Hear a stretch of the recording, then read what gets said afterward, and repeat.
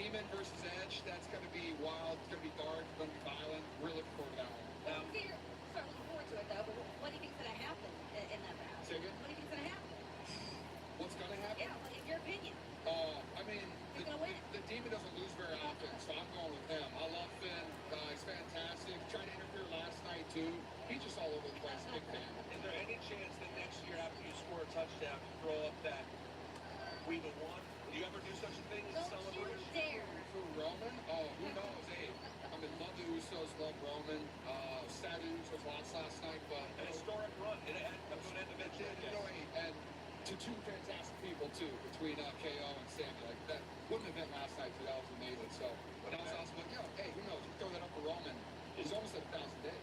Crazy. It's pretty amazing. So you're, as a fan, devastated to see the bloodline completely crumble here. Roman loses time. You know, I'm kind of 50-50. Part of me wants to see chaos ensue. Like, hey, let Cody and let Sammy and KO rule for a little bit.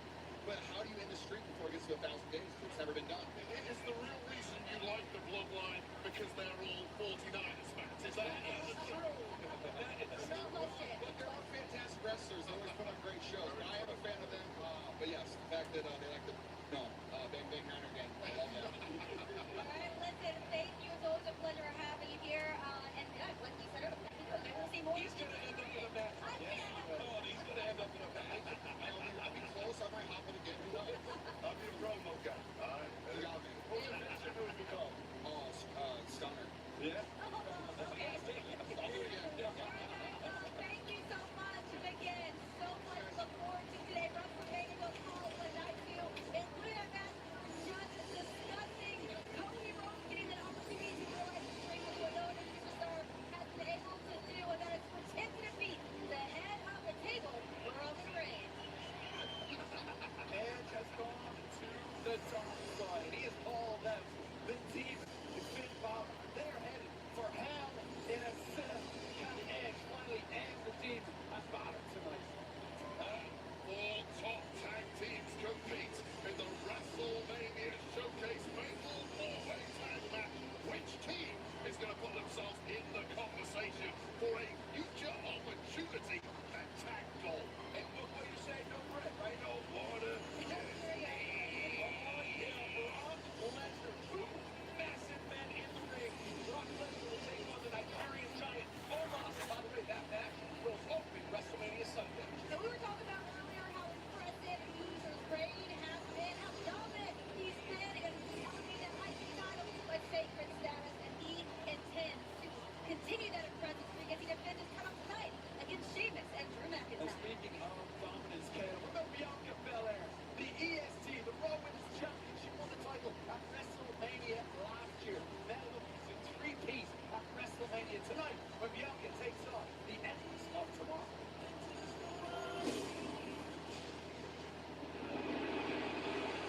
1 year ago at WrestleMania.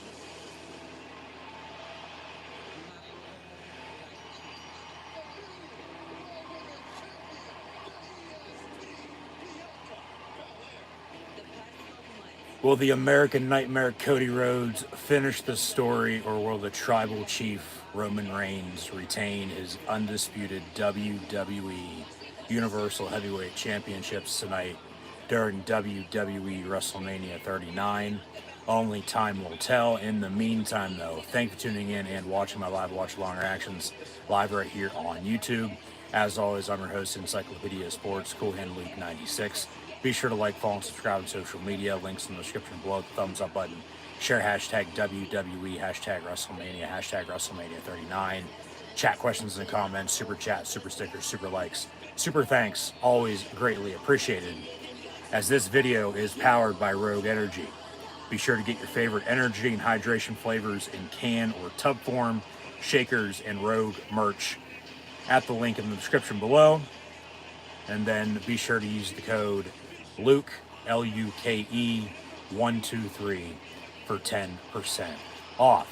But before we get into WWE WrestleMania 39 Night 2 this evening, WWE WrestleMania 39 Sunday with the remaining matches, with Brock Lesnar, Omos kicking off the show. Roman Reigns defending against Cody Rhodes in tonight's main event. We're going to recap what happened last night, but even before that, there is some breaking news revolving around the WWE. There's been reports as of late that a sale is looming of the company. Well, that could come now as early as tomorrow. So, from what I know, I'm going to read off of the CNBC article, along with an article from Fightful and Fightful Select. So, without any further ado, and I quote, WWE is near a deal to be sold to UFC parent Endeavor, sources say. Key points in this article are, in fact, as this was posted at about 4:30 this afternoon, updated a half hour ago, Vince McMahon's World Wrestling Entertainment is in advanced talks to be sold to Ari Emanuel's Endeavor Group, the parent of UFC. The deal would combine UFC and WWE into one publicly traded company. WWE has spent the past several months looking for a buyer. But now, as the article has a picture of Vince McMahon from his birthday celebration on a episode of Monday Night Raw back in August of 2009. The article states now, and I quote, Vince McMahon's World Wrestling Entertainment, WWE, is in advanced talks to be sold to Ari Emanuel's Endeavor Group, the parent company of UFC, according to people familiar with the matter. A deal could be announced as soon as Monday. UFC and WWE are expected to form a new publicly traded company as part of the agreement, according to the people who declined to be named due to the confidential nature of the discussions. Endeavor is slated to own 51% of the new combat sports and entertainment company, while WWE shareholders would get 49%, according to the people. The Endeavor deal gives WWE an enterprise value of $9.3 billion, they said. Emanuel is expected to act as a chief executive of both Endeavor and the new company. McMahon, likewise, is expected to be executive chairman, while Endeavor president Mark Shapiro will also work in the same role at the new company. Dana White will remain as president of UFC, while WWE CEO Nick Khan will serve as president of the wrestling business. The development comes during the same weekend WWE hosts its flagship live event, WrestleMania in Los Angeles, California. Once again, thank you for tuning in and watching my live watch-along reactions live right here on YouTube. The company has spent the past several months looking for a buyer. McMahon returned to the company as a chairman in January to oversee the process. Shares of WWE are up more than 33% so far this year, giving it a market value of more than $6.79 billion. The deal will effectively end WWE's decade-old status as a family-run business. McMahon's father founded WWE in its original incarnation in the middle of the 20th century. Don't want to date him that old. But from Vince Sr. to Vince Jr., Vincent Kennedy McMahon at 77, from retiring last summer, now back in with the company. WWE could be sold very soon. As mentioned, the article states, the deal will effectively end WWE's decade-old status as a family-run business. McMahon's father founded WWE in its original incarnation during the middle of the 20th century, and McMahon is the controlling shareholder in the company. McMahon bought the company from his father in 1982, which was 40 years ago. Since then, the company has grown into a global phenomenon, sparring stars such as it lists Hulk Hogan, The Rock, Dave Bautista, and John Cena. But I'm going to name some more, add on to that list, because those are, honestly, I mean, Hogan's Hogan, of course, but then the last three with The Rock, Bautista, and Cena, they're movie stars. So, draw eyeballs that way with the article. But in wrestling, it goes from Bruno to Andre, Bruno Sammartino, Andre the Giant, to Hulk Hogan, to Stone Cold Steve Austin, to The Rock, Dwayne Johnson, The Rock, to John Cena, now to Roman Reigns. You can have Batista on that list as well, as they did, among many others, but neither here nor there right now. But the article continues to state, McMahon, 77, retired from the company in July following a string of revelations that he paid several women millions of dollars over the years to keep them quiet about alleged affairs and misconduct. His daughter, Stephanie McMahon, became a co-CEO alongside Khan. Paul Levesque, who's both Stephanie McMahon's husband and the wrestler known as Triple H, took over creative duties from Vince McMahon. When Vince McMahon came back in January, Stephanie McMahon stepped down from WWE and Khan fully assumed the CEO role. The elder McMahon recently locked in a 2-year employment contract, according to security filings. Khan in recent weeks has been making the media rounds to discuss the potential sale. He told CNBC's Morgan Brennan on Thursday that it's been a robust sale process, drawing many interested buyers. WWE brings with it a robust media and live events business, along with its decades worth of intellectual property. The company generated $1.29 billion in revenue last year, driven mainly by its $1 billion media unit. UFC has paid off for Endeavor. Last year, the MMA League helped Endeavor's sport business make $1.3 billion in revenue. Endeavor's market cap stood at about $10.53 billion as of Friday's close. The Endeavor WWE deal values UFC at more than $12 billion.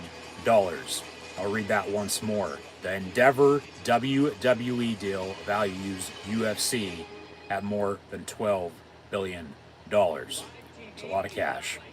WWE, at least at a glance, would also fit well with the cultures at Endeavor and UFC. McMahon has a brash public persona, making him an apparently good match for Emmanuel and White, who are known for their outsized personalities. White, like McMahon, is no stranger to scandal either. Earlier this year, video emerged showing the UFC boss slapping his wife during a public argument at a New Year's Eve party in Mexico. White apologized and, quote, that is the CNBC article stating WWE is near a deal to be sold to UFC parent Endeavor, sources say. So that's that. Now, this is the Fightful article. We'll get to the Fightful Select article here in a minute. But Fightful report, WWE in advanced talks to be sold to Endeavor. Written by Jeremy Lambert this afternoon. WWE sale is reportedly progressing, according to CNBC. The article we just read. WWE is in advanced talks to be sold to Endeavor. The deal could reportedly be announced as soon as Monday. The report indicates WWE's enterprise value is estimated at $9.3 billion. Endeavor is the parent company of the UFC. UFC and WWE are reportedly expected to form a new publicly traded company as a part of the agreement. Endeavor is reportedly slated to own 51% of the new combat sports and entertainment company, while WWE shareholders will get 49%. Ari Emanuel is reportedly expected to act as the chief executive of both Endeavor and the new company. Vince McMahon is reportedly expected to be executive chairman. Endeavor president Mark Shapiro will work in the same role at the new company. Dana White will remain as president of the UFC, while WWE CEO Nick Khan will serve as president of the wrestling business. On January the 12th, WWE announced that they engaged with outside advisors to review strategic alternatives in relation to upcoming media rights negotiations. One strategic alternative is a potential sale of the company, which would happen before media rights deals for WWE Raw and WWE SmackDown are locked in. Fightful will continue to update fans when more is known. They have more on the situation now. Okay, so we're officially now going to read the Fightful Select article. And, quote, lots of WWE sale news and reactions. About 20 minutes ago, WWE is selling to Endeavor, CNBC has reported. This would have WWE and UFC under the same umbrella. Reports state that Endeavor would own 51% of the company, giving them a majority share, while WWE shareholders will get 49% as they start a new publicly traded company. Fightful has reached out to WWE officially and haven't heard back, but we've spoken with tons of talent and staff. Thus far, they haven't been briefed, but many were told that the sales process was ongoing and moving along well. There was buzz this week among several in WWE that a deal was being finalized with a non-Saudi buyer. Continues saying WWE has told Fightful that they'd be hosting likely suitors in Los Angeles for WrestleMania, but we've learned the deal was in motion well ahead of that. It was also in motion when Vince McMahon nailed down a 2-year employment contract at WWE. When Endeavor acquired UFC in 2016, they looked to retain Dana White in a head role, although he had many more years leading the charge of him than Vince McMahon does. Those close to McMahon claim he was adamant to them that he was returning to oversee either a sale, rights fees negotiations, or possibly even both. WWE Creative claims they have not interacted with Vince McMahon since his departure last summer, or since he forced his way back into the company in December. However, several talents have had concerns he's getting more involved. McMahon was backstage at both SmackDown and WrestleMania this week giving input. Those we spoke to with knowledge of the situation say that Vince McMahon would have had protections to either keep him around in some capacity or have a healthy severance clause in the event he were quickly canned. Fightful spoke to employees from several potential suitors who said that Vince McMahon wanting to remain involved would be a major sticking point and hurdle for a variety of reasons. Among those included the new post-McMahon regime, showing that from a creative and business standpoint, they were more competent in leading the charge. As of Sunday, plans called for Vince McMahon to remain with WWE as executive chairman, Nick Khan to remain as president of the wrestling side of things, and Ari Emanuel and Mark Shapiro to get involved. Thus far, we haven't heard an update regarding the creative aspects and how Triple H would remain involved. However, we did speak with Endeavor sources who indicated a trust in what they've seen out of him and a general respect for the work Stephanie McMahon did before leaving. Endeavor recently acquired Asylum Entertainment Group, a non-scripted production company. WWE has also had numerous talent-driven, non-scripted shows. In addition, Endeavor owns the UFC, which has featured the likes of Brock Lesnar, Shayna Baszler, Ronda Rousey, Matt Riddle, and others on the WWE roster. One source within Endeavor that we immediately spoke to believed that in an acquisition were to take place, it would provide more mainstream opportunities and opportunities in general for WWE talent without fear of losing them to outside projects, as Endeavor is in a healthy position to help provide those opportunities and projects. And in conclusion, another source in Endeavor was confident that a sale would lead to additional opportunities for talent, with the source pointing out that UFC fighters are allowed to have exclusive content pages such as OnlyFans and Brand Army for additional income. However, an agent has worked with both UFC and WWE was quick to point out that UFC has let top fighters walk, overpaying them, passing on dream fights, in addition to reportedly taking steps to eliminate outside advertisements in cage for fighters. It would be noted that UFC arranges their own outfitting sponsors, though the money varies based on what a fighter could command themselves. The sale in general has been a major talking point backstage at WrestleMania, especially tonight, night 2, WrestleMania Sunday. but talent truly aren't sure what's going on. Nobody from the bottom of the card to the top of the card was given any true indication who a potential buyer would be.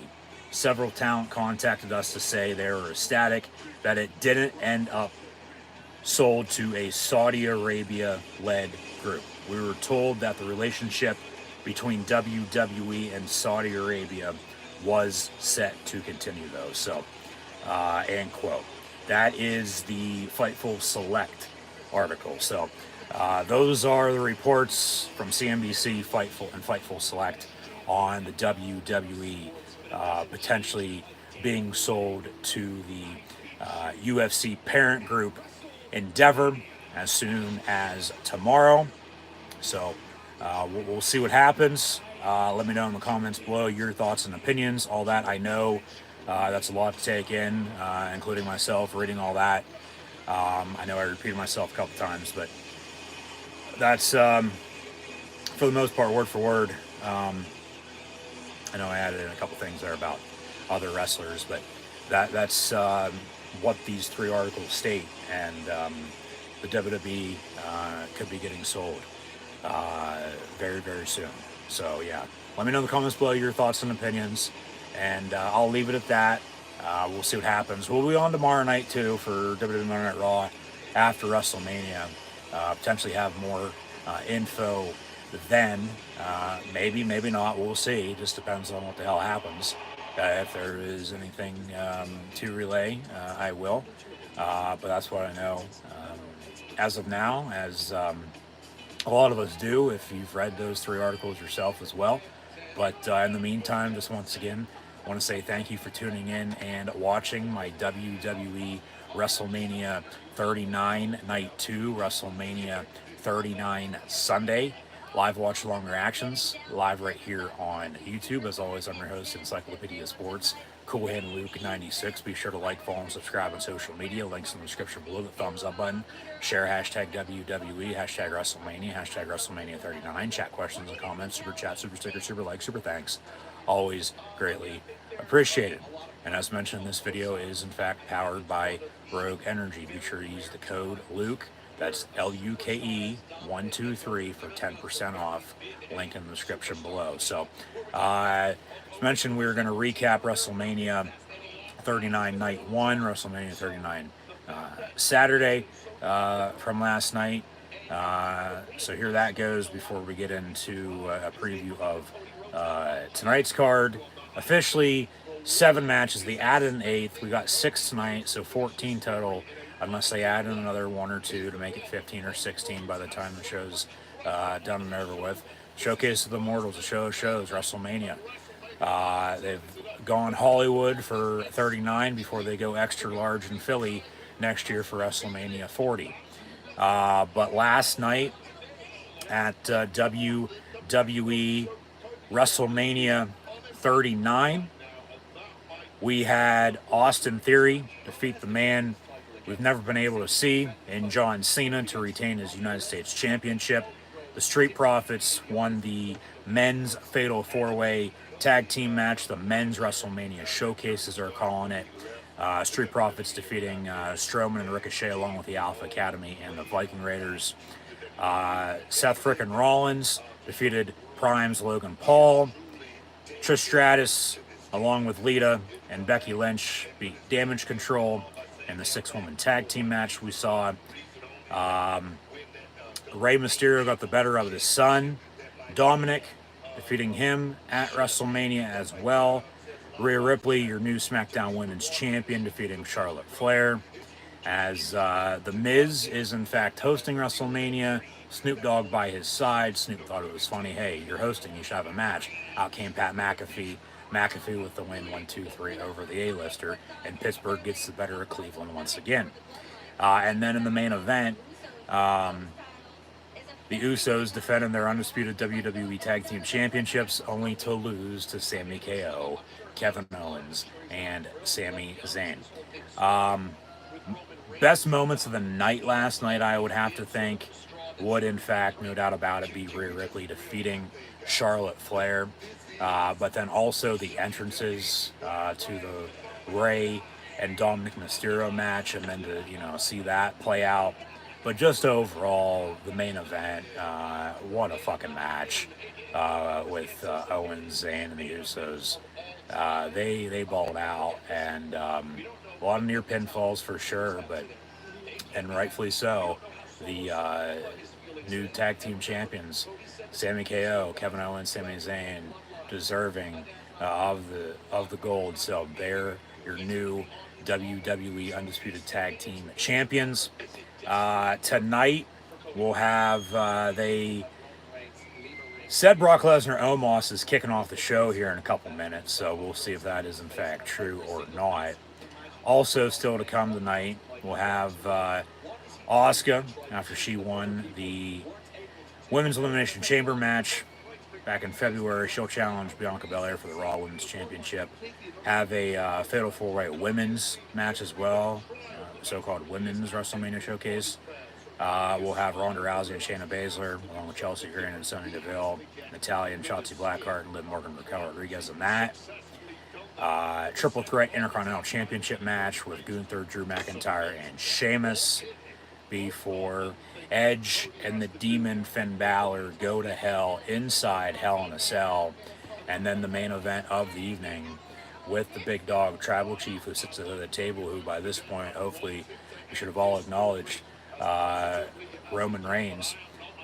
Roman Reigns defending his undisputed WWE Universal Heavyweight Championship against the American Nightmare, Cody Rhodes. So let me know in the comments below what you thought so far of WrestleMania and what you think is going to happen tonight. And we're about to get the show on the road.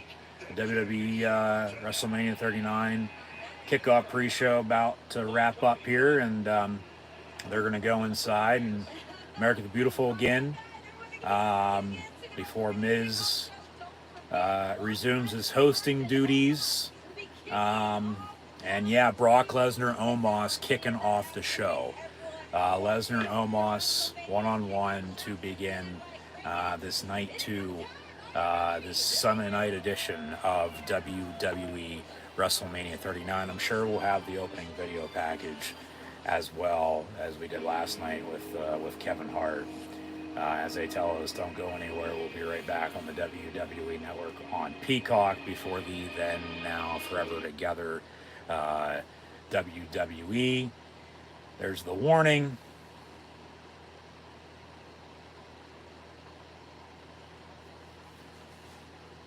And here we go. Then there's the woo. Now, acknowledge me forever together, and we'll see if we're smelling what a Rock is cooking tonight or giving some hell yeahs. But America the Beautiful, last night it was Becky G. Tonight, it is Jimmy Allen. He just wrapped up a tour with Carrie Underwood.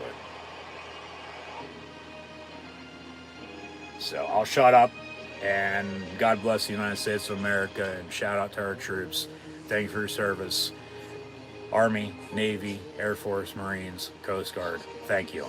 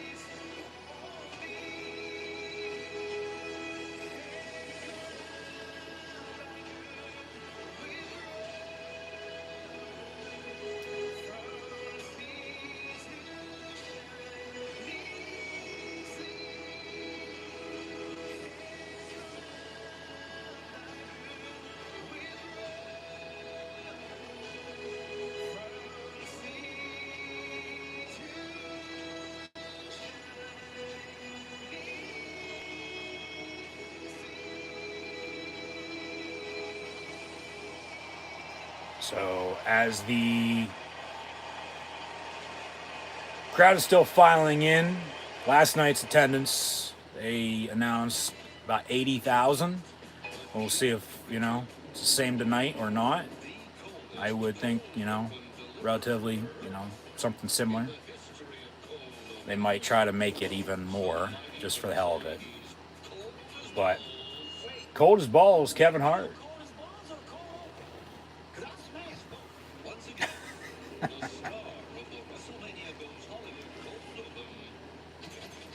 Kevin Hart's gonna smash his cold as balls and smash the cold open.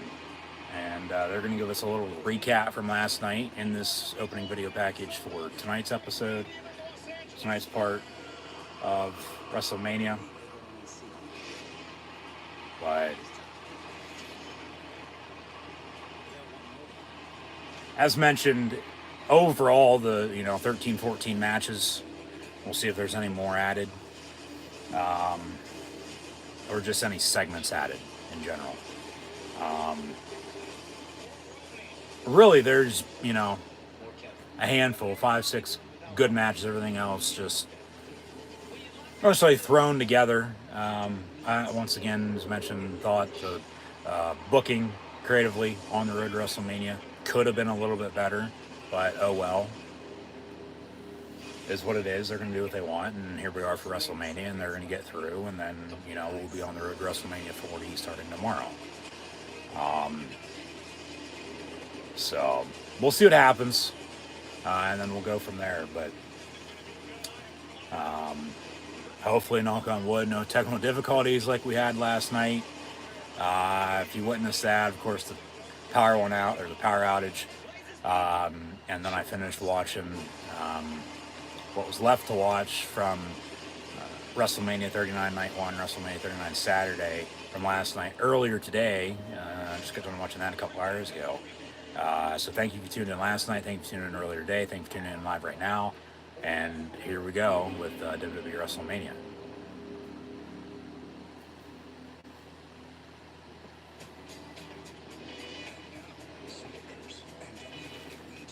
Snickers and WWE 2K23 present WWE WrestleMania 39. WrestleMania goes Hollywood, but this video is powered by Rogue Energy. Once again, Luke 123 for 10% off.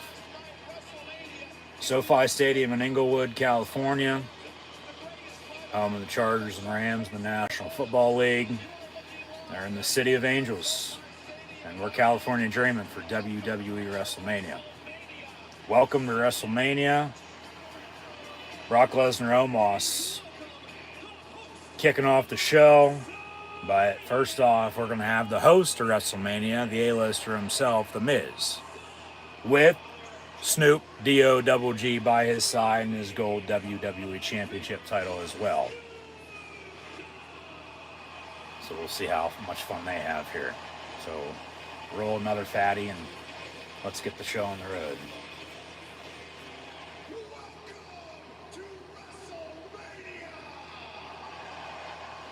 I feel like we just left. WrestleMania's last night too. Here we are again tonight.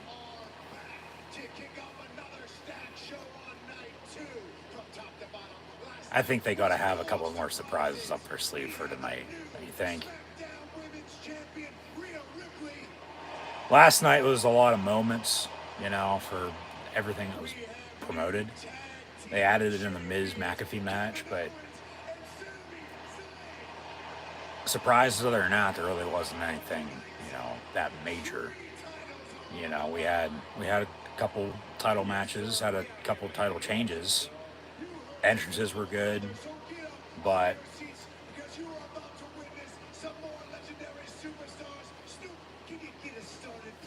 all right, more legendary WWE superstars. We're gonna fire it up.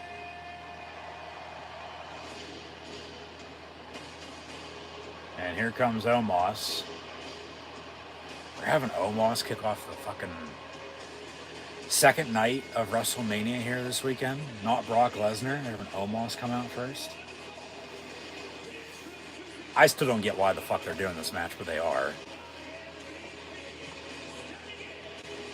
I get they're trying to push him.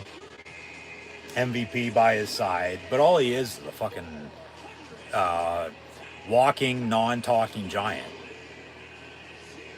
The Nigerian giant at 7'3", 400 pounds, Omos, who's hopefully going to get beat to hell and sent to Suplex City by the Beast Incarnate, Brock Lesnar.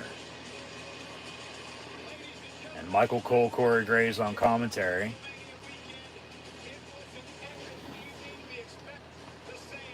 Expect the same tonight for WrestleMania Night 2 here. So we'll sit back and relax and see what the hell happens.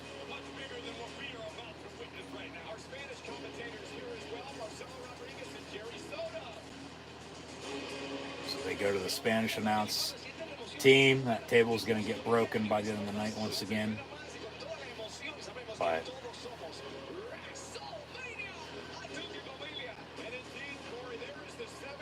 about an 80-yard ramp, they said.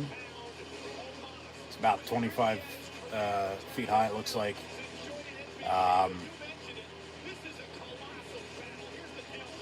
And they give us the tail of the tape. Yeah, he's a good foot taller and 150 pounds, heavier.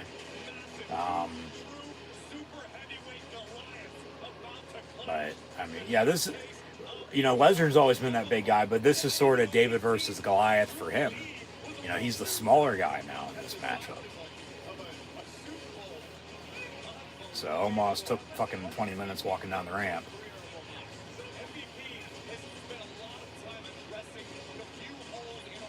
But Omos is probably coming out because Brock's probably getting a fucking shit ton of pyro.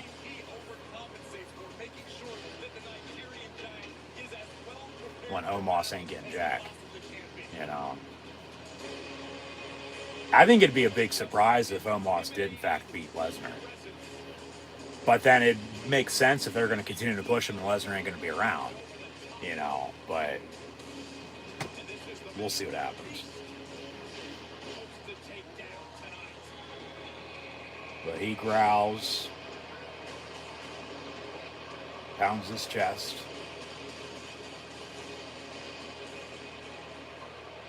MVP with a nice pair of red shoes, sticking out like a sore thumb. But now here comes the Beast. Brock Lesnar.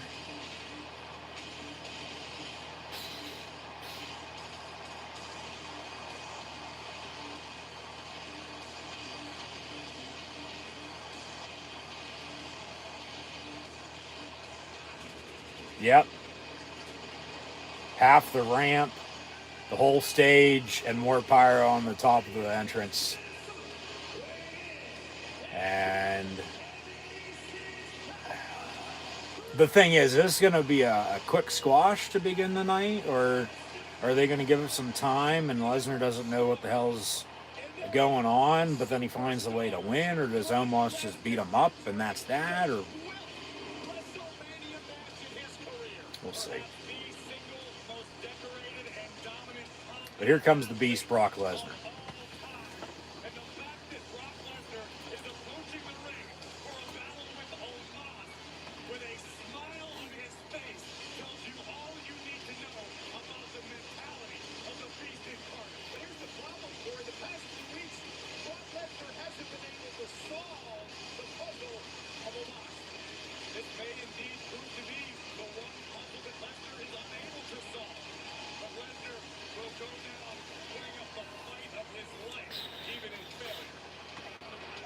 As Lesnar circles the ring, he's going to walk up the steel steps. MVP exits.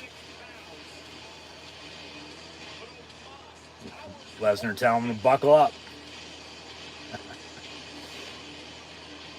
Ref telling Omos, hey, stay back for a minute here. Brock now face to face with him. He's a good head taller than him. A good foot taller. Hey, big man. Ring the bell, and here we go. Lesnar goes after him into the ropes, but Omos picks him up and just slams him down. Jesus Christ. Lesnar laughing it off, goes in to push him. Lesnar off the ropes. Yeah, he's got to get some sort of fucking leverage somehow, some sort of power. Lesnar from behind, suplex, no. Omos with an elbow. Omos with a headbutt.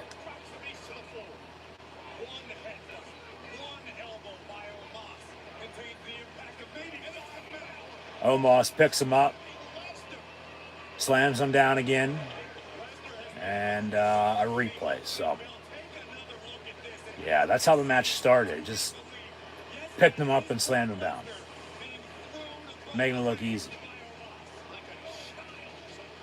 Omos with a punch to the back. Omos going to pick up Lesnar again. There's a nice big power slam. Remember, Omos was a fucking bodyguard on Raw Underground, okay? He has come a long way, I'll give him that, but he's not a fucking, future champion or anything like that. He's just a fucking giant.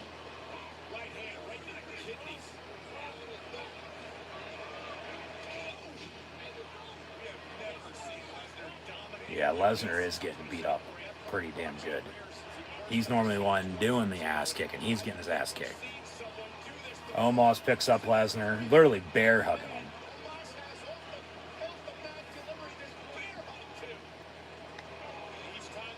So we'll see if Lesnar passes out, goes to sleep. He's staring down the camera.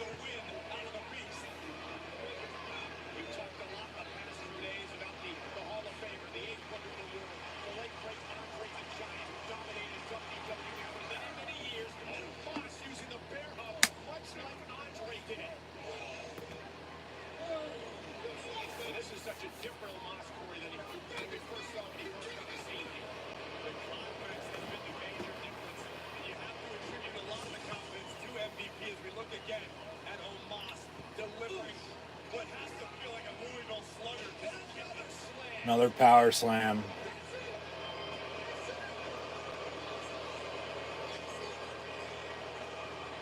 MVP shouting, hey, that's it. Like, cover him. 1, 2, 3. He's done. But you know how this is going to end. MVP is going to get involved with one another and screw Omos over.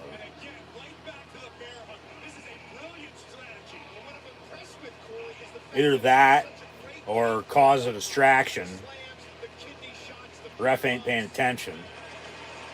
Omos finds a way to win that way. Or Lesnar, hits him with a low blow or something to get him off his feet and then just goes to town after that and starting to fight back here and off the ropes. Choke slam. Jesus Christ. Cover. 1, 2, kick out.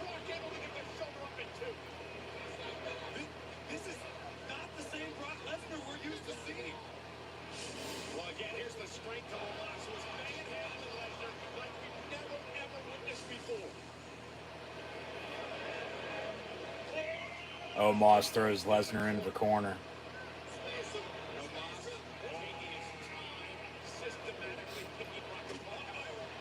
But then Lesnar moves out of the way, and Omos gonna get suplexed. Lesnar with a suplex. That's one.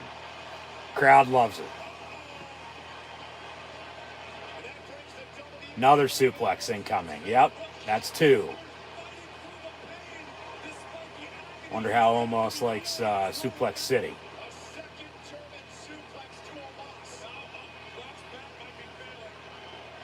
Brock with another suplex.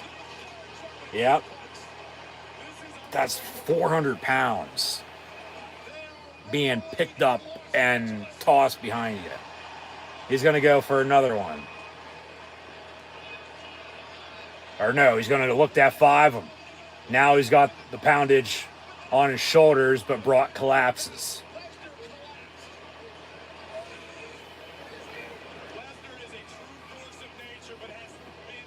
And then a choke slam, but no. Lesnar reverses. Lesnar has Omos up on his shoulders. F5. Cover him. 1, 2, 3, and Lesnar beats Omos at WrestleMania. Yeah. Let me talk to you.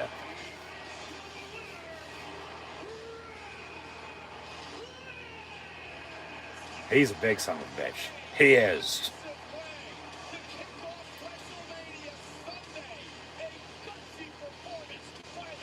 They'll try to compare that to Hogan and Andre is what they'll try to do.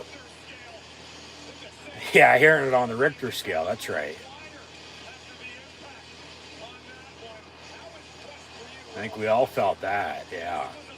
That's how it started, and then Omos was still in control up until he, took a misstep and into the corner he went because Lesnar moved, and then Lesnar a couple suplexes and F5 later, match was over. What, maybe 5-8 minutes at that, if. That's a big if.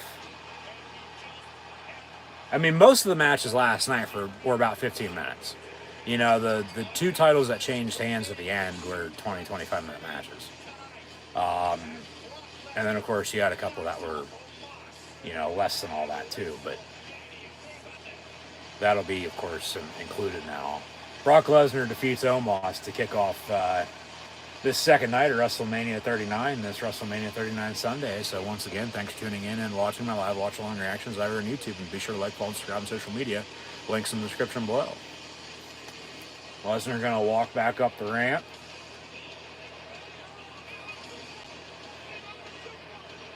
And they fade to black. So that's that. Go to commercial break, and we'll get back to the action shortly. So we'll see what's next, and we'll go from there.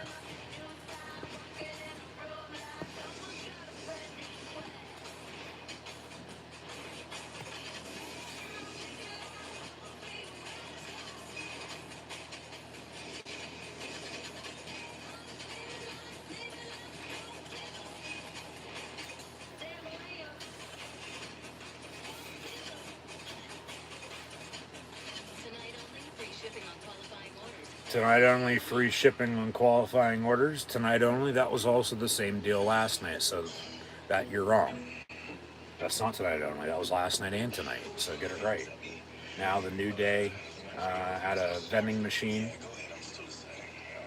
And they're still deciding on the candy, except the whole entire vending machine is filled with Snickers. I'm a Reese Peanut Butter Cup guy myself, and Easter's next week, so you know what I'll be eating then. But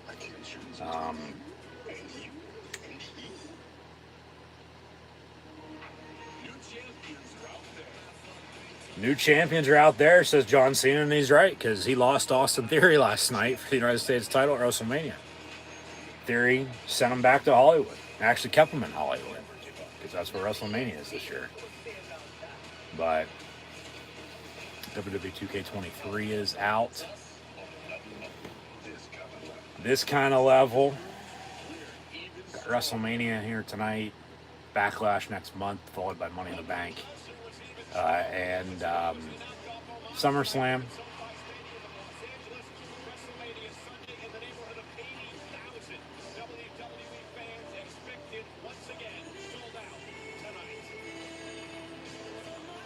So next will be, all right, they're going the same route they took last night.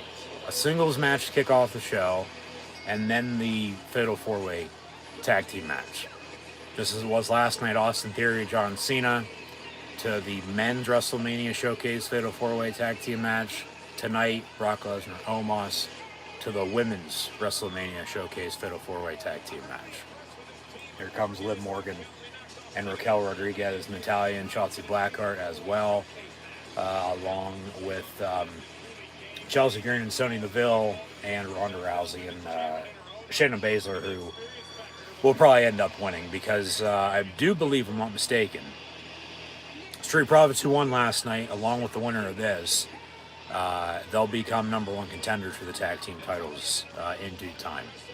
Could be wrong, don't take my word for it, but I'm pretty certain that's what they stated this past week on Raw and SmackDown. Whoever was to win these tag team showcase matches would in fact then become number one contenders. So we'll see if that is in fact true moving forward. We'll have Raw after Mania tomorrow night, SmackDown after Mania this Friday night, so be sure to tune in for live watch-along reactions of both of those shows live here on YouTube.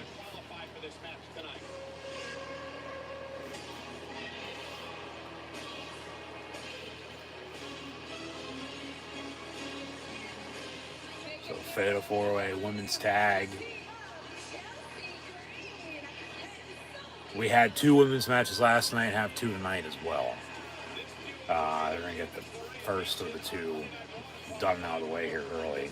The other will probably be co-main event or, somewhere towards the end, and then add in everything else they're doing tonight, plus then the main event with Reigns and Rhodes. So we'll see here what happens.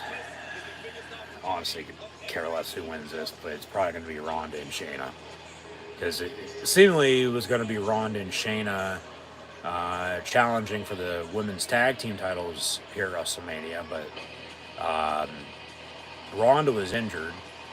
They didn't get, even though they had plans, didn't put them in a good position, let alone transition until it was a little too late, and then, do these fatal four-way matches now.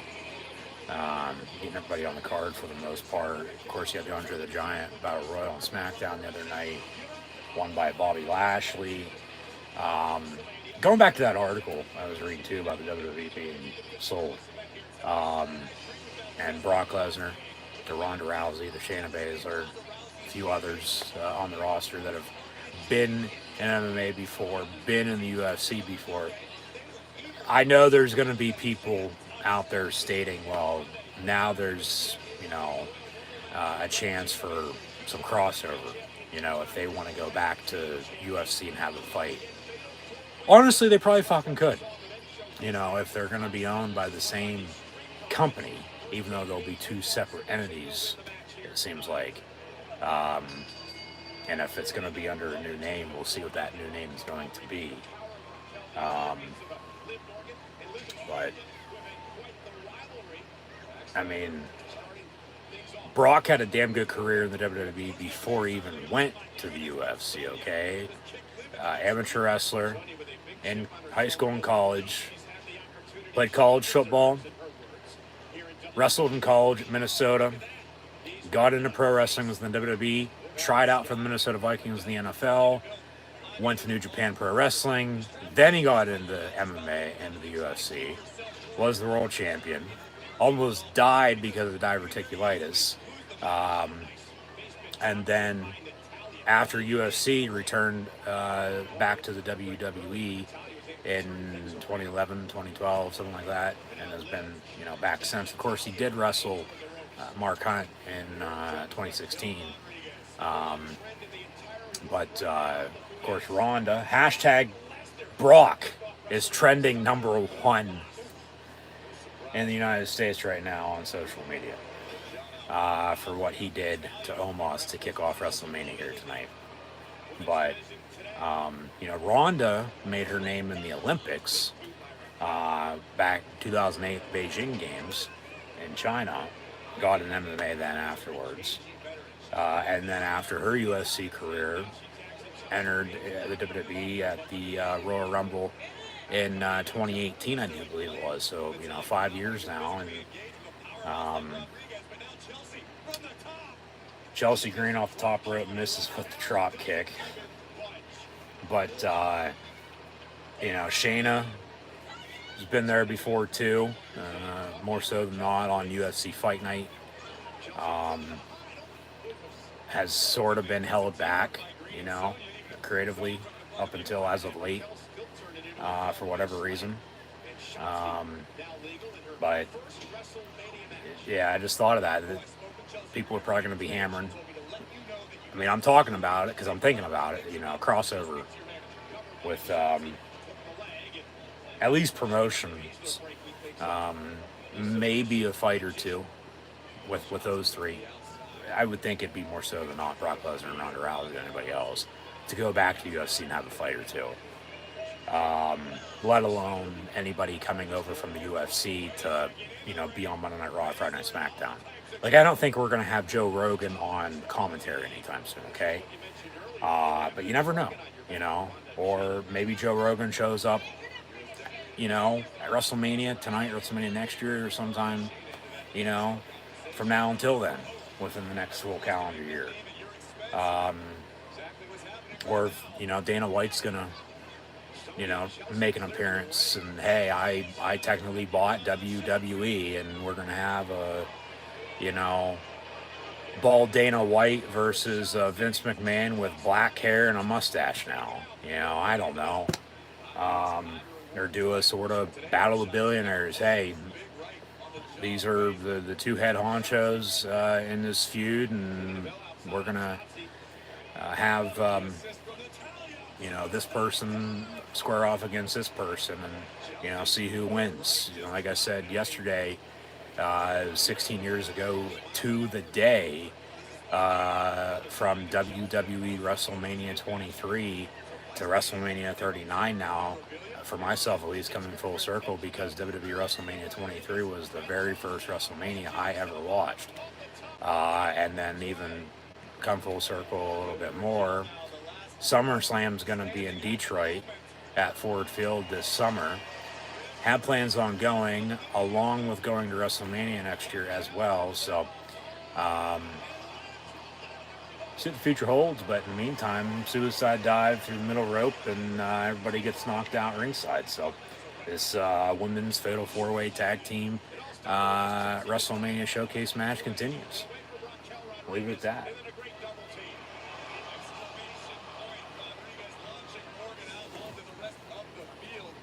Tag made, and you can tag in anybody. You don't have to tag in your normal tag team partner. It's a fatal four-way, so you can tag in whoever, just as long as there's two competitors who are legal in the match, and then the match continues, even though all hell's broken loose anyway.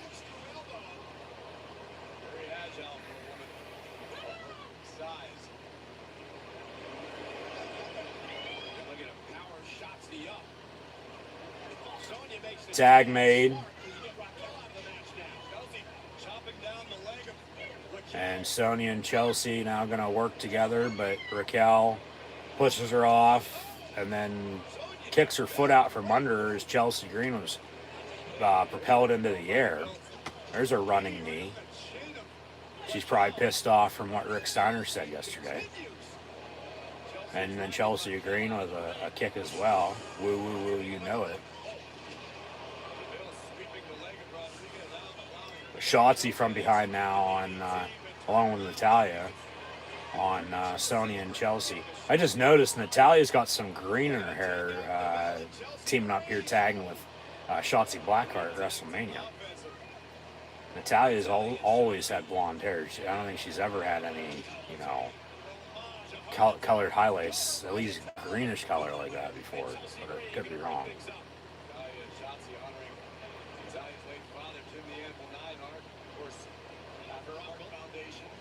Yep. Natalya picks up Chelsea Green, slams her down on Sonya. They bring up the Hart family, with Natalya being the niece of the Hitman, being the daughter of the late great Jim the Anvil Neidhart. A double sharpshooter from Natalya on Chelsea Green and Sonya Deville. Yes. They both tap out, or let alone one of them taps out, and Natalya and Shotzi win, but then Liv Morgan off the top rope with a drop kick.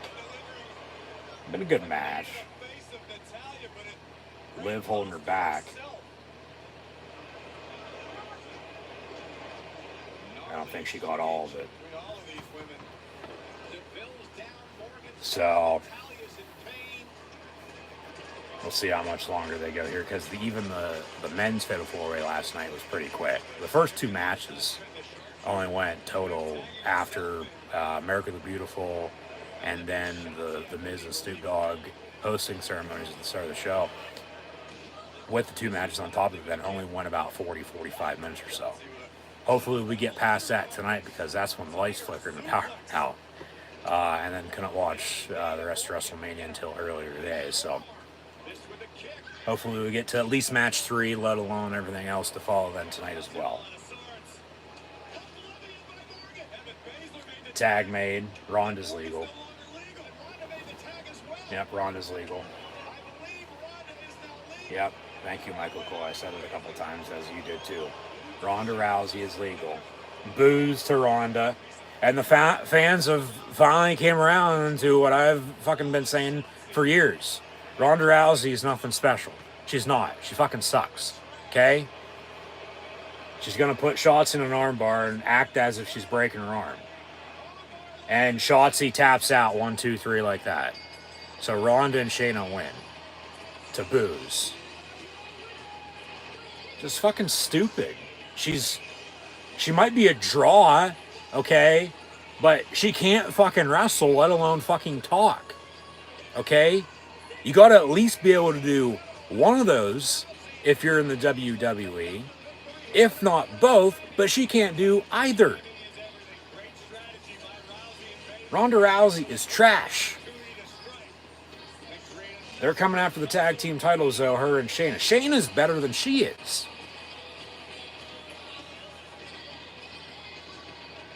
They fade to black. That was quick. So, commercial break, and once again, we'll get back to the action here shortly. So, timing-wise, hell, the first two matches on top of, not spaghetti, but the opening video packages, America's Beautiful, and the hosting ceremony. Tonight, they're going about 10 minutes quicker, a little faster than they were last night. Which, okay, you know, they might have a couple more add-ins then to get through till 11:30 midnight. Or if they're just going to give a shit ton of time to Reigns and Rhodes in the main event, who knows, we might have a fucking 60-minute Iron Man match, you know.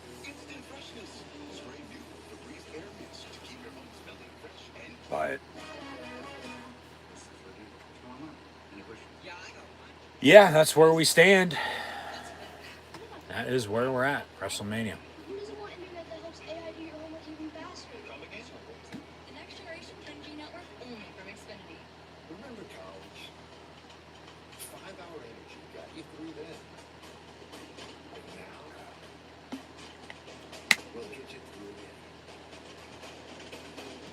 Rediscover 5-hour energy. Super Mario Brothers.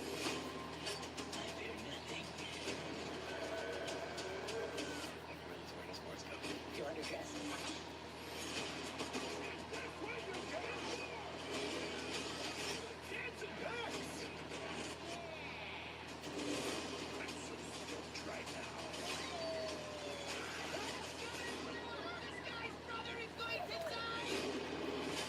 Big question is what's next. It's probably going to be the triple threat Intercontinental Championship match, if I'd have to guess. Because they're not going to go back-to-back with the women. You'll still have Asuka Bianca still to come, but then you have the Hell in a Cell with Edge and Balor. The Demon Finn Balor, that is. That could go either way. But then the main event, you know, and then there's going to be a couple add-ins, I think. But who knows?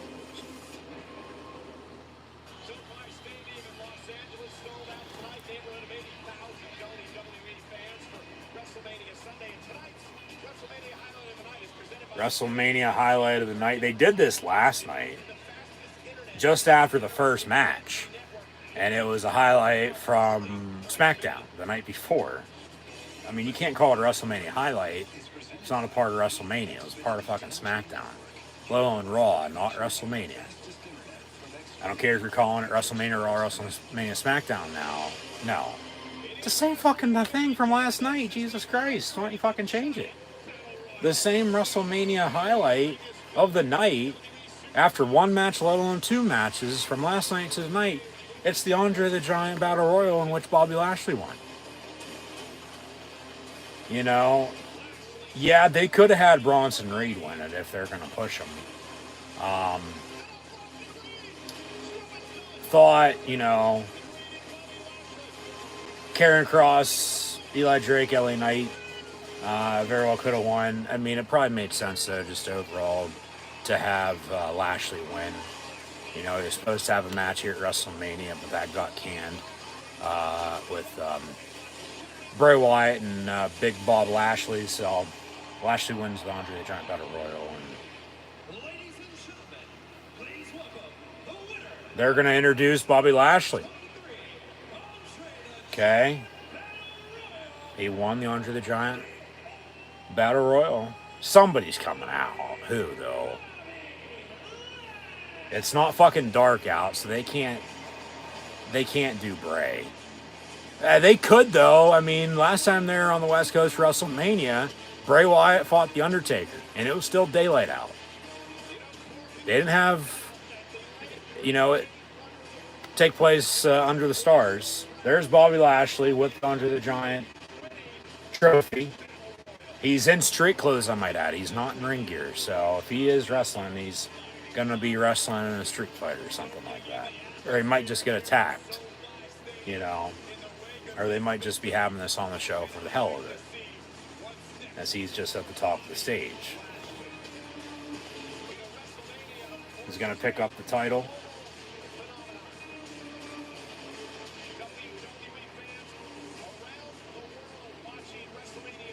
Trophy weighs probably good chunk of change. Yeah, they panned to a few different countries last night. They're panning to a few different countries now. Tonight, the fucking point. Come on, so stupid. Bobby Lashley won the Andre the Giant Battle Royal on SmackDown. Okay? You had what happened last night at WrestleMania. Have what happened now tonight at WrestleMania. There's up, up, down, down. They're going to simulate this next match, as they did when the power went out last night, with right before the video package of Seth Rollins and Logan Paul. So there's that. So knock on wood, no one jinx yourself, but hopefully the power doesn't go out here. Well, they're going to simulate this triple threat for the Intercontinental title that's next with Gunther, Drew McIntyre, and Sheamus. But yeah, what's the fucking point of having Lashley just come out with the Andre the Giant Battle Royal trophy? Just to say he won it. Just to have him, go out and say hi. Makes no sense. None.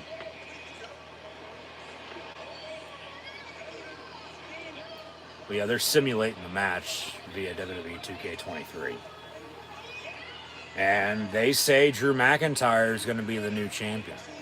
I wouldn't be surprised if that happens. I think McIntyre has a better shot to win than Sheamus does, but I think Gunther's probably going to retain. We'll see.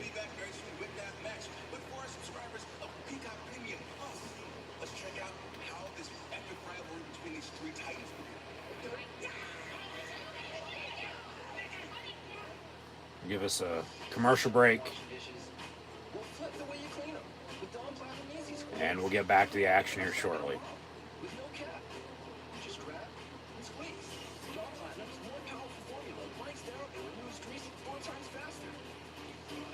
So this upcoming match for the Intercontinental title, triple threat, Gunther, Drew McIntyre, Sheamus, should be a banger.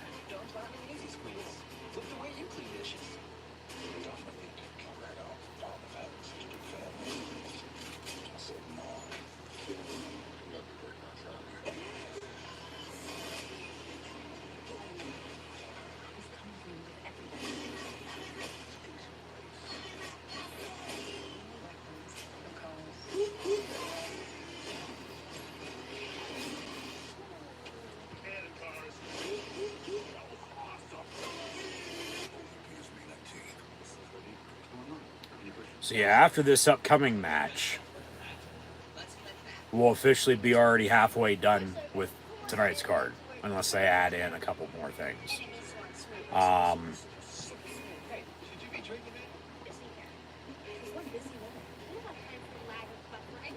The remaining finish will be this Intercontinental Championship next, with Gunther, Drew McIntyre, and Sheamus. They'll then have Asuka, Bianca Belair for the Raw Women's Championship, I'd have to think.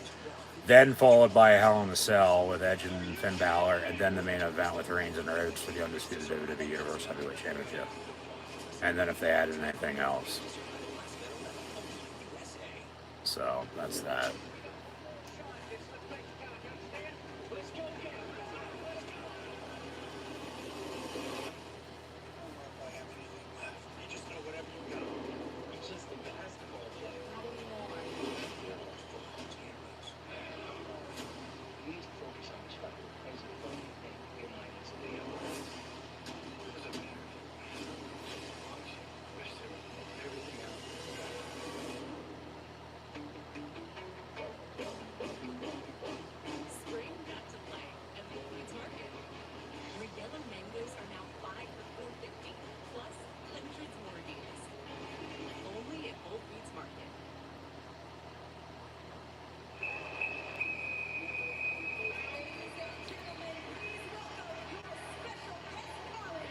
Special guest commentator again, just like he was last night for the men's Fatal 4-Way Tag Team match.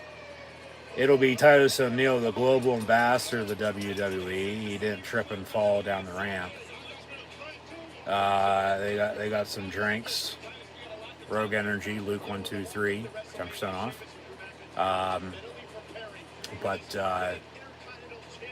Yeah, he'll be on commentary alongside Colton Graves for this triple threat Intercontinental Championship match with Gunther, Drew McIntyre, and Sheamus coming up next. Give us a video package now.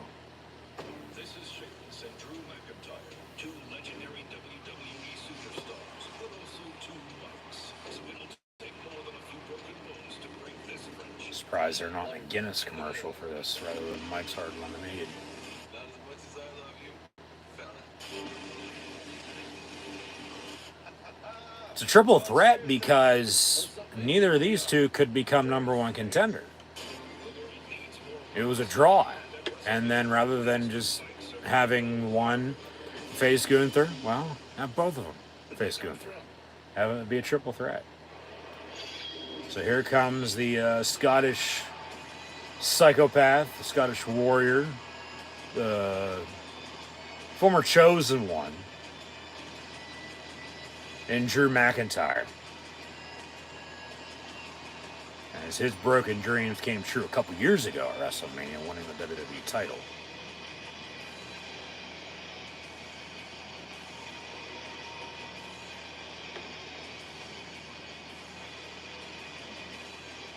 He's got sword in hand.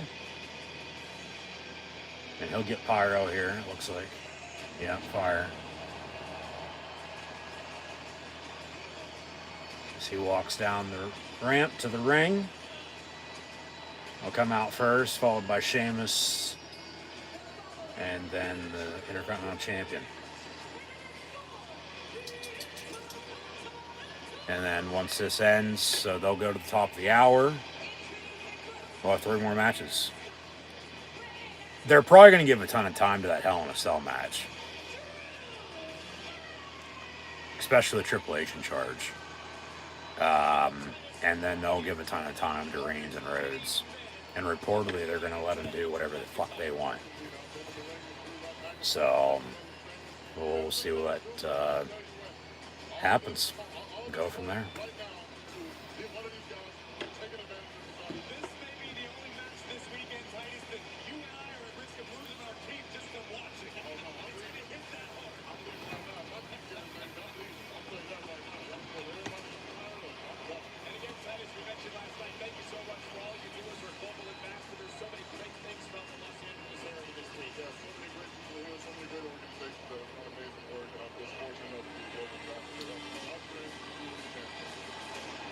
Here comes, as it's fight night, Celtic Warrior Sheamus. And he's got the Brawling Brutes by his side. Pete Dunne, Butch, and Rich Holland. Pete Dunne could have been another one that could have won the Andre the Giant Battle Royal the other night, I thought. But see how much they get involved, if they're even going to come down. No, they won't. They'll stay up top.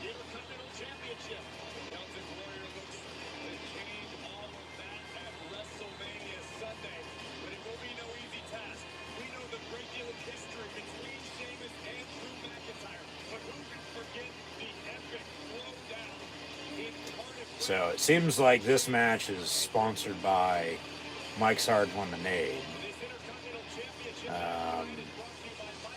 Yeah, Mike's Harder Lemonade.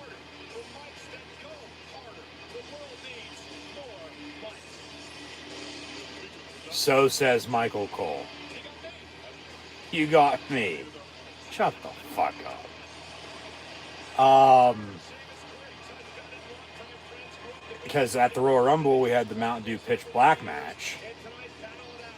Bray Wyatt and LA Knight.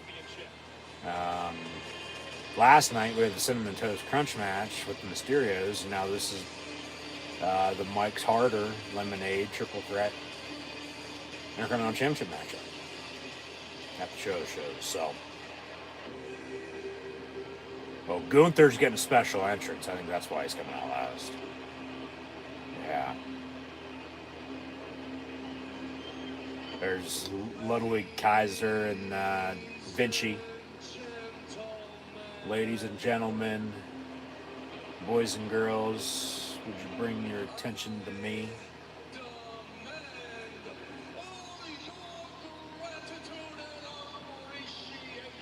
Demand gratitude and appreciation to Booze, reigning Intercontinental Champion,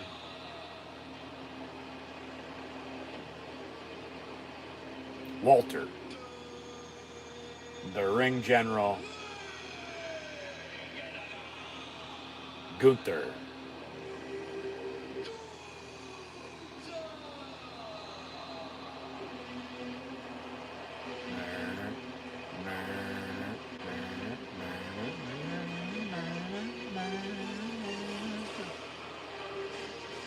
And he's of Imperium, of course.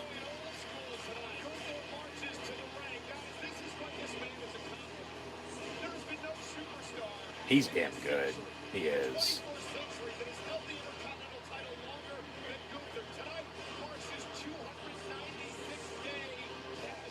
They had to change his name, but he's still a damn good wrestler. He's lost a lot of weight.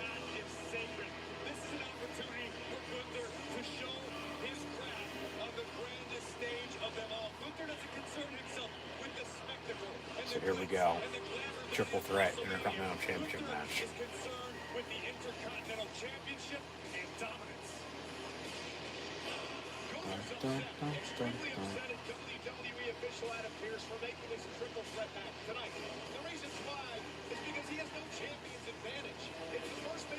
Yeah, he doesn't have to be pinned or submitted.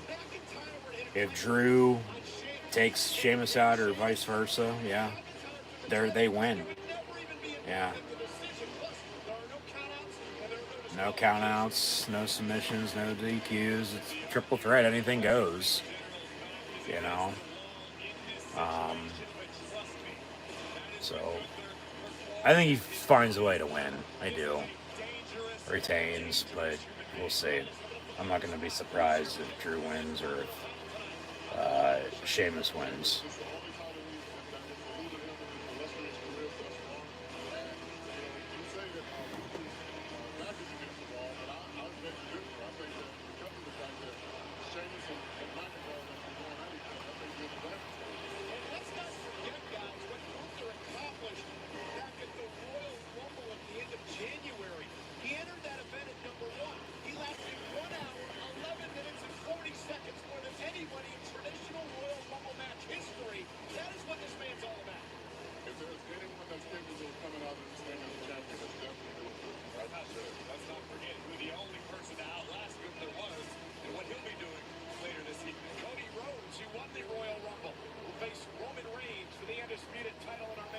Yeah. Even though Gunther came out first and Cody came out last, Cody still won the Rumble. Gunther is your Intercontinental Champion, defending now a triple threat here at WrestleMania against Drew McIntyre and Sheamus. So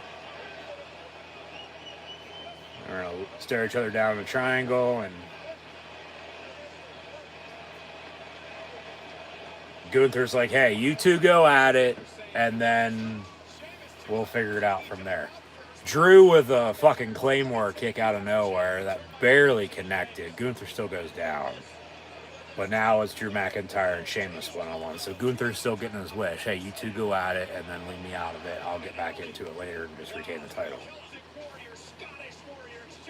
Celtic and Scottish from Ireland and Scotland. Warriors here one-on-one in a triple threat now.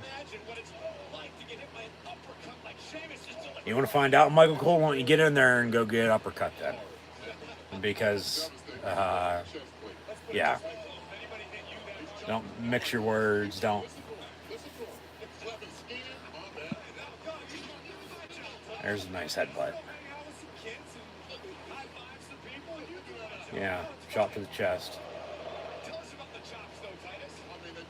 I don't get why Titus is on fucking commentary again. You know, like, what the fuck? He's never on commentary at all. Why does he need to be on commentary for fucking WrestleMania of all shows? I don't care if he's a fucking global ambassador for the company or not. Made no sense for a fucking tag team match last night. I don't even think it makes much more, for this triple threat. Gunther back in, just chopping Sheamus and Drew McIntyre all to hell now. You ever hit me like that? The 911. I'm calling the police. You mentioned before with everything to me. Look at check. No way. Call the police. 911. That's where I'm going. Back over. Gunther with a slipper now locked into Sheamus. And you got it. You got it. How good, you're doing swell. I appreciate it. Celtic Warrior had Gunther up on his shoulder. Maybe they're trying him out for commentary. I mean, you'd think they'd be trying him out behind the scenes, though, on commentary, rather than fucking WrestleMania. When the pressure is on, when the stakes are high. Oh, goodness, McIntyre. I don't know. Just, it doesn't make a sense, That's the thing. Fuck. Beating each other up. Oh, goodness. Gunther with a big kick. I think Gunther just kicked Sheamus's bicuspids into about the fourth row. Boy, this hit Rick Rubin. More chops. And Titus says, hey, call the cops. Jesus Christ. More chops to Sheamus. There's a kick. That second of the third one, that was fucking the worst. Who's the ring general? Me, yeah, that's right. I am. Crowd loves it. Sheamus and McIntyre, their chest might be bleeding by the end of this match if it keeps up. Sheamus with a headlock, but Gunther picks him up and slams him down. Yeah. There's a submission locked in.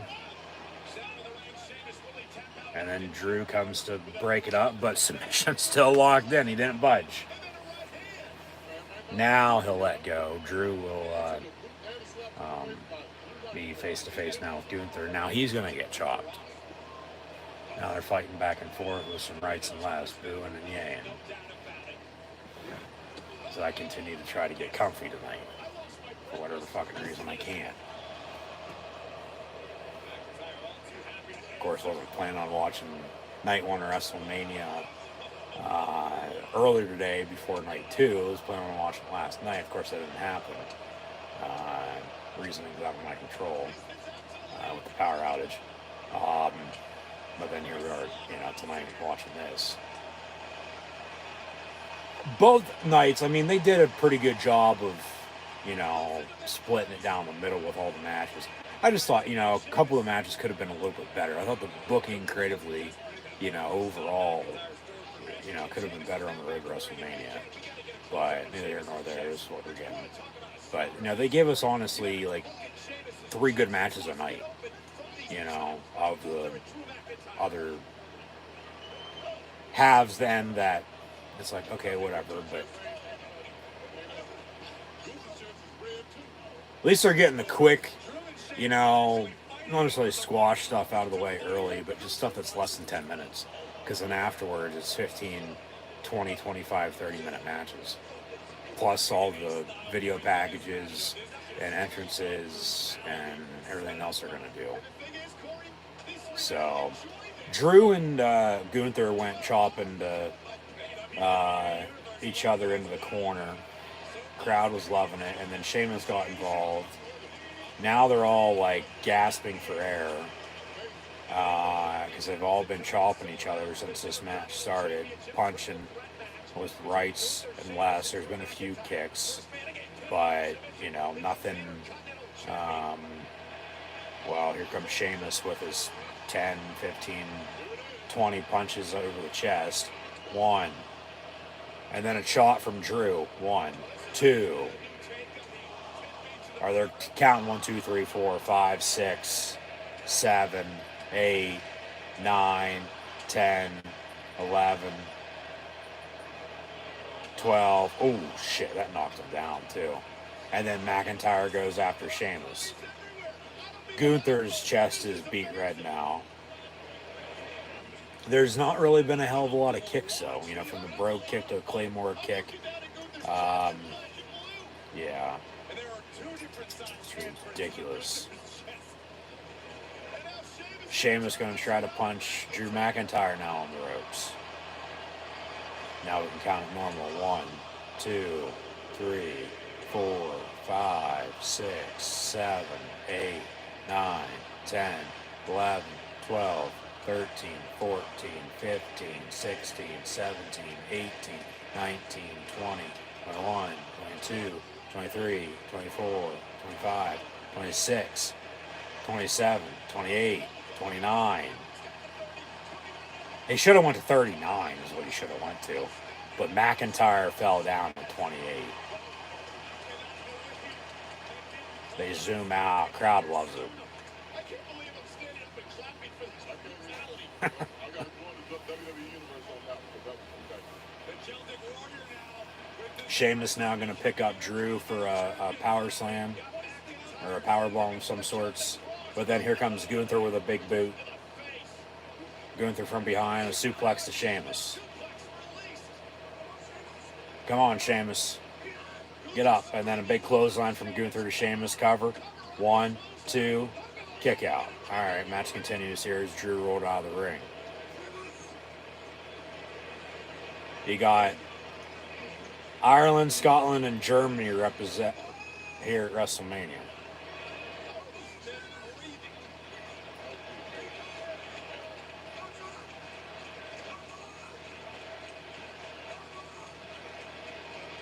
Gunther telling Sheamus to get his ass up.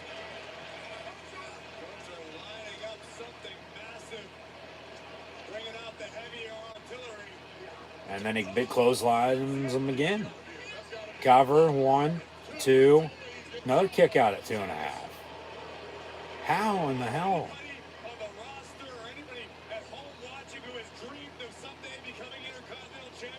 Yeah, good luck. You got to get through Gunther. Walter. Here comes Drew. Nice neck breaker from behind on Gunther from Drew McIntyre. And Drew gonna pick up Sheamus, belly to belly on the suplex, throwing him into the corner to Gunther. And then Drew with a DDT in the middle of the ring. Kip up. Gonna 1, 2, 3, 3, 2, 1 it to Claymore Country on a Claymore kick here. Yep, Claymore misses though as Gunther moved out of the way. Then he drop kicks him into the corner. Gunther with Drew McIntyre for a power bomb. Yes. Cover. 1, 2. Kick out at 2.5.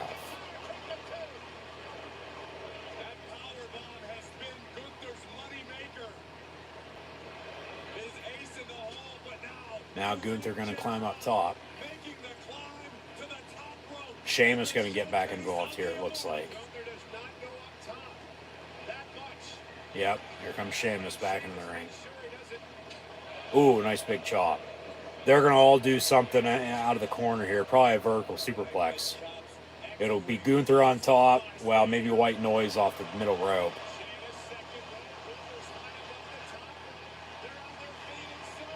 Sheamus, white noise to Gunther, yeah.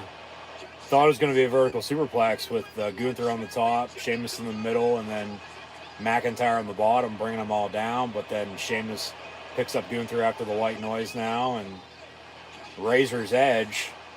Cover. 1, 2. Gunther kicks out. Sheamus was that close to winning.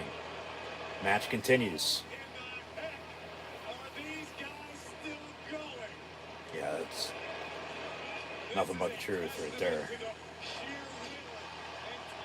Like, seriously, how are they still walking, let alone standing up and going this far in this match? The will, the passion, the fight. Rope break ain't gonna matter. Yeah. Sheamus still has it locked in because Gunther was trying to get a rope break, but, you know, hey, it's a triple threat match. Anything goes, so gonna let it slide. And submission lock back in again. Here comes Drew McIntyre from behind. Headlock on Sheamus. Oh, they're gonna give us a screwy tap out, pin, and somebody going to sleep. No, that's what it looked like. It looked like Gunther was going to tap out, and then Drew McIntyre was going to make Sheamus, pass out, and then, technically he'd be the winner, but then, well, there's a couple kicks from Sheamus. We move on. That's just the way it looked. Crowd loving Sheamus. Sheamus with a bro kick here on Gunther to win it.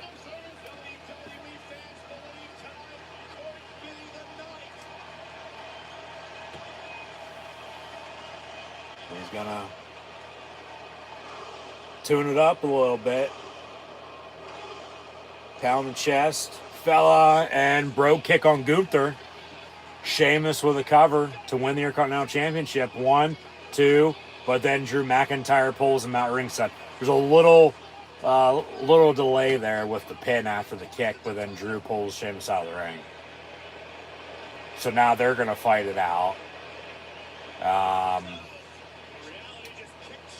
And then Gunther will probably get an easy 1, 2, 3 pin on one of these two, because I'll do all the damage and he'll just come in for a quick, easy, finish. This is awesome. This is a damn good match. This is going to be one of the best fucking matches of the weekend. This stacks up with the tag team title match last night with the Usos and Sami KO, Kevin Owens, and Sami Zayn. McIntyre over the top rope takes out Sheamus ringside. Titus actually is pretty damn good on commentary for this match. Last night, no. For the tag team Fatal 4-Way they had. Now, I'll take back a little bit of what I said, but it still just doesn't make any fucking sense why he's on commentary. But 3, 2, 1.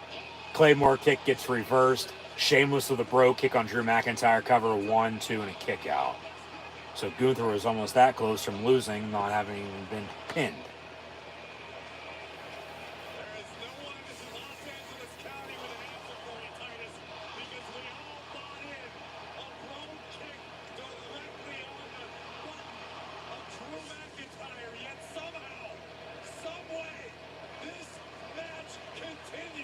Match will, in fact, continue again, yeah.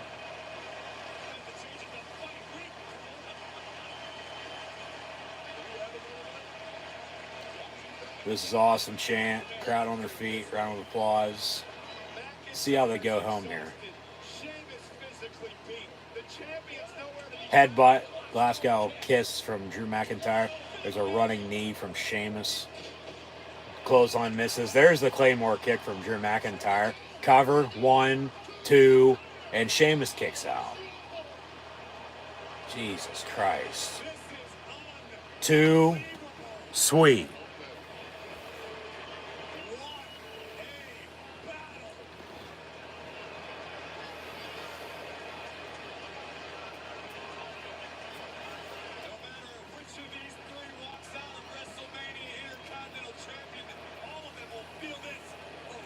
Yeah.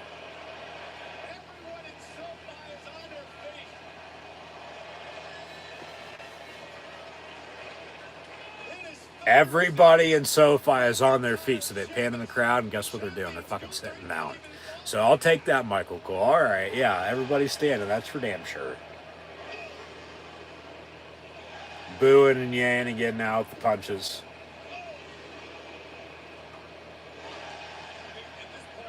Boo.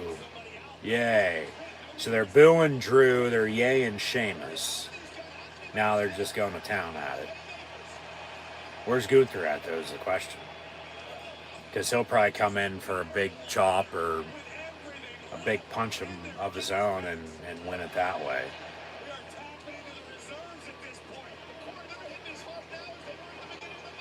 Yeah, I don't know how the hell they're still punching this hard. Nice big bro kick there from Sheamus again. Yeah, cover. No, that ain't going to happen. Not yet. Or maybe Gunther pins them both. One arm on one arm on the other. Sheamus with a cover on Drew McIntyre. 1, 2, but then Gunther off the top rope. And frog splash on top of the pin, breaks it up. Gunther with a power bomb from Sheamus to the back of Drew McIntyre. Gunther with a powerbomb to Drew McIntyre, and Gunther gonna pin Drew McIntyre 1, 2, 3 to retain his Intercontinental Championship. Gunther's still your Intercontinental Champion. So they have McIntyre take the pin.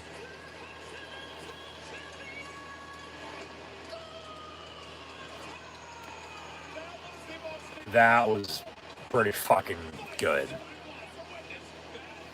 That was special. That was, what the hell? Jesus Christ, man.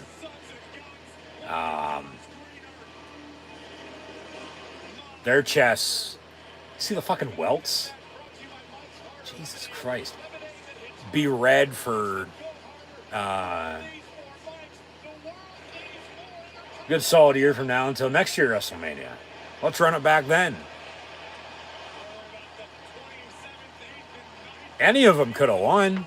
That's how close it was.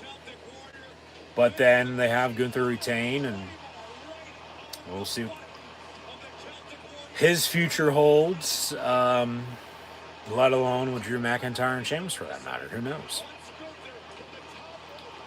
I would think Asuka, Bianca's next, then the Hell in a Cell, then the main event. But they added in a match before the main event last night. So do they do the same thing tonight, let alone, something else too? We'll see. But here we are, a little past 9 o'clock. 256 days and counting, almost 1 year for Gunther as Intercontinental Champion. And his streak will probably continue here, if I'd have to guess. It is going to continue now. He just won tonight, but it's going to be continuing a little while longer than just tonight. Roman Reigns, of course, coming up on 1,000 days, Memorial Day weekend. Really could be, at the 3-year point right now from WrestleMania 36 to WrestleMania 39, if he didn't opt out because of COVID, but he did because of the concerns from his leukemia in his past, and rightfully so. At that point in time, nobody knew a damn thing, but now everybody's brainwashed, and I'll leave it at that. Yeah, but that's the main event tonight. Roman Reigns, Cody Rhodes, the Undisputed Universal Heavyweight Championship. We're halfway through, though, this evening. 3 matches down: Brock Lesnar, Ronda Rousey, Shayna Baszler, and Gunther, your winners. They've all been victorious tonight. And like I said, I think Asuka, Bianca Belair is up next, then followed by the Hell in a Cell with a filler, or an add-in, if you will, between both of those, whether that's before, after, but then the main event. Yeah, next is Asuka and Bianca for the Raw Women's Championship. So tonight seems like it's going by quicker than it did last night for whatever reason. That was almost a fucking half-hour match. They let them show out, that's for fucking sure. Gunther, Drew McIntyre, and Sheamus, and Gunther pins Drew and retains his Intercontinental Championship, so he's still your IC champ. And crack a cold can of IC Light while you're at it, and be sure to use Luke123 on RogueEnergy.com to get 10% off as well. And once again, thank you for tuning in and watching. Be sure to like, follow, and subscribe to social media. Links in the description below. Thumbs up button. Share, chat questions and comments, super chat, super sticker, super like, super thanks. Always really appreciated. So, Asuka, Bianca's next. So they went men's, women's, and then 1-2 men's match is to close it out. Probably, 2 biggest matches on the card this evening, even though technically you had Brock Lesnar and Omos with the size of both of those men. And then, of course, you just had a barn burn triple threat Intercontinental Championship match that was Chop City. Everybody was chopped all to hell, but we still had the Hell in a Cell match, and then the main event with Reigns and Rhodes. So leave it at that, and then we'll see if they add in anything else, and we'll go from there. But As always, once again, thanks for tuning in and watching. Be sure to like, follow, and subscribe to social media. Links in the description below. Scroll down and check out Facebook, Twitter, Instagram. Red subscribe button, notification bell next to it as well. Stay up to date. Be sure to tune back in tomorrow night for Raw after Mania. And once again, Luke, LUKE123 on Rogue Energy for 10% off. And cheers.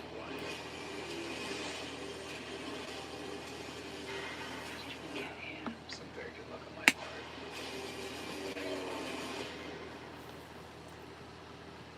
Avoiding triggers but still get migraine attacks? Qulipta can help prevent migraine attacks. Qulipta gets right to work, keeps attacks away over time. Qulipta is a preventive treatment for episodic migraine. Most common side effects are nausea, constipation, and tiredness. Ask your doctor about Qulipta.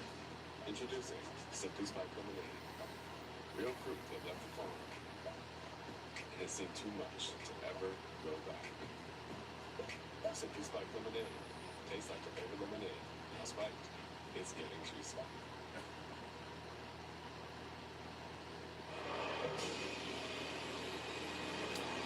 Here comes Asuka.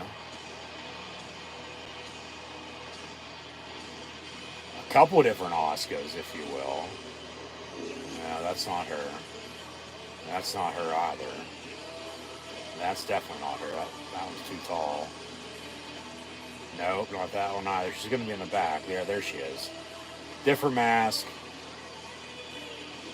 Little blue devil with horns. Got long green hair.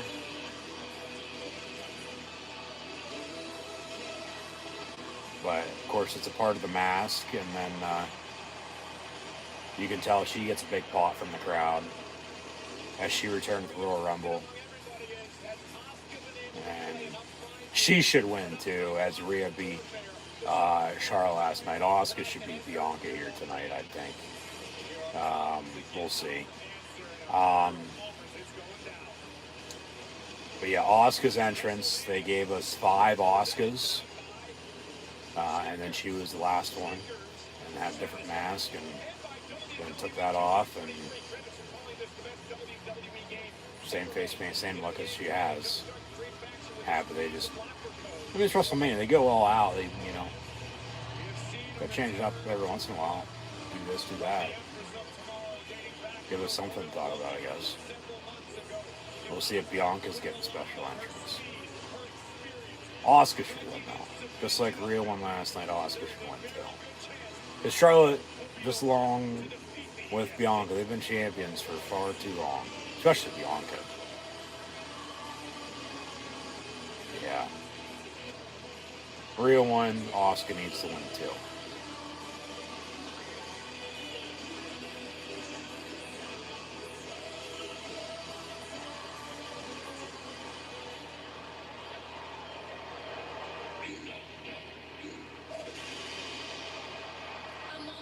And Bianca's on her own. Yeah, she has fucking kids dancing during her entrance.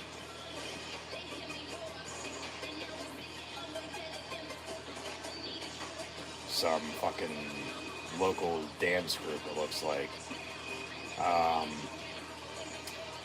But she calls herself EST, even though she hasn't established shit.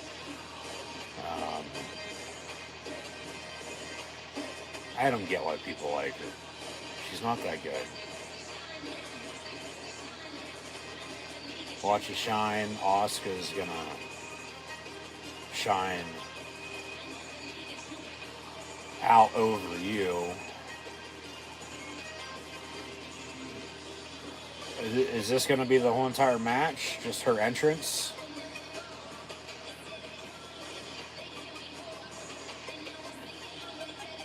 Like, alright, now she's gonna come out. Maybe, maybe not. There she is. Alright, now walk down the ramp and let's get this match underway.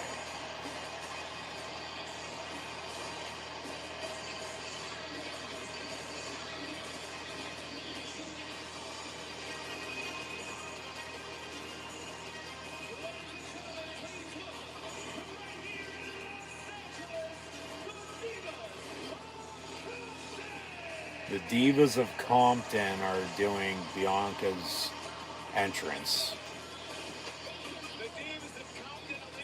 And no shit, they're gonna follow her the whole way down the fucking ramp too. They're gonna single file it.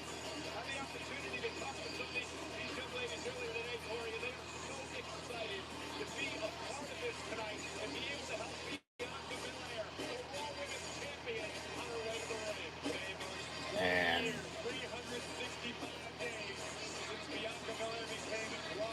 okay, yeah, she's been a champion for a fucking year. It's time for her to lose.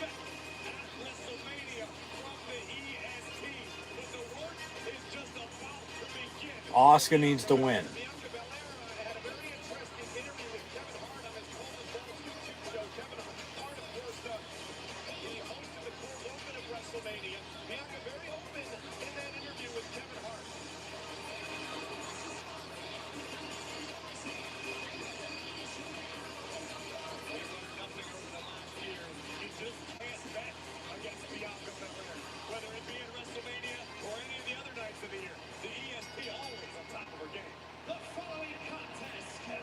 Asuka, Bianca Belair for the Raw Women's Championship.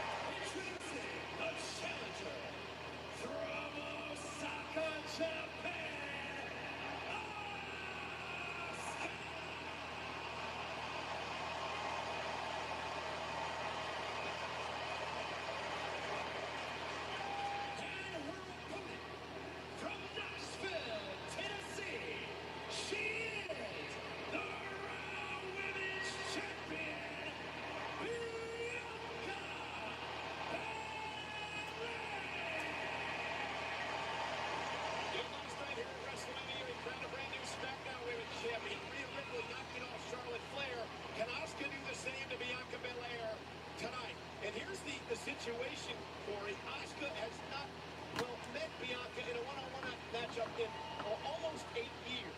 Who does that aid tonight, Bianca or Asuka? Well, Bianca has stayed razor sharp. She's been a fighting champion, defending in every opportunity. Bell rings, and here we go. Bianca goes right after, drop kick. Another drop kick. Down goes Asuka. Kip up.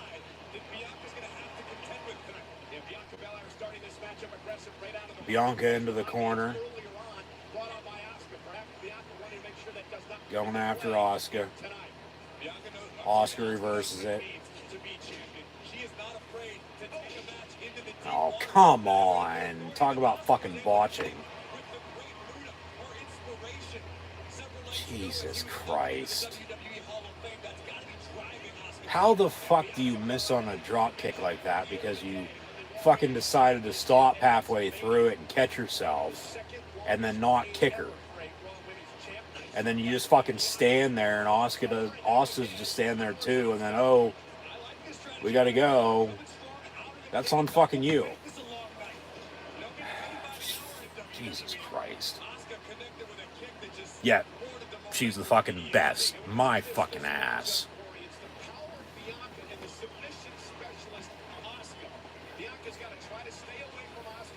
Bianca with her hair whip, but Asuka reversing and kicking her down off the ropes. There's a running bulldog. There's a drive-by on the kick as well. Cover 1, 2, and a kick out.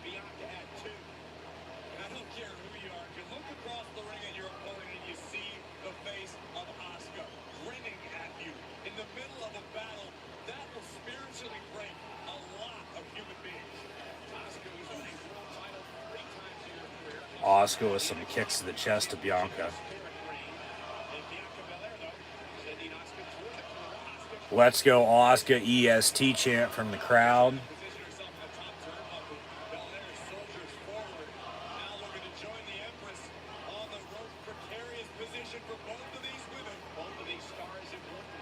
And off the top rope.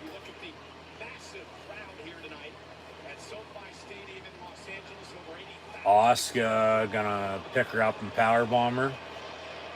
No, Bianca fighting back, kicks her away. But then Asuka from behind, well, Bianca flips on a moonsault. power slam. More of a spine buster than anything, but kick out at 2 on the cover. Match continues. I think we might have just went from one of the best matches of the weekend to one of the fucking worst matches of the weekend. Bianca's been botching this and botching that since the match fucking started.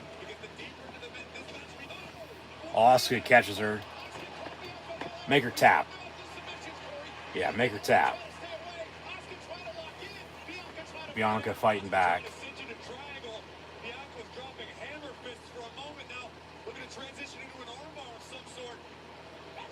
Quick roll up, cover, 1, 2, kick out. There's a submission again.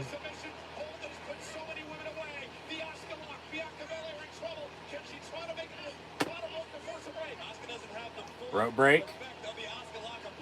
How don't you get a rope break out of that? You're that fucking close. You just roll out of the ring instead. All right, whatever. But Asuka just sitting there on the ring apron. Hey, discount double check. I'm going to win this championship. Into the announce tables. Bianca fights back with an elbow.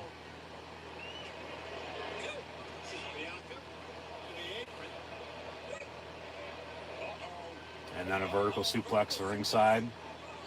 Asuka with an armbar takedown.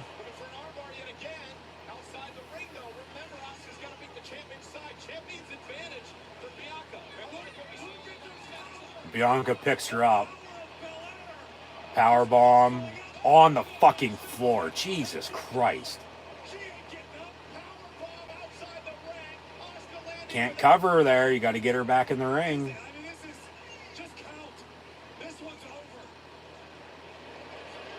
Bianca with a cover. 1, 2. Asuka kicks out. Yeah, that powerbomb on the floor. Yeah, that was...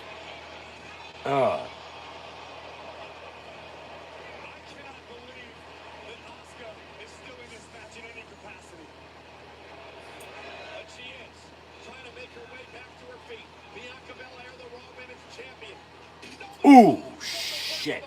And then Asuka moves out of the way in the corner, and Bianca goes shoulder first in the ring post. Quick roll up from behind, 1, 2, and a kick out. Can they get... Or can they do anything more dangerous in this match? Jesus Christ. Or anything more hard-hitting?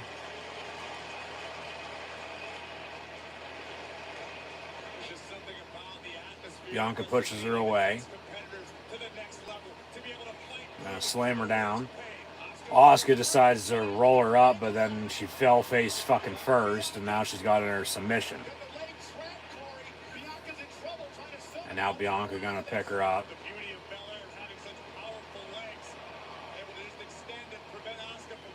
There's the suplex.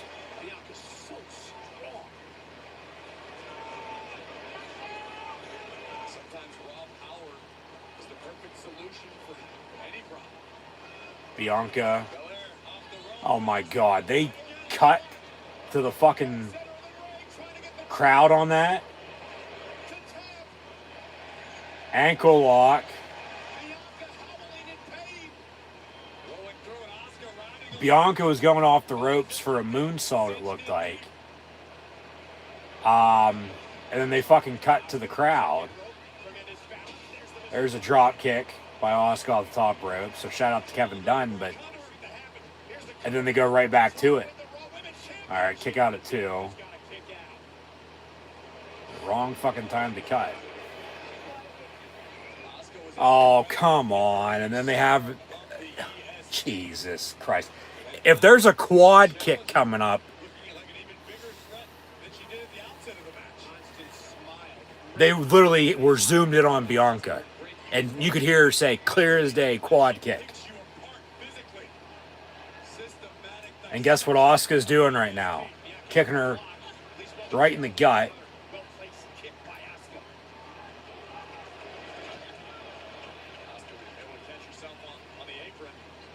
And then on the ropes, another kick. Jesus Christ. And right as she started to talk and say that, they cut. So talk about a botched match. Just as long as Asuka wins, there won't be a botch. Bianca's botched most of her shit in this match, and then production-wise with the camera shots, you know, panning in and out when they don't need to be. Just, it's all over the place, and it just doesn't make it look good.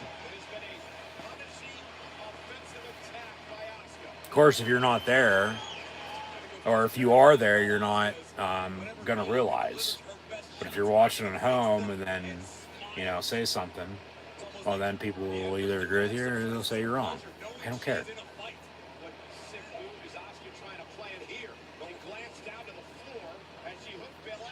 Bianca with her right hand.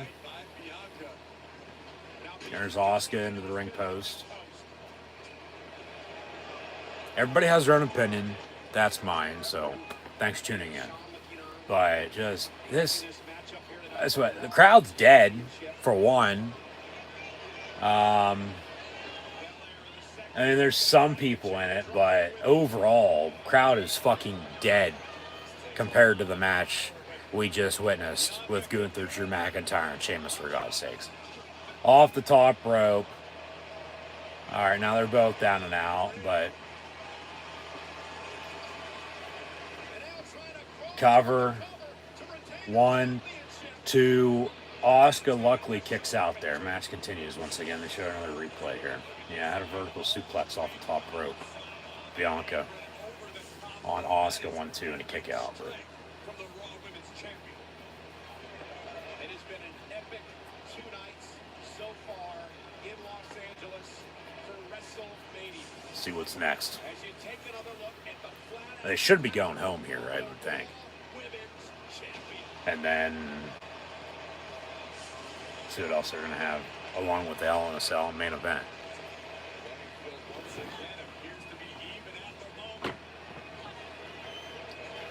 On their knees, punching each other.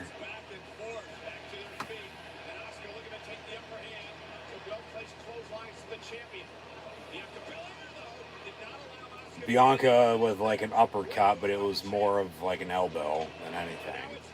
Clothesline, no. Quick roll up, yes, but 1-2, roll it through, 1-2. All right. 1-2, yeah, on the backslide. Kick out. Asuka with a kick. Asuka with another kick. 1-2, kick out.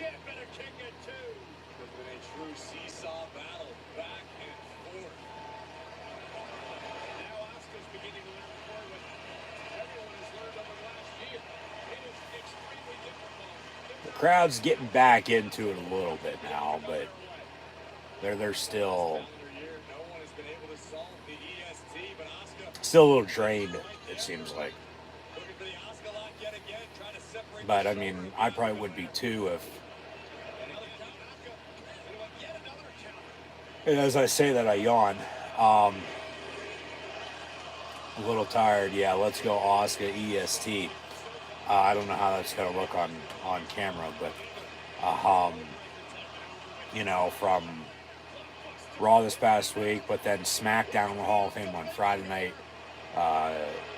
TakeOver yesterday, WrestleMania last night, WrestleMania again today, and then we still got Raw after Mania tomorrow.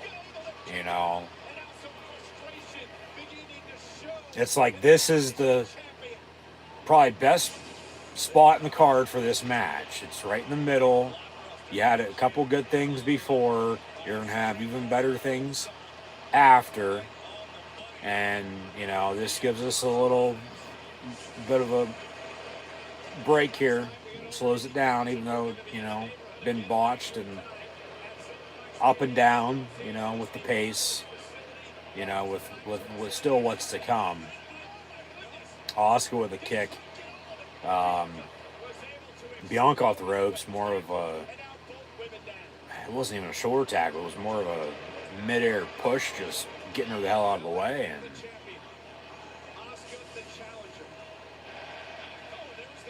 now they're chanting, "This is awesome." I don't know about that, but This is definitely not as good as the women's match last night, by any means.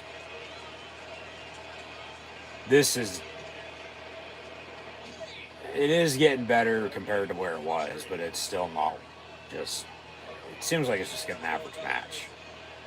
You know, Asuka gonna follow Bianca up top, and she's sitting up on the top turnbuckle now.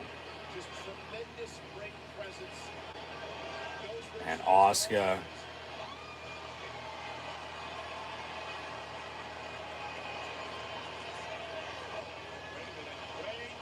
well, Bianca puts Asuka on her shoulders.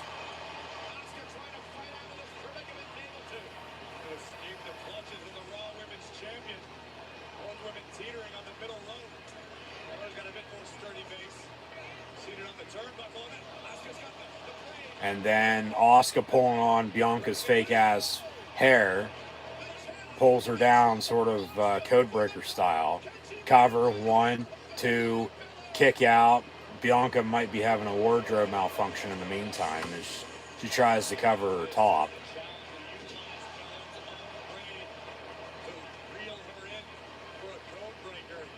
Yeah. 1, 2, and a kick out.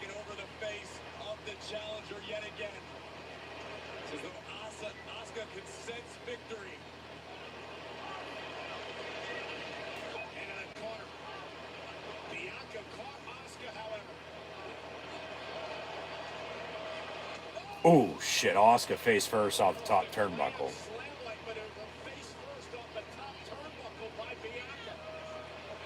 Bianca telling Asuka to get up. Get up, bitch. We're not in Japan, we're in the hood.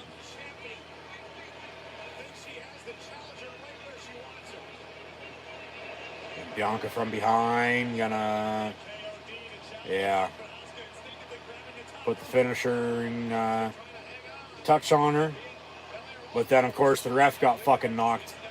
Asuka with the blue miss, but Bianca moves. Asuka misses with the kick. Bianca misses with the hair shot. And now Bianca has Asuka up on her shoulders again. Asuka sort of reverses it. Yeah, cover. Oh, an armbar. Bianca gonna tap. Asuka has Bianca Belair in an armbar. But then they're gonna have her cover right there. 1, 2, no. Bianca fighting back. Asuka trying to grab the hair. Yeah, just pull that wig out. Bianca trying to pick up Bianca, literally squatting her from the floor of the mat. KOD. 1, 2, 3, and Bianca Belair defeats Asuka and retains the Raw Women's Championship at WrestleMania. Well, who the fuck's gonna be next for her now? Like,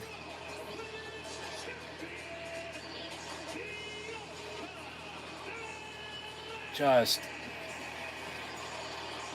you gonna be champion forever? They'll figure something out, but it doesn't make any sense, especially for Asuka. Like, come on.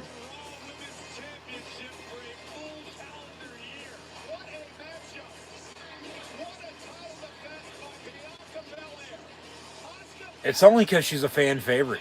It is. And I don't understand why she's a fan favorite, because she's not that good. She might have some strength, and she fought back, but half the fucking match was botched, and it was done by her, not Asuka, by Bianca. So, yeah, she's still the Raw Women's Champion, but for whatever fucking reason, I don't know, beats me. She'll celebrate. We'll see what the future holds for her. We'll see what they do with her tomorrow on Raw after Mania, let alone the next couple weeks and months to come. But maybe go have, Bailey beat her, as I had thought, would have happened by the end of 2022, early 2023, but that still hasn't fucking happened. I mean, yeah, no doubt about it. There's women on the roster who can go after her, but just, I don't know. We'll see. But still to come, the co-main event and the main event. Plus any add-ins, which I'm sure we're going to at least have one, maybe two. Commercial break in the meantime, but Edge, Finn Balor, Hell in a Cell, Roman Reigns, Cody Rhodes for the undisputed Universal Heavyweight Championship.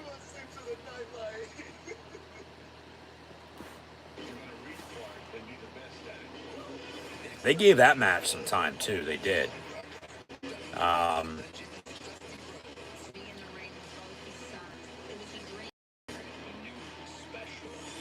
Yeah, they got to be adding some stuff in, unless they're going to give an hour or at least a good 45 minutes apiece to the next two matches. So we'll see here.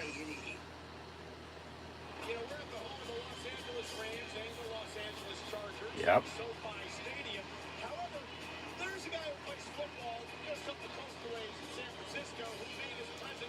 Yeah, George Kittle was a part of Mania last night. He's still in town. There's Al Michaels. You believe in miracles?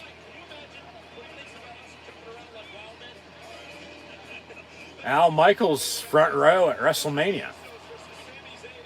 The stars are out. And now they show us some highlights from last night.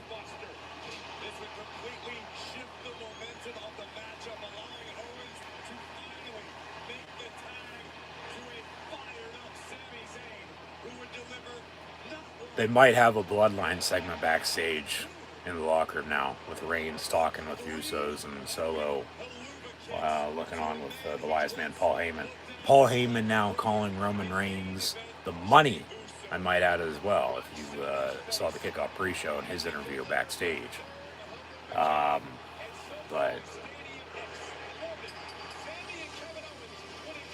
yeah, Owens and Zayn deserved to win, and they rightfully so did.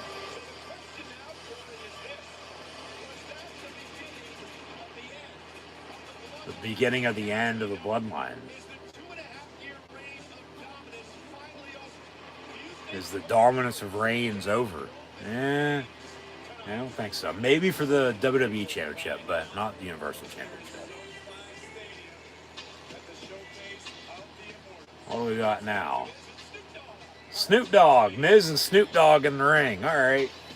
Something's going down. We just don't know what. We're about to find out, though. So, here we go. Tonight's flown by compared to last night with WrestleMania. It has. Is Miz going to have another open challenge and somebody else come out? 81,000 they say tonight. So they break last night's. Whether that's by design or actually true, who the hell knows? But that's the attendance. 160,000 for the two nights.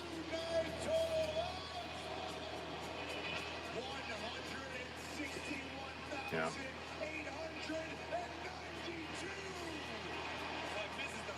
Have WrestleMania at Bristol Motor Speedway, and you can double that for the two-night event because that officially holds 160 by itself for one event.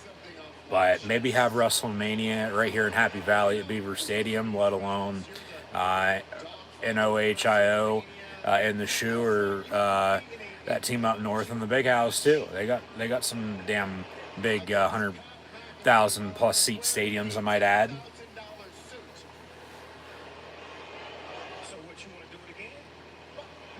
Snoop saying, hey, you want to do it again? You want to have another match? Because Miz was talking about his suit. The crowd started chanting, yes, yes, yes. Miz was like, no, no, no, no, no. What's Miz saying? Caught me off guard. I wasn't ready. Yeah, it's a handicap match. Ruin my suit, ruin my WrestleMania hosting duties alongside you. Snoop says, my bad.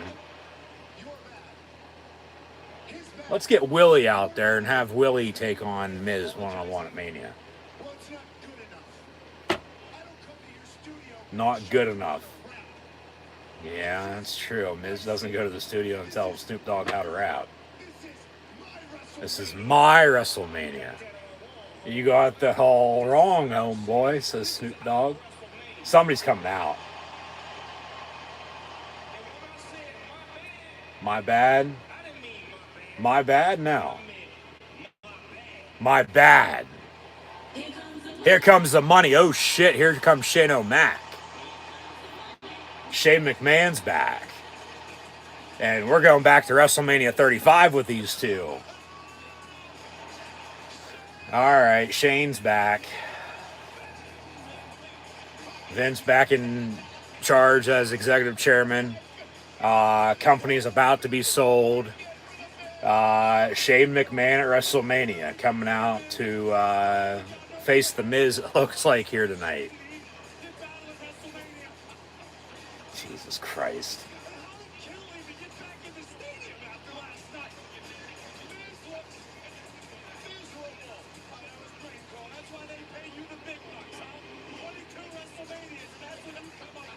So Shane O'Mac in the ring with The Miz and Snoop Dogg at WrestleMania 39. And then Shane continues to dance around. Looking spiffy. Crowd loves it. He says thanks. You in trouble now, says Snoop. Shane gonna get on the mic. What Shane McMahon got to say? Shane O'Mac chant. When was the last time we saw Shane, to be honest with you? Last year, WrestleMania, when he fucking got kicked out.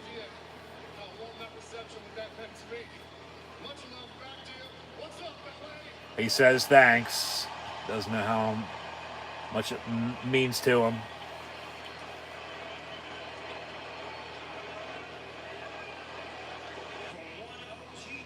From one OG to another. Can you please take care of him? Miz is like, stop. They got another ref in the ring, and we got Shane McMahon and The Miz one-on-one at WrestleMania. And The Miz is still in suit and tie. Snoop's out here, hey.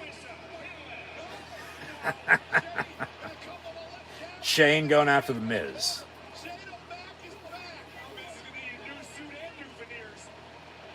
Off the ropes. Shane ducks. Miz off the ropes. Shane jumps. Oh, Shane. Oh! Shane might have just blew his fucking knee out. Oh my god, that just fucking went down the drain.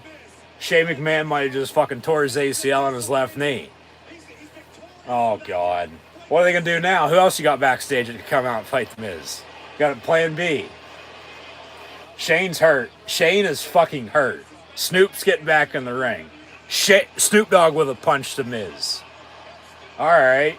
Shane might actually be fucking hurt. You alright, dog? No, I don't think so. It might be a ploy. Snoop saying, I can't believe that. Hold on a minute. You can't go out like that. Oh, somebody else coming out now. Oh, Vince? Oh, Snoop with another right hand to The Miz. Are we going to get Snoop Dogg versus The Miz now?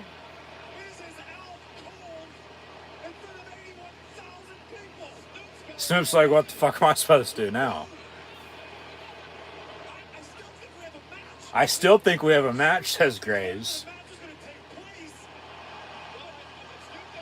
Snoop Dogg gonna elbow drop Miz.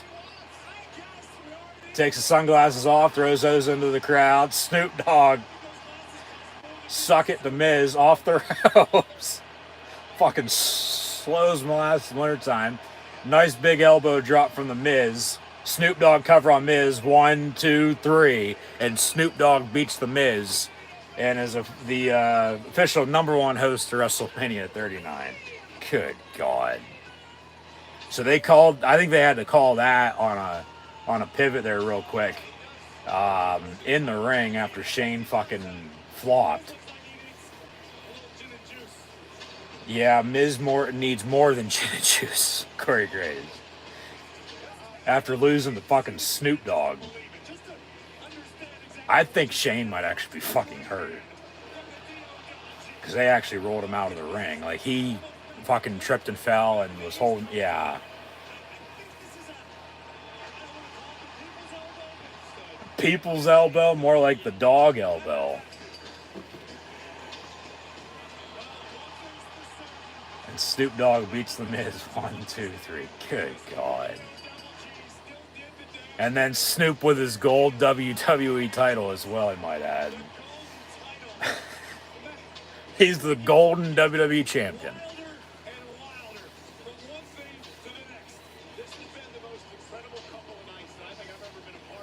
They go to commentary.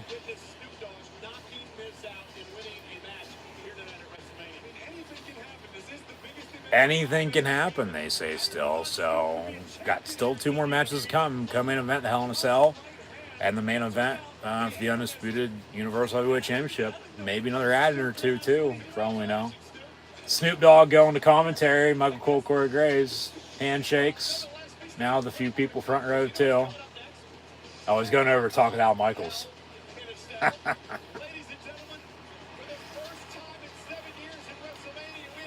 Hell in a Cell match for the first time in 7 years at WrestleMania, which goes back to 32 with Shane McMahon and The Undertaker. And then we go from Shane blowing his knee out, it looks like, here tonight at WrestleMania to the next Hell in a Cell match, first since then. And we'll have Edge and Finn Balor.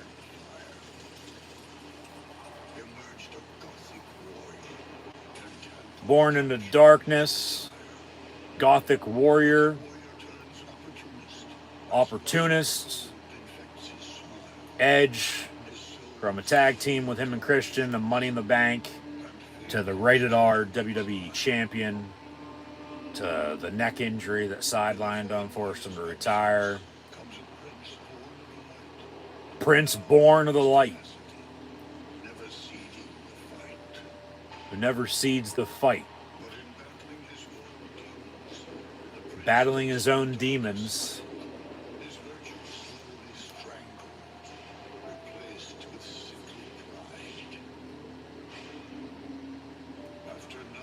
Nine years away, Edge came back. Yeah, remember, this Judgment Day stable with Edge and then Finn Balor started last year at WrestleMania. And then come full circle a year later, they're going to square off one-on-one. Yeah. Judgment Day rose. They invited the Demon Prince, and then they turned on Edge. And then Edge returned at SummerSlam.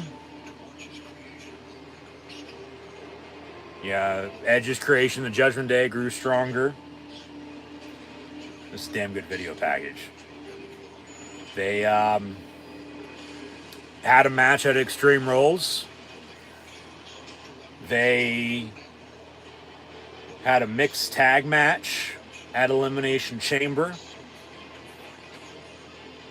And now they're going to have a Hell in a Cell match tonight at WrestleMania.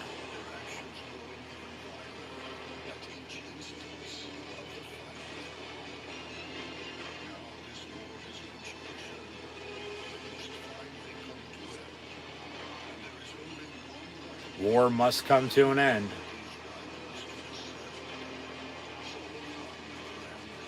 Grandest stage of them all. The showcase of the Immortals, WrestleMania. The Rated R Superstar and the Demon Prince, Edge and Finn Balor, one-on-one inside Hell in a Cell.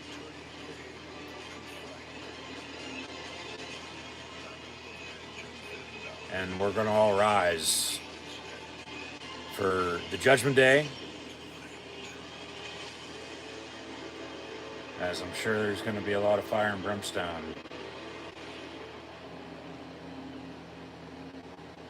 As the sun's starting to go down now.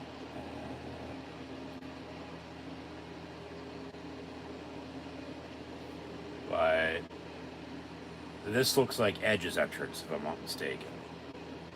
Got a lot of candles burning.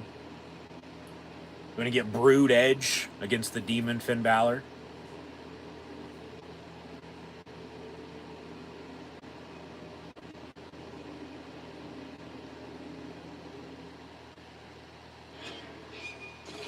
So they give us the entrance, but then they fucking go to commercial breaks for the fucking Pope's exorcist. Okay. Hopefully this ain't by design.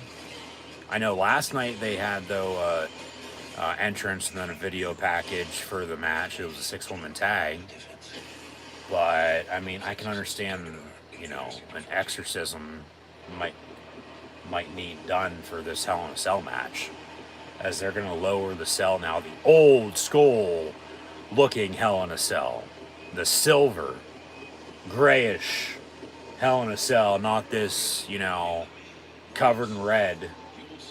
Oh, they got Russell Crowe doing a fucking voiceover for it. That's why this match is brought to you by the Pope's exorcist. And I mean, it's Hell in a Cell, so yeah, Edge or Finn Balor is going to need an exorcism after this match, after whoever gets sent straight to hell.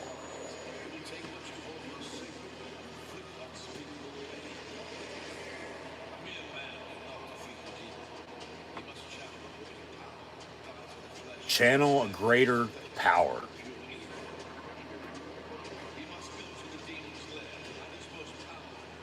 Must go to the demon. Abomination for once and for all. So I guess we're all getting an exorcist right in the meantime. So the cell has been lowered. They'll lock that in the meantime while these entrances take place. So I guess the candlelit vigil is for the Pope's exorcism. As they dim the lights now, it's pretty dark. And all right. Here comes Edge. But Brood Edge. They're going old school.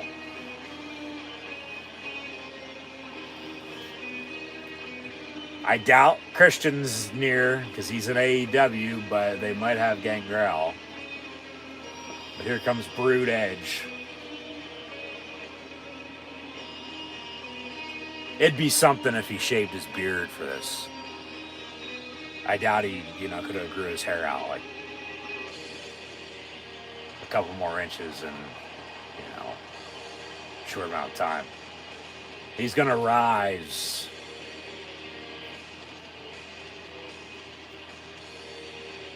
He's got a silver mask on, silver plated mask. He's got wings. Is that Metallica?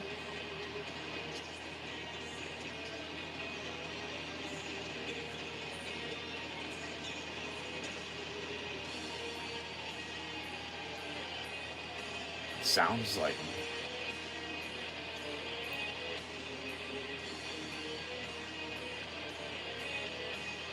And then on the screen, of course, because they got a lot of fire in the video, it looks like there's a lot of people just congregating, just going to a certain place. You think you know me? Now they hit the pyro as he takes the wings off, and on this day, Edge will take on Finn Balor, the Demon, inside Hell in a Cell at WrestleMania.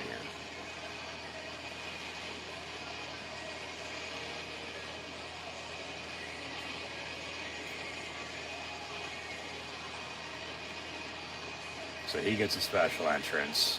Finn will as well if he's the Demon.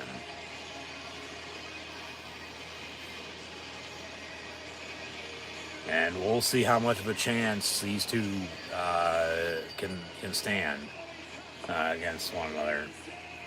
Hell in a Cell at WrestleMania. Edge, Finn Balor.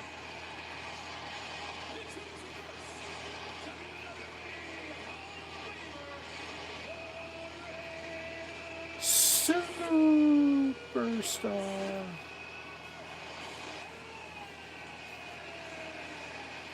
Corey, back in 1997, the dawn into the Attitude Era, there was this cutting-edge group known as the Brood. Yep. Brown, Edge, and Christian, and Edge living that gothic lifestyle.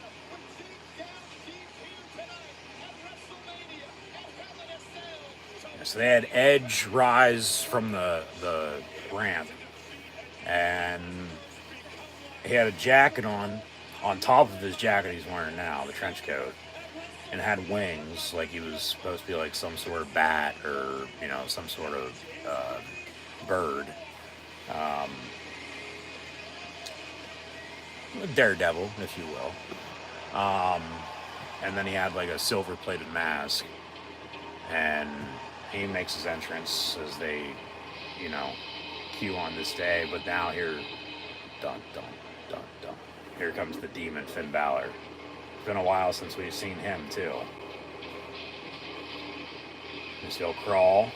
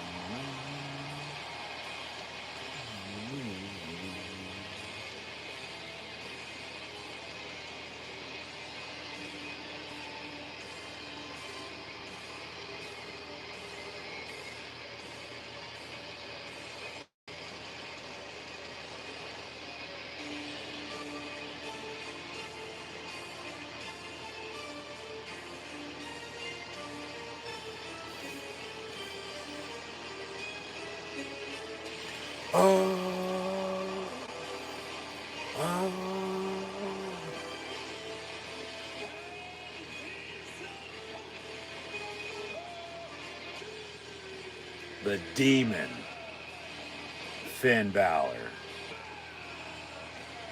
So they keep the purplish pink color scheme, but the Demon, you know, well, he has sort of that mixed in on the paint on his chest and on his back too, and he's got like a few purple smokers in hand too.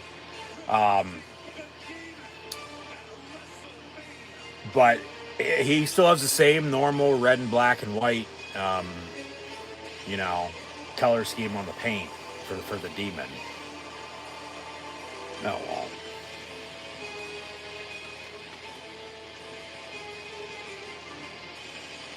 So, Finn Balor makes his entrance. Personality changes, a personality disorder for Finn. Well, what if the Demon wins? What if he loses? Does the Fiend appear? Talk about, you know, personality disorder. Bray Wyatt recently, you know, seemingly that's what he's, you know, had wrong with him. And then Uncle Howdy, you know, calling shots. And then they go AWOL.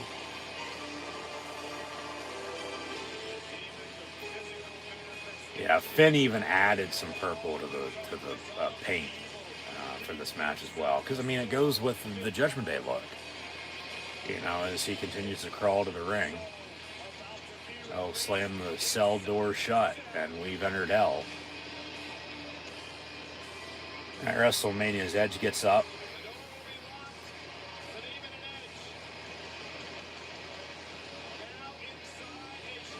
And this should be damn good, to say the least. I think they'll have something else in between this and the main event, though, too. I do. I could be wrong, though. We'll see. But here we go. Bell rings, match underway. It is Edge and the Demon Finn Balor one-on-one inside Hell in a Cell. Edge with a right hand, but Edge, as Finn Balor punches him back in the throat, Edge will punch again. But Finn just... It's going to take a little while before they get going here. Because Finn's not moving an inch. And now they're both going to look for some weapons underneath the ring. Edge has a red steel chair, and Finn has a purple kendo stick. Steel chair shot to the gut, steel chair shot to the back, and then Finn Balor with that purple kendo stick just going to town now. I mean, baseball season did just start, so hit away on Edge.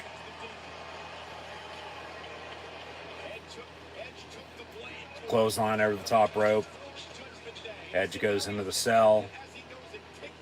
Pinfall submission. Only way to win.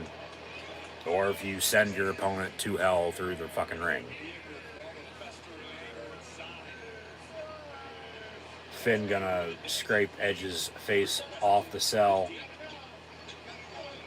I mean, all it is a fucking, steel cage, but it's bigger. And, of course, for Hell in a Cell, you go back to Undertaker and Mankind. Good God Almighty, you killed him, Taker literally throwing him off the fucking top of the cell. And then Foley getting stretchered out, but then climbing back up top. And then Taker chokeslamming him through the top of the cell. But then he wasn't supposed to fall through, yet he did. Of course, Foley only has like 1.5 ears. His teeth are fucked up because of that match.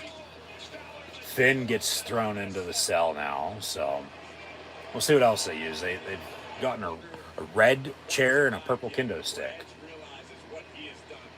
into the fold already, but what else is he looking for? There's a red kendo stick. There's another purple kendo stick. So they're using the color scheme to their advantage in this match. I think I saw, they really want to be using a sledgehammer in this match. That's for Triple H to use, and really only Triple H. So Edge throws Balor into the cell again.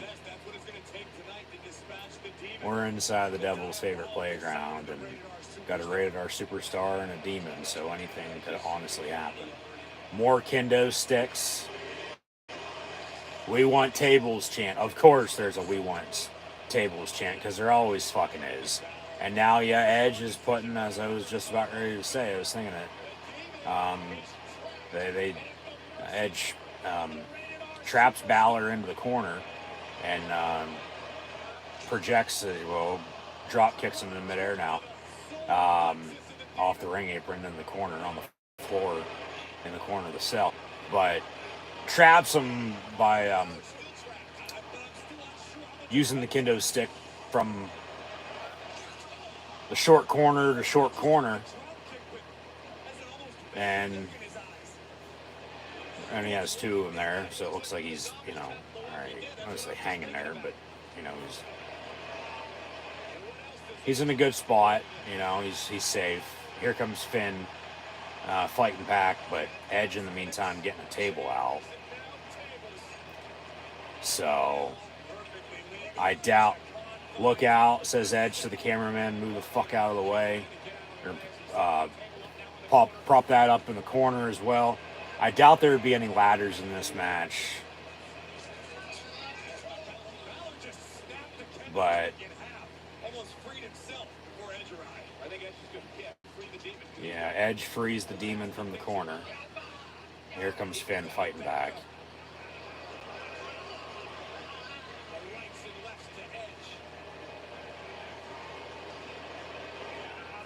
And then Finn throws Edge into the steel steps, and of course then there's not as much room as there normally is ringside, because then, you're inside Hell in a Cell.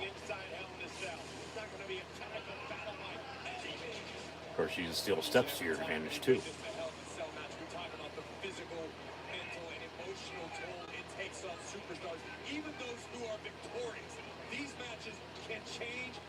Shot from Balor to Edge. Another chop. They're never the same once they walk out of this matchup.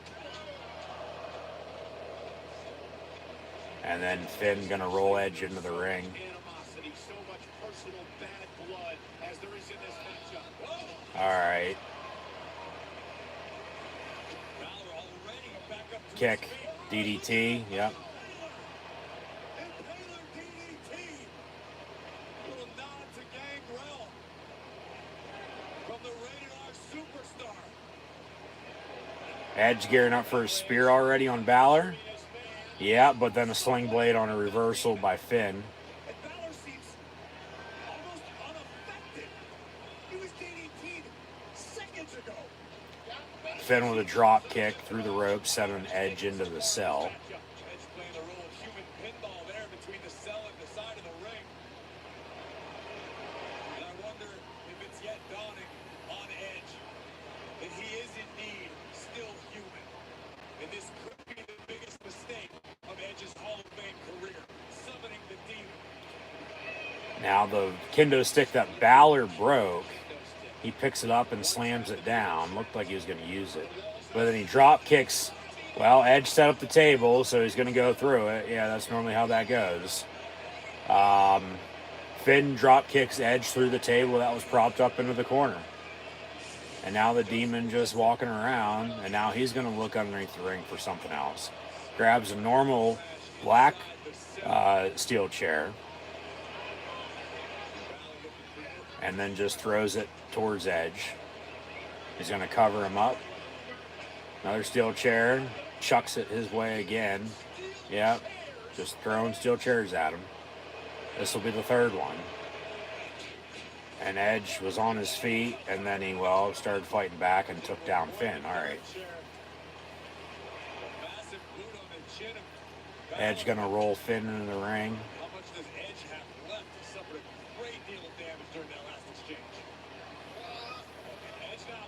Going to hit the Yeah. That's engaged. Edge might be bleeding from the outside of his right eye, looks like. A little scratch there. He busted open a little bit. Probably from the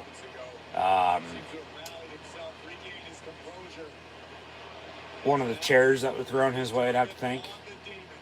Edge with a spear, but nope. Finn with a kick and then a quick roll-up cover. 1, 2, kick out. And then Edge from behind takes down Finn, kick out at 1. We've seen Edge dominate opponents, if not win matches with many of these maneuvers. And the demon is kicking out relatively unfazed. Edge looking underneath the ring again for some more weapons. So they will grab a ladder. I didn't think they would, especially inside Hell in a Cell. You don't normally see ladders get used. But why the hell not, you know? Edge grabbing the ladder.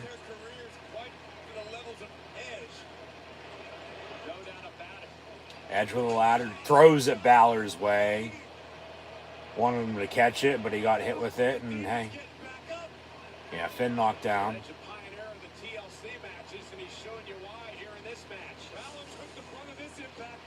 Jesus Christ. Yeah, that had to hurt. Like, look out. Finn's busted up. Ref tells Edge to hold on, back up a minute. There's blood literally dripping fucking all over the place in the middle of the ring. Finn is busted open from that ladder shot. You can't really tell where at, though, because, of course, his face paint. Yeah, but I don't know, did he break his nose? Well, the fourth rung of the ladder from the bottom, technically right in the middle, 8 rungs.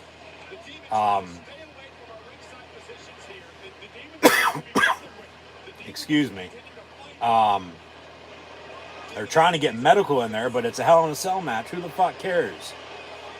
This is awesome, champ. He's busted open. He is. He's bleeding pretty bad. Crowd not liking it. Crowd telling Edge, like, go fucking at him. you know. But the rung literally hit him face first. So Edge going ringside looking for more shit. There's a toolbox while they, tend to Finn Balor. There's more regular kendo sticks. He's going to toss those in the ring. Grab another ladder. There's a toolbox. Hey, you won't fix them, or you're taking so long to fix them, I'll fix them myself. I'll make them bleed more. I'll get a pair of pliers and start fucking twisting.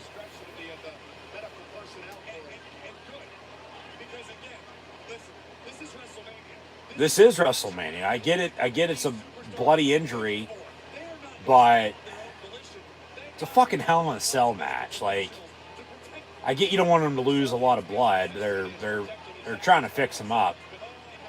Finn's on his feet, but then Edge with a kick, DDT or powerbomb, powerbomb. But then Finn reverses, takedown, and a stomp to the chest. We'll have to, see how bad the cut was. He's still bleeding a little bit. I mean, they tried to tend to him as best they could, but, get the show on the road, though, at the same point in time. How bad the cut is, say, tomorrow night on Raw. Finn going to go up top for a coup de grace. Edge moves out of the way, so that misses. Here comes a spear into the ladder, but Finn moves. Quick roll up, 1, 2, and a kick out. Double takedown on the clotheslines. They're both down and out.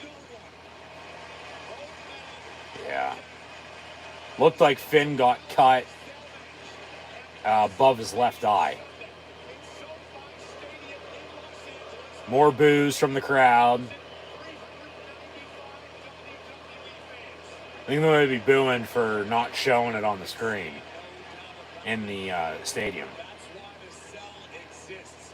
When you have an issue that you simply can't solve in a traditional match or under any other circumstance, there is no better. Ref now just putting on gloves.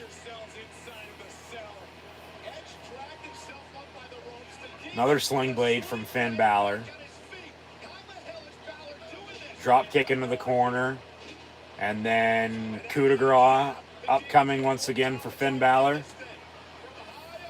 Yep. That connects. Cover. 1, 2. Kick out at 2.5. Yeah. Finn's got a patch now up above his left eye. That's where he was cut open.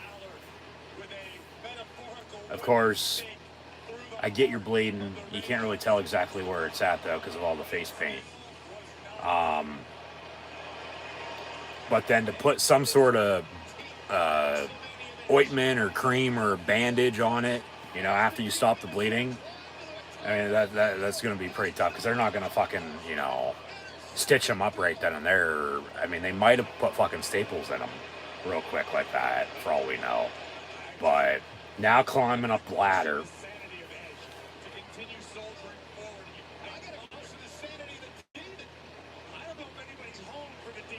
And then a DDT off the top of the ladder from Edge to Finn Balor. Cover 1, 2, and a kick out by Finn at 2.5.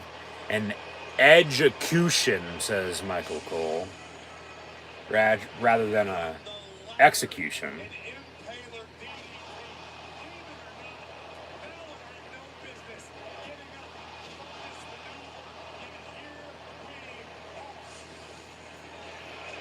I think Finn's going to win this the way this match is going. I do. And then, I mean, they might set something up with Finn and Bray. If there's another fucking table. If that's, what they're going to do there. Because reportedly this is going to be Edge's final run in the company before he officially retires. He's got a few months left. Why not put Finn Balor over? Have the Demon win. But it goes back to last year WrestleMania. It was AJ Styles and Edge. Okay? Thought AJ was going to win that, and Edge won. Thinking Finn's going to win this. We'll see if Edge wins. But Remember, AJ Styles injured. He could be coming back sometime soon, maybe held tomorrow night on Raw after Mania. But Finn now with some kendo stick shots to the back of Edge.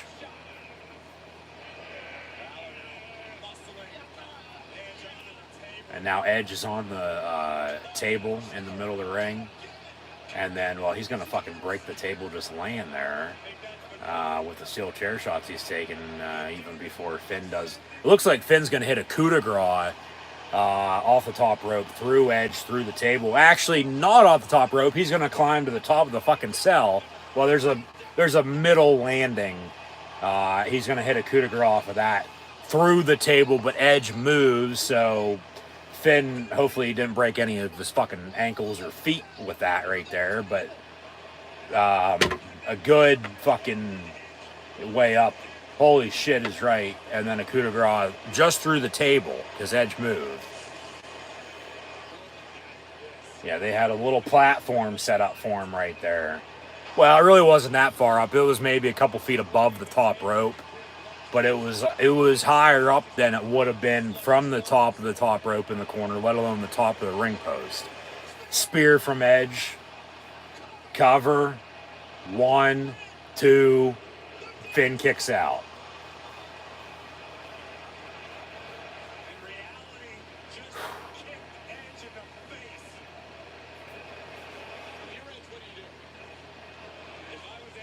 What's next is the big question.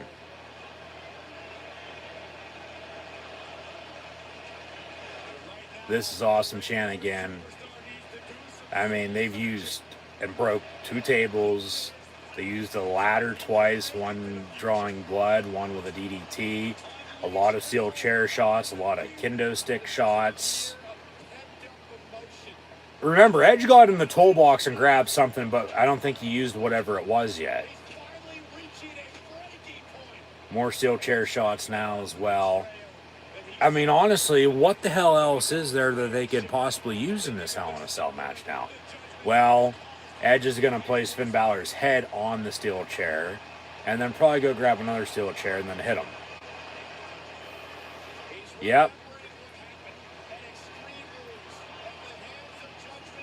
This is exactly what Finn did to Edge and his wife Beth Phoenix last fall. So then Edge does the same damn thing to Finn Balor here tonight at WrestleMania. And then a cover. 1, 2, 3, and Edge defeats Finn Balor. So Edge has beaten AJ Styles and Finn Balor in back-to-back years at WrestleMania. I mean, that's 2 former leaders of the fucking Bullet Club, for God's sakes, man, okay? That's pretty fucking impressive for the Hall of Famer.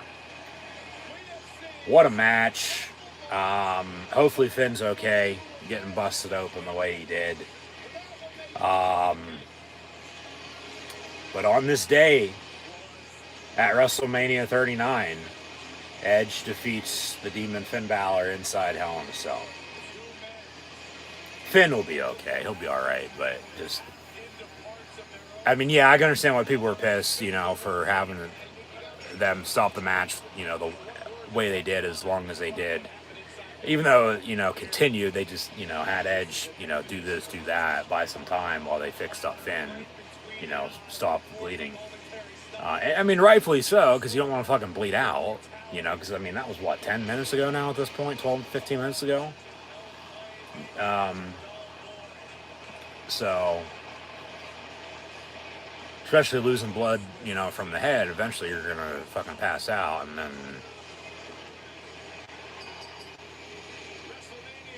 Edge with a big win at WrestleMania. Yeah. And coming up will be the main event of the evening. Tonight might only be 3 hours compared to almost 4.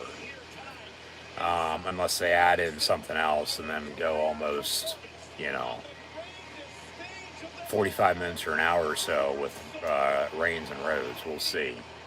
Because it's about 10:30 here Eastern Time, 7:30 local. But yeah, I think they're going to add in something else before the main event. We'll see if they do or not, and if they do, what it is. After tonight's epic WrestleMania, weekend's WrestleMania, that is. Raw after WrestleMania tomorrow night. Be sure to tune back in live here on YouTube for those live watch-along reactions. 8 p.m. Eastern Time. I said earlier, not in this stream, but a previous one from WrestleMania this weekend, that with the press conferences, we'll probably end up watching those if I feel like, if I don't get around to watching them myself. Probably watch those before Raw tomorrow night, and then we'll watch Raw just to see what everybody, had to say, that got interviewed then after WrestleMania this weekend, and then go from there. Because Raw after Mania is, normally the best Raw of the year. It really hasn't been, the past couple years by any means, but, we'll see how tomorrow night is and what they do end up doing, and, what's brought to our attention with the main event to come. Up next with Roman Reigns and Cody Rhodes. But we'll see if we're going straight to that here at 10:30, and then that's a half hour, but the fucking video package and then the entrances and all the fucking pyro, for God's sakes, before the match officially begins, and then they'll probably stare each other down. I think they're going to do something here in the middle. They might not. We'll see.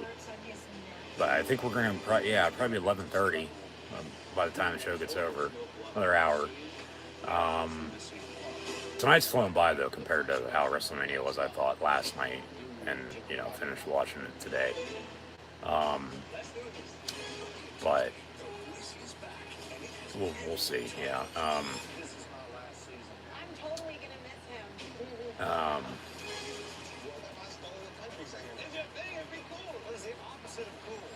I mean, they're two big surprises, Pat McAfee and Shane O'Mac.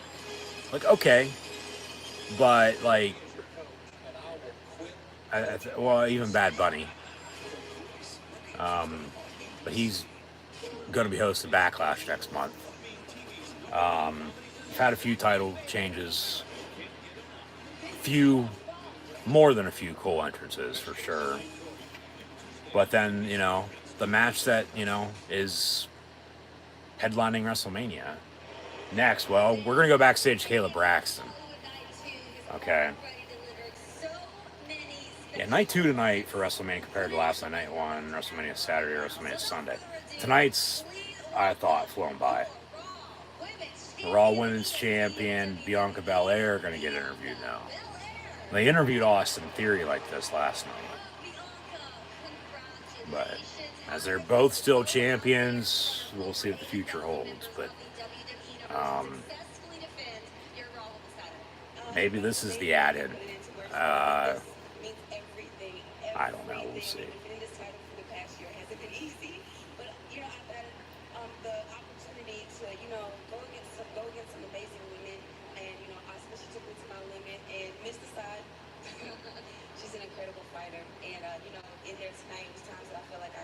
They could have fucking done this tomorrow night on Raw. They could have done what Theory did last night on Raw tomorrow night too.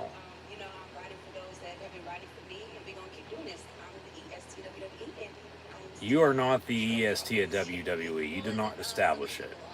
Clearly rooting for you, including some very special ladies who are joining us right now. We saw them out there. Got the dance group that did her entrance joining her now as well. But all right, they fade to black.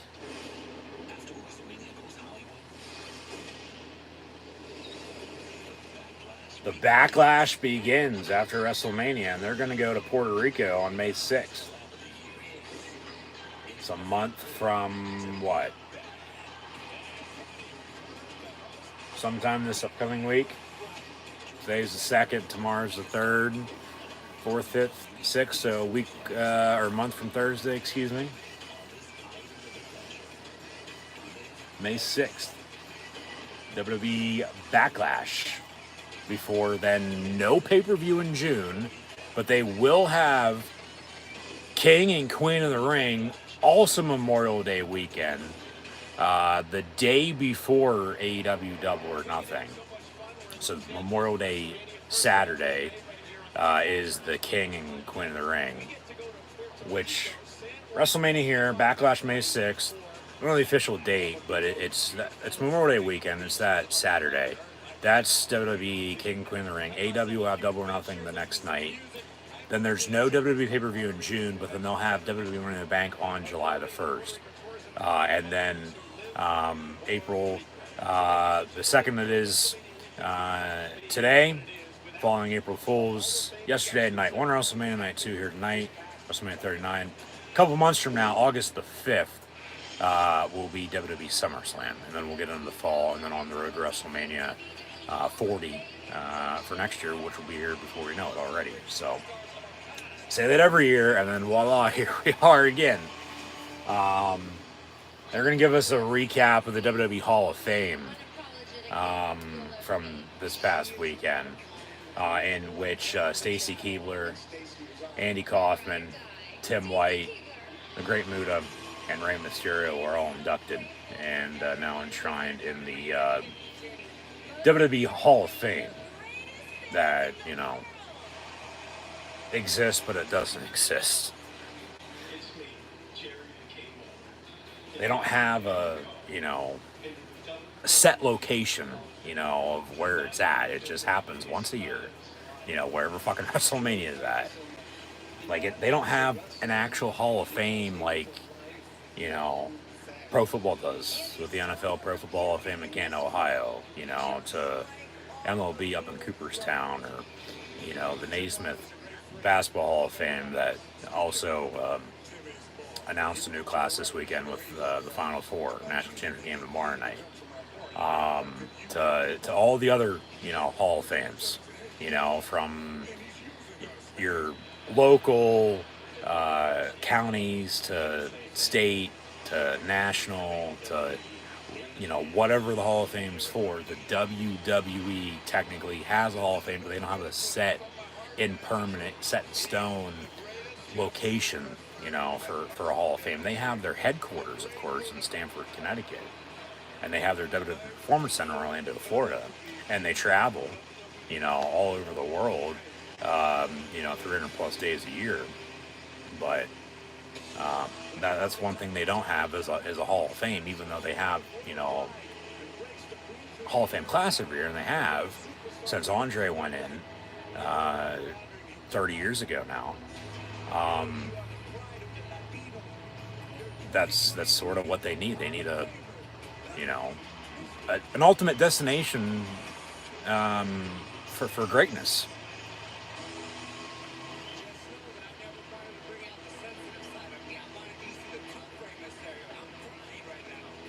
So that was after SmackDown the other night. It always, of course, used to be on Saturday night, but it was always Saturday night because WrestleMania was only one night on Sunday night tonight.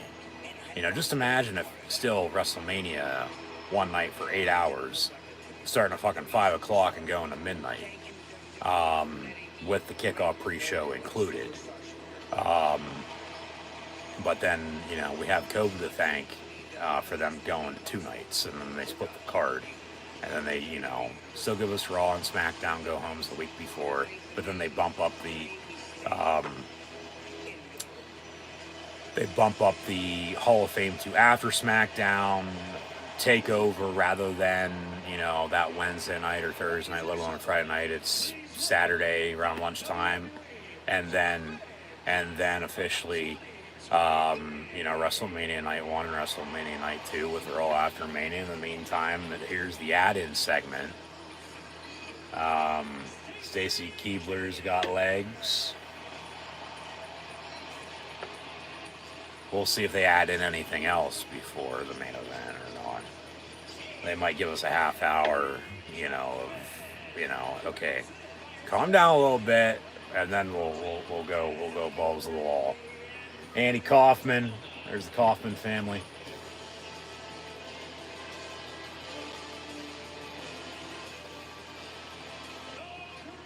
Great Muta, who never wrestled in the WWE, but he's in the WWE Hall of Fame. Well, technically Andy Kaufman never wrestled in WWE either. Well, take that back. But then Tim White, where's Josh Matthews at when you need him? But there's Tim White's family. And of course, Rey Mysterio going to get the ending to this Hall of Fame ceremony. So, Booyaka 619.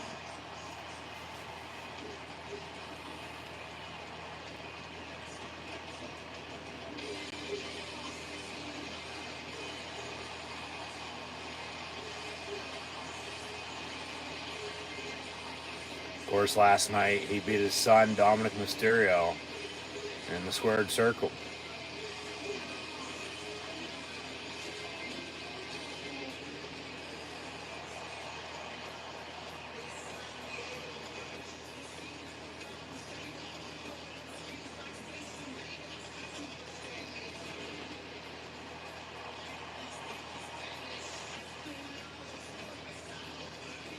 Hugs Stacy Keibler. Bows down to the Great Muta.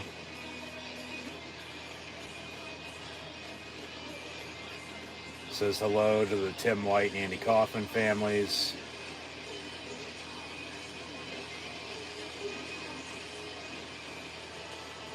And that's the WWE Hall of Fame class of 2023.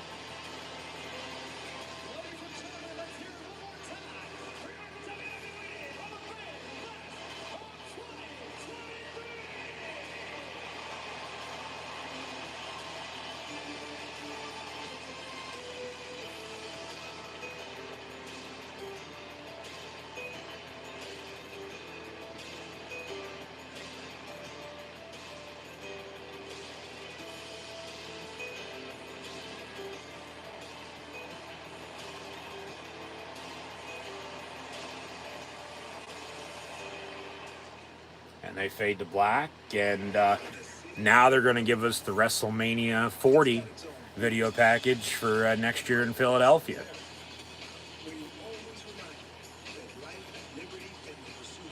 Life, liberty, and the pursuit of happiness. Passionate, proud, no quit, tough, blue collar, Philly tough, even though Pittsburgh's better. Next April. I believe the dates once again are April the 6th and 7th, 2024 for WrestleMania Extra Large. WrestleMania Roman Reigns numerals XL WrestleMania 40. Get the XL because L is 50, but then you subtract the 10, and that's how you get XL for 40. There's a number one R-Truth fan.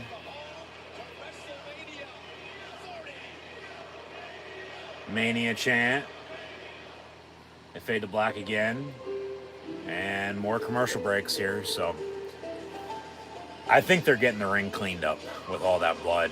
I mean, this was probably planned anyway, but, you know, as much blood as there was, probably getting that cleaned up, and then, of course, getting the cell raised back up in the air. Just buying some time before the main event starts. And then, of course, if, you know, there's going to be a segment or something like that again here before the main event, let alone, who knows, maybe The Rock's coming out to close out WrestleMania. We'll see.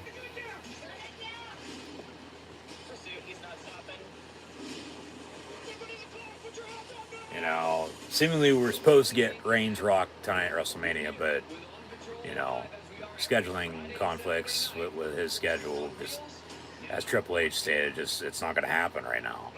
You know, but then Rock even teased recently, like, hey, I might see you sometime soon, you know, and you know, that'll be in person. So, I mean, just, you know, get people talking is all it does. But, yeah, like I said earlier, from what I saw, it said, you know, they're going to let Reigns and Rhodes just ball out. They'll let them do whatever the hell they want.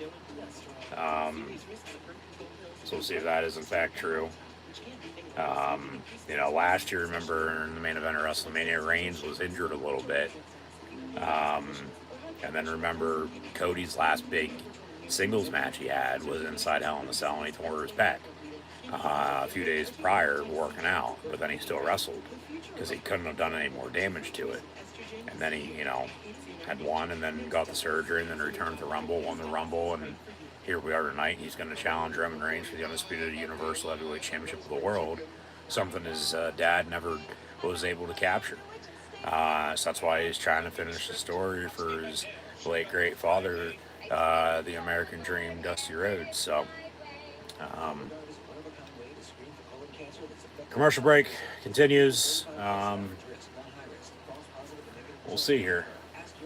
We'll see what happens. The cards blow. I think it's going to happen with Reigns and Rhodes. Been saying they need to split the titles, but I mean, at this point, Reigns has been on this journey almost 3 years now, going on 1,000 days.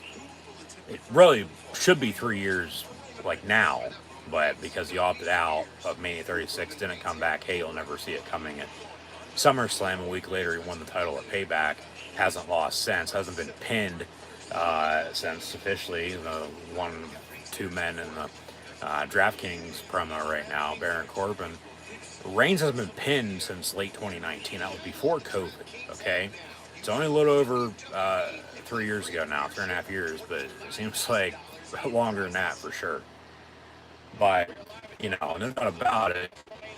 Split the titles or insert a new one, but at this point, he's done how much? It's like, well, all this is going to be for nothing then.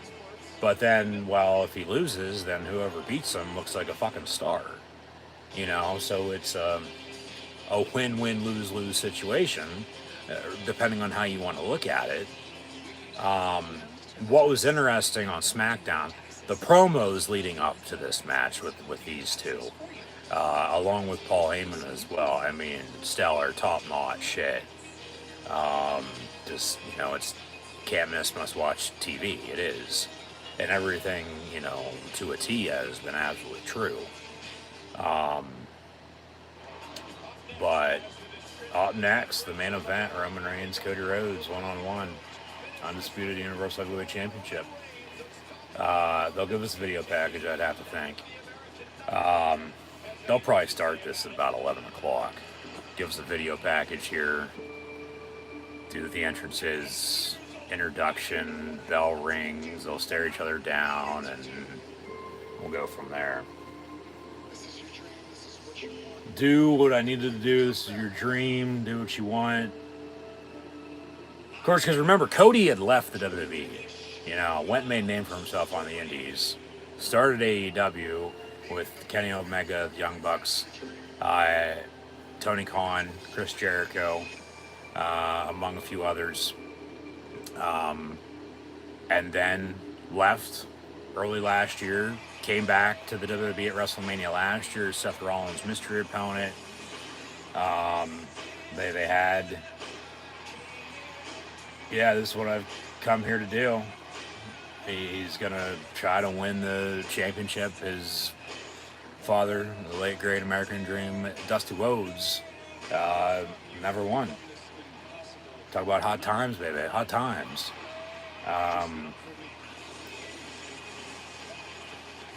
Made for Cody Rhodes. Well, yeah.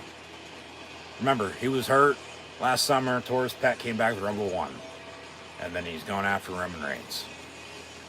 What was interesting just the other night, like I said, Reigns was like, hey, have you ever won this? Have you ever won this? Have you ever been in the main event of WrestleMania? No. But he only raised the WWE title in front of him. Heyman held on to the Universal title. So they could split them. Because they put themselves in a fucking corner last year when they had Reigns beat Lesnar, become the undisputed champion. And then in the meantime, they should have split them, but they haven't. Let alone insert a new title, but they haven't. If not now, then when? Okay, because it's been going on, this long. Because Cody's, an option, as is Seth Rollins, as is, a ton of other talent on the roster, to be fucking world champion in the WWE. Because Roman Reigns has beaten literally everybody that stood in front of him in a championship match since August of 2020 when he returned. Hey, you'll never see it coming at Wrestle fucking Mania to SummerSlam. All right? I acknowledge you, damn it, says Cody Rhodes. You need to acknowledge me. But as Cody Rhodes is the American Nightmare, Roman Reigns is the big dog. The tribal chief who sits at the head of the table, who has been on God mode, who by this point in time, hopefully you would have acknowledged him. And Paul Heyman's now calling him the money. Okay? Because he's a draw. He's main eventing WrestleMania once again. He main evented WrestleMania 31. He main evented WrestleMania 32. He main evented WrestleMania 33. He main evented WrestleMania 34. He main evented WrestleMania 37. Main evented last year at WrestleMania 38. And guess what he's doing fucking tonight once again at WrestleMania 39? Oh, that's right. Roman Reigns is in the main event. As wrestling has more than one royal family, here comes the American Nightmare, Cody Rhodes. So it's main event time. And honestly, who the hell knows what's going to happen? Because we saw the Usos lose, as Cody's going to rise as well. This is, no doubt about it, the biggest match in his fucking career. Okay? Win or lose, he wins. Plain and simple, alright? Oh, pyro. Who's going to get the most pyro? Cody or Roman? There's more pyro. Of course, the winner's definitely going to get pyro. But then how do you have WrestleMania end? Cody standing tall, you know, Reigns winning, out comes The Rock, you know, or do you have somebody else come out to Cody? I would think if Jay White's coming in, that's tomorrow night. He still could be going to AEW for all we know, okay? But, and Reigns only didn't main event 35 and 36, I might add, because he, for 35, had just come back from beating leukemia a few months prior. So then they had him in a match and he defeated Drew McIntyre. And then 36, COVID had hit. He opted out for concerns of that, even though he was in the main event championship match, going to beat Goldberg. Strowman replaced him. He won the title, held down the fort until SummerSlam. The Fiend Bray Wyatt beat Braun. Hey, you'll never see it coming. Reigns wrecked everyone and left. Returned, won the title then a week later at Payback, and hasn't fucking lost since. As Cody makes his way to the ring. Cody was in AEW for, you know, a good 3 years. He was on the Indies for a good 3 years before that. Over in New Japan Pro Wrestling, I might add as well. Part of the Bullet Club, as there's this family front row. As he's probably wishing his dad, Dusty Rhodes, is there as well, but he knows he's there in spirit. The American Dream to the American Nightmare. So Cody getting a special entrance with his family as he walks to them front row. As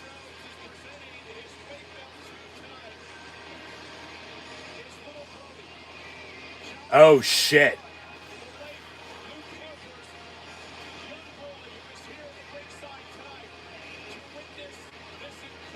I wonder how that came together. Well, it goes back to AEW.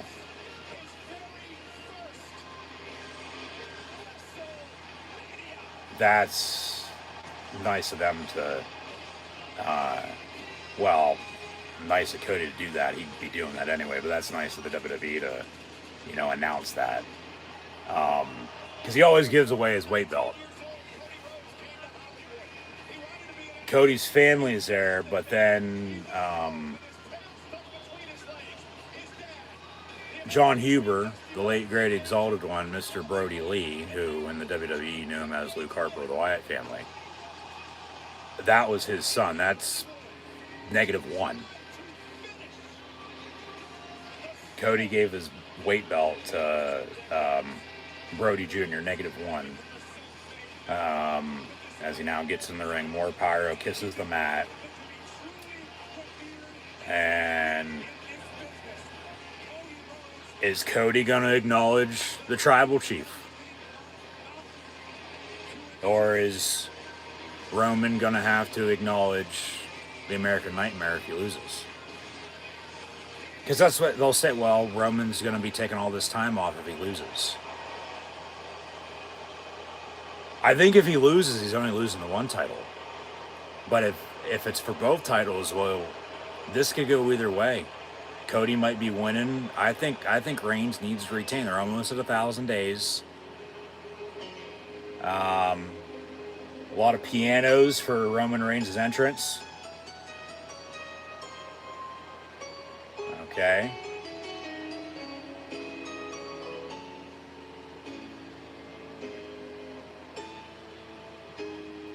But because remember, this was supposed to start at 36 to 39. That's 3 full years. That's 1,000 days. If that's the case, then he fucking loses tonight. But you're so close, yet so far away still. It's at this point, you think, keep having him win. But then who's next? If Cody ain't gonna beat him, we'll have Roman Reigns just keep going on a, longer run, because he still needs to solidify himself as the true head of the table of the bloodline, and he needs to beat The Rock to do that. So until then, he needs to stay champion.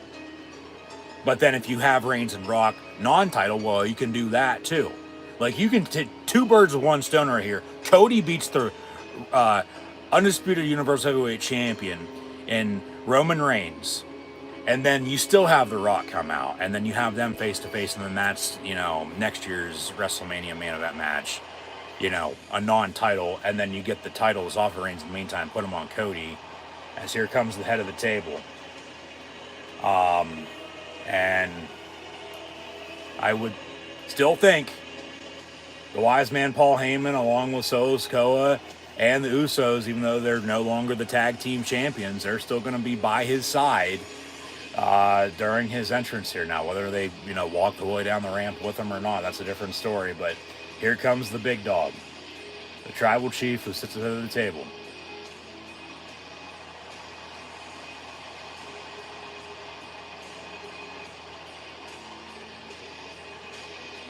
It'll just be Roman Reigns, Solo Sikoa, and the wise man Paul Heyman. No Usos. So keep that in mind for later. No Usos. Be interesting to see if they get involved ringside, by any means, or not.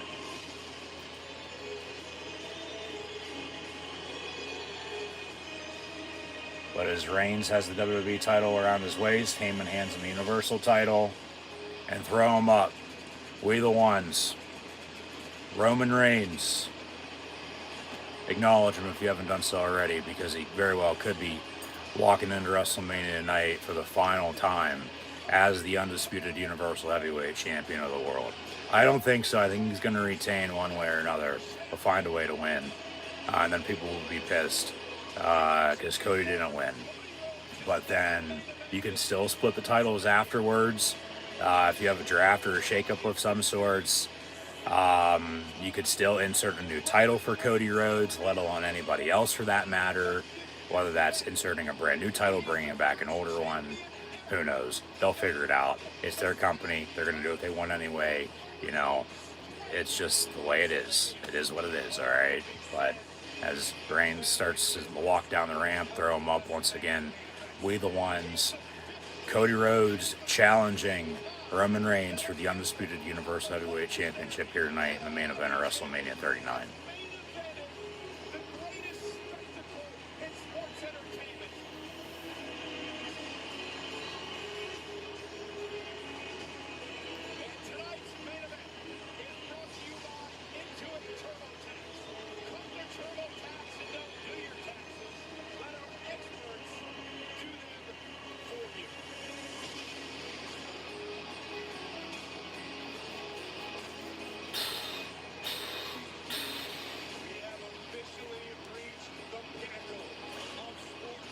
The pinnacle of sports entertainment. Those are some choice words.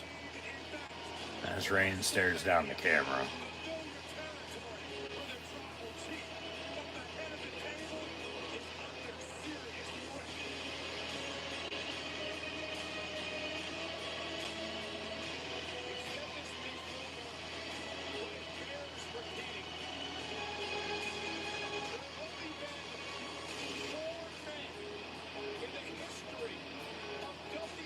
Four men in WWE history. World Championship, longer. Pedro Morales, Bob Backlund, and Bruno Sammartino. Oh, Hulk. And Bruno. So Reigns would be the fifth. Yeah.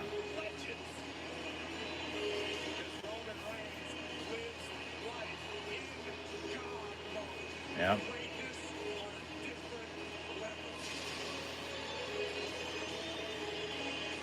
As he walks the steps, he's coming up on 1,000 days as champion. Hard to believe. Almost 3 fucking years.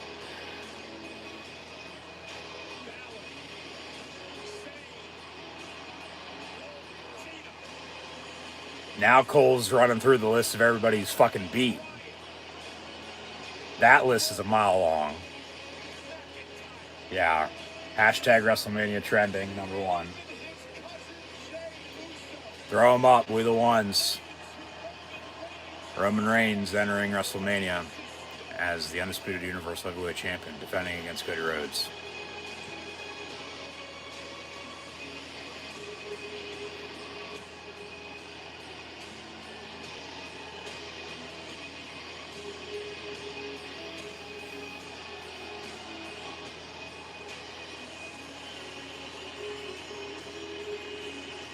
Reigns looks over at Rhodes, gives him a look as he's gonna raise the titles, and we'll throw them up and raise the ones.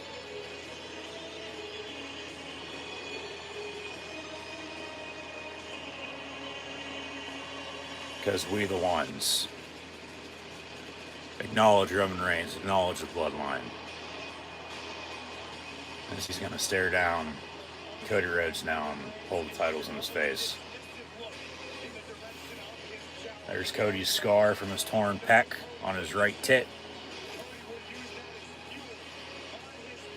What's going to happen? I don't know. Let me know in the comments below your thoughts. Should be a hell of a match. Either way, we're going to have to live with whatever the hell happens, because they're going to do what they want. But I think Roman Reigns is going to retain. I do. You get to this point, why stop now? Unless they truly believe Cody's the next guy. But even if he is, you don't need to have him beat Roman, like this way. Even though you could, they might not.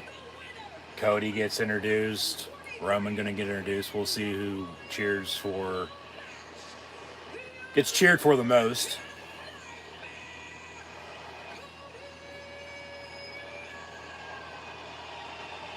But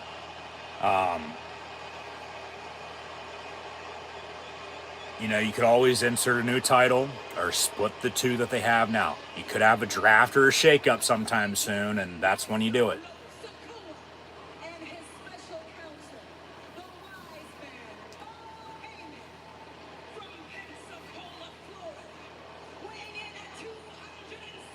Hashtag undisputed title. As he showboats, flicks the titles, suck on this a little bit. And Reigns getting introduced, throw him up again, once again. We the ones. Cody getting the cheers, Roman getting the boos. Still take 2 birds out, 1 stone. On top of what I said just a little bit ago too, you could also have, Reigns win. They boom out of the fucking building, but then you get a big pop if The Rock comes out. Now Heyman gonna get on the mic and hand it over to Roman Reigns, and he's gonna say, WrestleMania, acknowledge me. And they're chanting, fuck you, Roman. And a Cody chant as well has started. And Roman says, oh, hold on, I'll get him to shut up. And Reigns saying, hey, quiet down a little bit. And they boo him. And now he says, hand over the mic.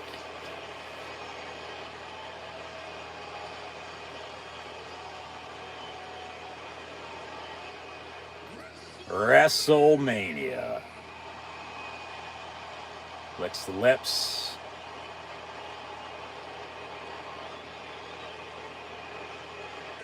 Acknowledge me. We the ones. Throw him up.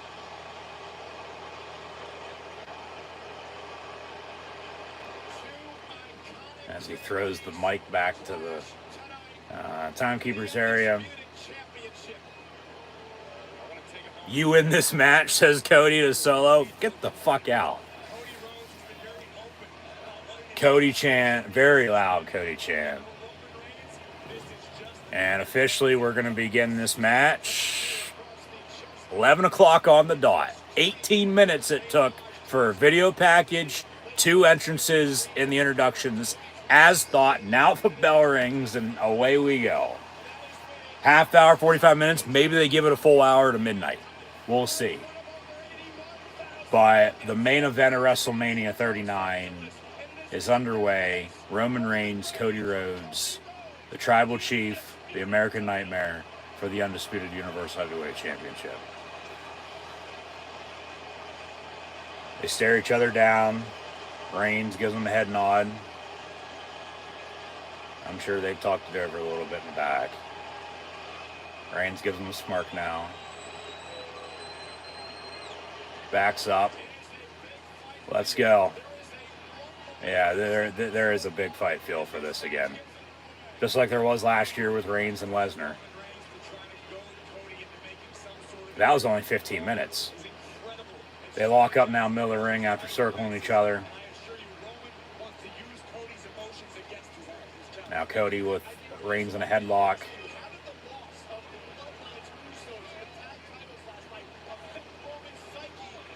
And then Reigns saying, no.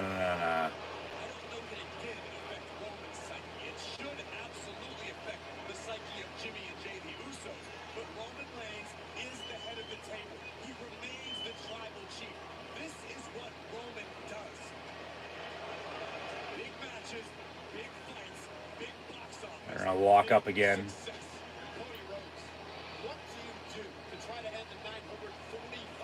945 days officially. So he's 55 days away. That's less than 2 months. Yeah.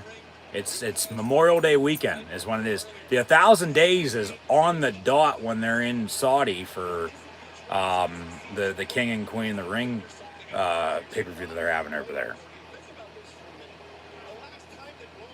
Takedown. Cody has Reigns in a headlock still. Very loud Cody chant. Very loud Cody Rhodes chant. Off the ropes. Cody slides, kicks, going old school with a punch.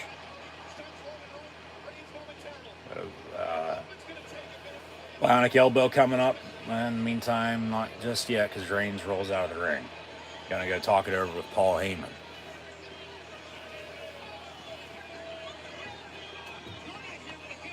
You're not here for him. He's here to see you. He's the irrelevant one. We're on the island of relevancy. Now smash him, says Paul Heyman.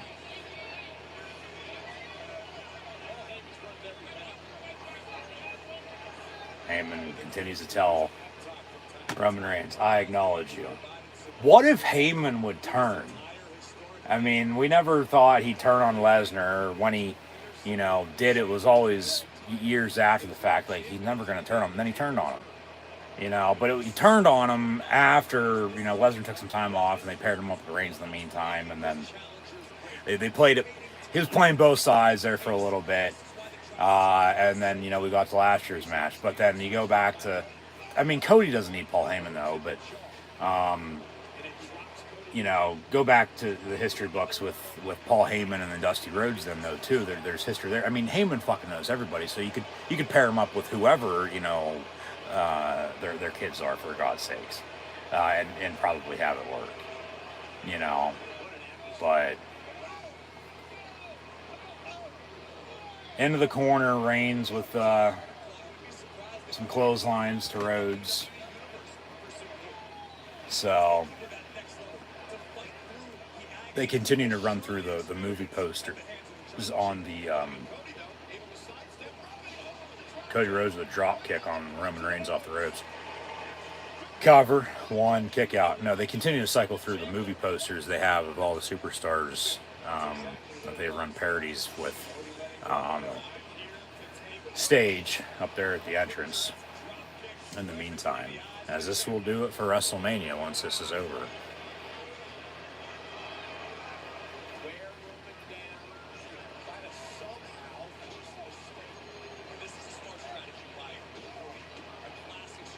So Cody's in control now.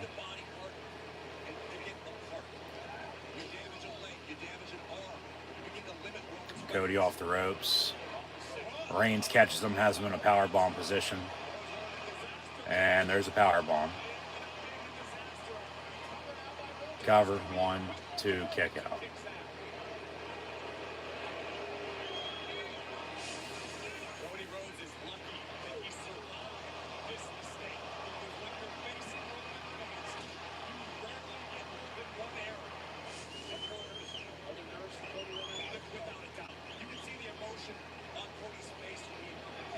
Reigns was a couple punches there.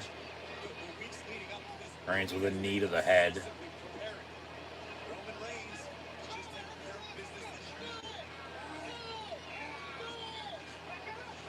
Back it up. They break up the count on the 3 count on the rope break.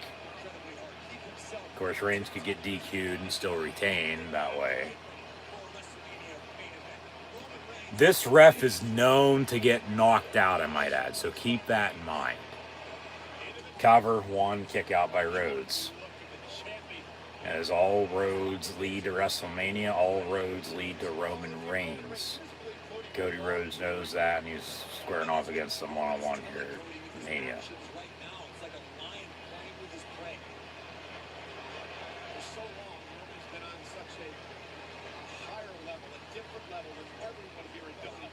Vertical suplex.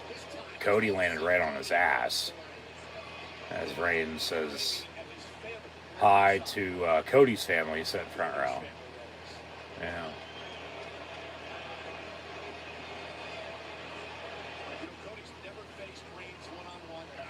Cody over the top rope.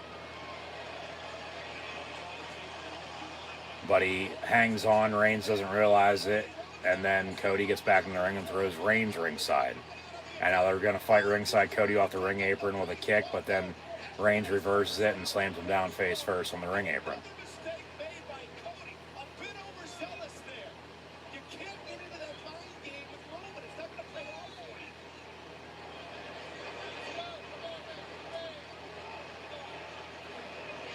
Now they're going to fight up the ramp. They're not going to fight the whole way up that ramp, are they?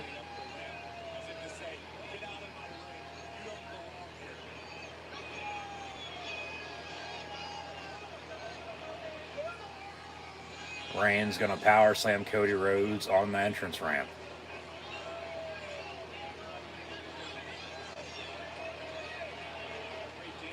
And now Reigns back into the ring. They're going to count out Cody Rhodes. But then Reigns gets back in and out of the ring to break the count. And Reigns tells Solo to, hey, come on.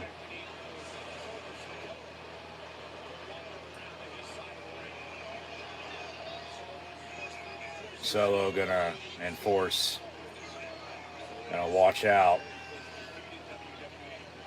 I doubt he'll get involved because then Reigns would get DQ'd unless the ref's not gonna see it. Cody gonna reverse that though, pick up and power slam Roman Reigns now on the entrance ramp.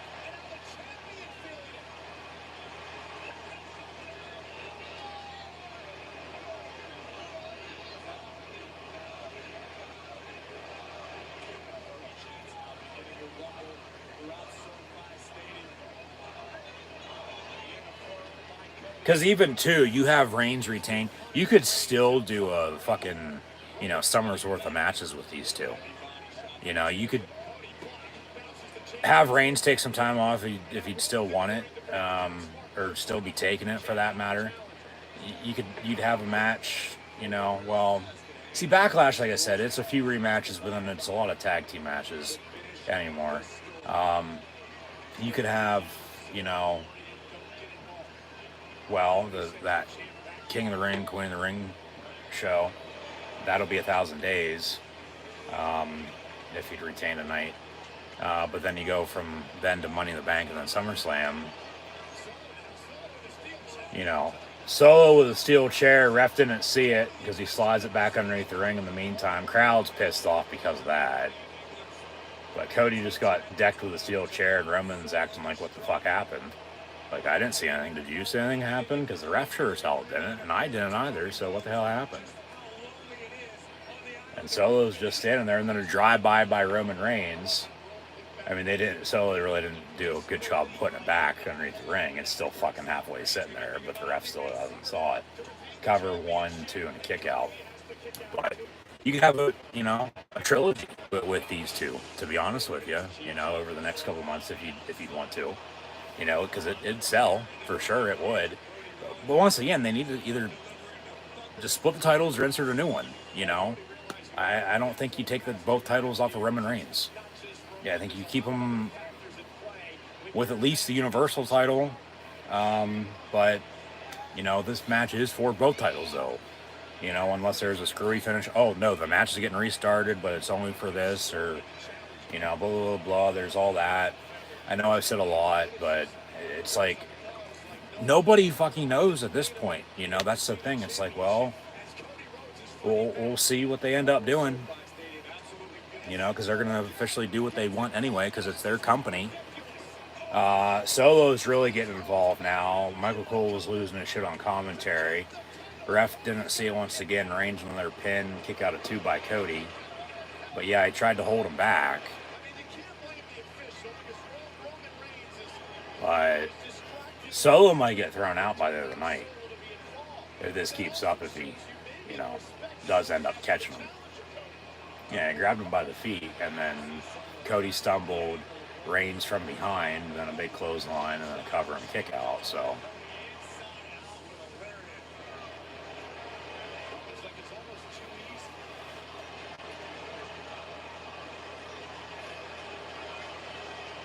Into the corner they go.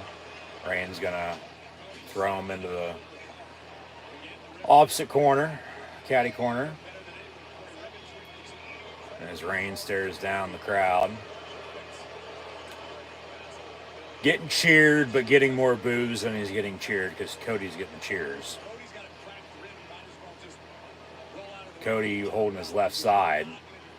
Yeah, like, what if he's hurt again? He's injury prone then. And then they definitely won't fucking do anything with him if he gets hurt again.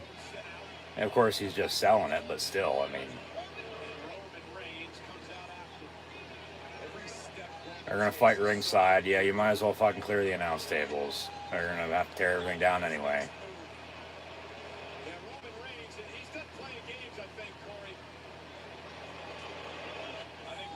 So Reigns going to clear both announce tables.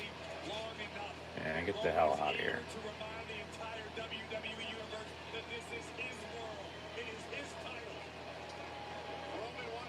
Trying to think officially what. Because Reigns ain't hitting a fucking frog splash or an elbow drop or a leg drop or anything like that. What the hell? Reigns gets back in the ring to break the count and rolls back out. But unless Reigns is going through it, what? Well, maybe a reversal and a back body drop from one announce table to the other. Cody going to reverse here. We the ones throw him up. So what it looks like is coming.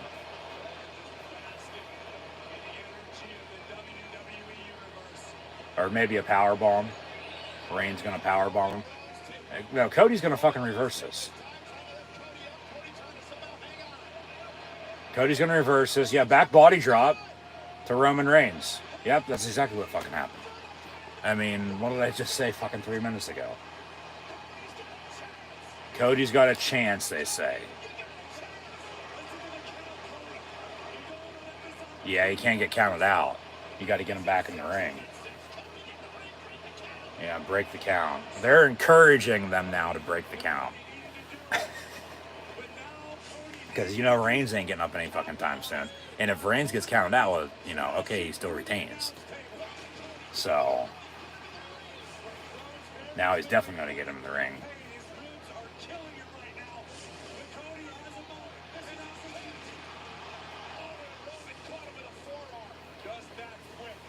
Cody off the ropes, right behind Roman. Old school with a punch. And then Reigns into the corner. Cody moves. Power slam. Cody on his feet, getting the crowd pumped up here.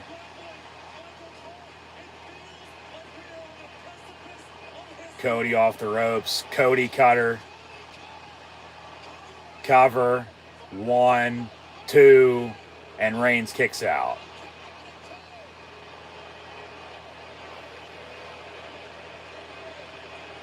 Reigns is cut open a little bit. You got a little scar there. Top, middle, forehead.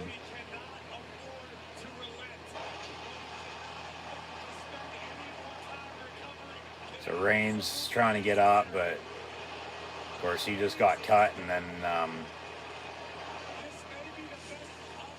you know, pinned and kicked out. Cody on his feet here. Yeah, Cody Rhodes is trying to finish the story and trying to become WWE Undisputed Universal Heavyweight Champion. Reigns rolls out of the ring. Cody now off the ropes. Suicide dive. Yep. Right into the barricade.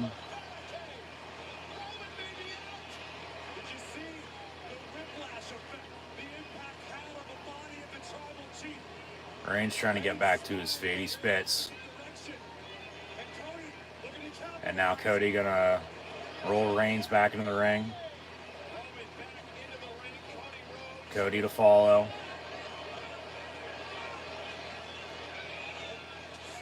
Cody gets whipped by Cody's weight belt from behind. The ref heard it, but he didn't see it. The ref going to throw out Solo? Yep. Solo Sikoa's been thrown out from ringside. Third time was the charm. So, well, remember, the Usos, remember, hey, you'll never see it coming potentially. Again, there's always a plan B. Is there somebody else in the bloodline that we don't know about that could make an appearance to help out, you know, Roman Reigns?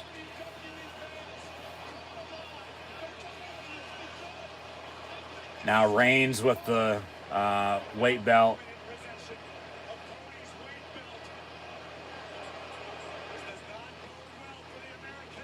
And not a Texas bull rope match by any means, but they're using Cody's weight belt. Ref says, hey, give me the belt. Reigns says no, but then a super kick by Cody. And then a crossroads. Yep, crossroads from Cody Rhodes to Roman Reigns. 1, 2, and Reigns kicks out.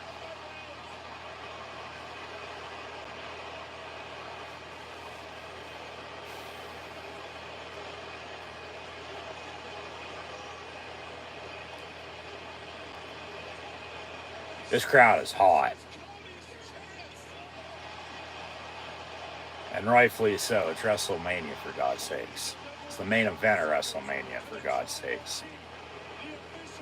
That's 2 times now Reigns is kicked out at 2 7/8, 2 3/4.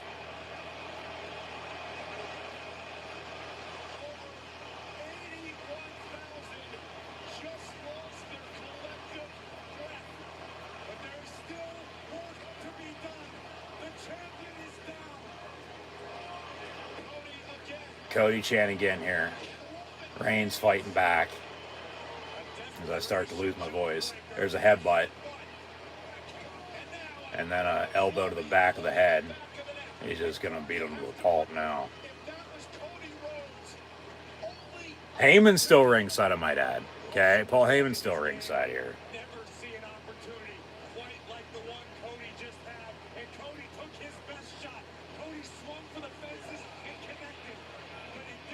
I mean, you could have The Rock come out even while the match is going on and have him screw over Roman Reigns and Cody wins that way. Do that too.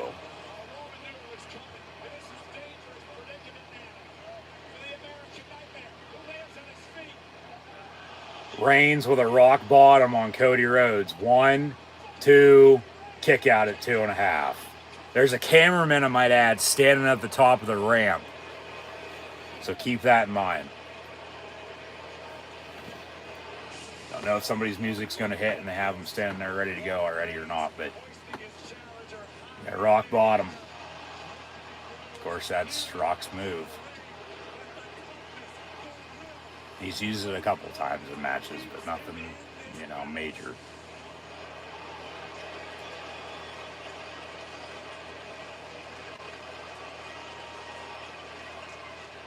Reigns like, all right, yeah, let's go. But this is where Cody wanted to be. Cody is in the deep end with the great white shark. Does Rhodes have what it takes to finish the story? Is this going to be in a nightmare for Cody, or is this going to be a nightmare for Roman Reigns?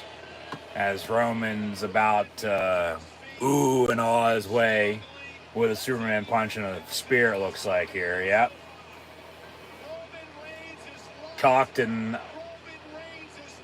loaded. Superman punch, nope. Pedigree from Cody in reverse, yes. Cover. 1, 2, and Reigns kicks out again.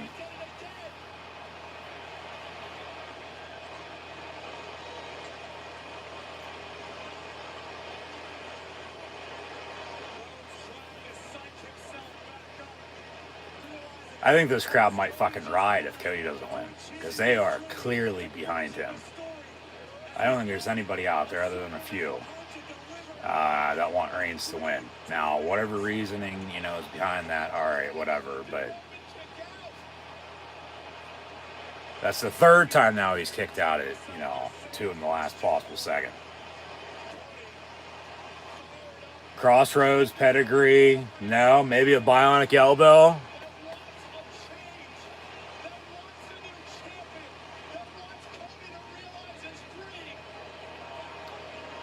Cody to finish the story. Reigns misses with a clothesline. And then Reigns hits with a Superman punch as Cody was coming off the ropes. Cover 1, 2, and Cody kicks out. Reigns sitting in the corner. Ref telling him, hey, that was 2. But then Reigns might, in the meantime, out of that corner, might be gearing up for a spear.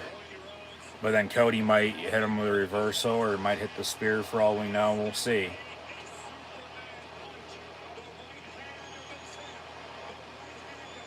And Heyman thought it was 3, and no, they kept.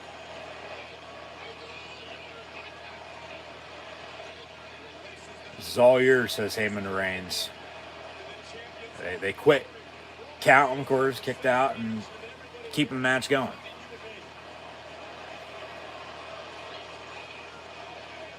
This is awesome chant from the crowd.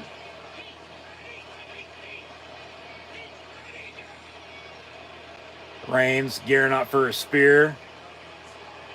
Ooh. Spear, but then a roll through on Cody on the reversal. 1, 2, kick out. And then a takedown. Figure 4 into a figure 8.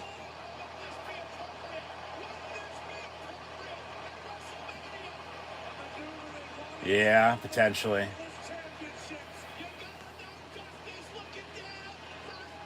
Reigns ain't fucking tapping out to a fucking figure 4. 1, they count him, okay. Another count, 1. Only 1 elbow down, though. Only gets the other one up now. Alright. Yeah, just as much as, you know, Flair did the figure 4 and figure 8. So did Dusty, among a lot of others back in the heyday. Reigns is going to try to reverse this, though. And then it'll put the pressure on Cody Rhodes. Yeah. Yep. Reigns reverses it. But then Cody trying to get a rope break, which he does.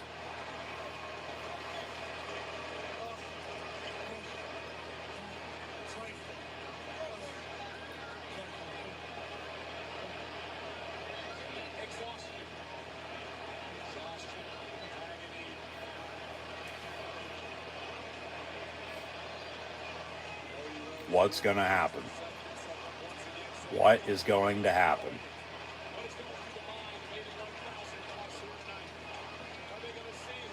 You know, what's going to happen and what's going through my mind, what's going through everybody's mind there, let alone everybody else watching at home. Thank you once again for tuning in and watching my WWE WrestleMania 39 live watch along reactions live here on YouTube. Be sure to like, follow, and subscribe to social media. Links in the description below. Booing and yaying now with the punches. Cody's on the ring apron outside the ropes. Reigns in the ring. Boos for Reigns, of course. Yays for Rhodes.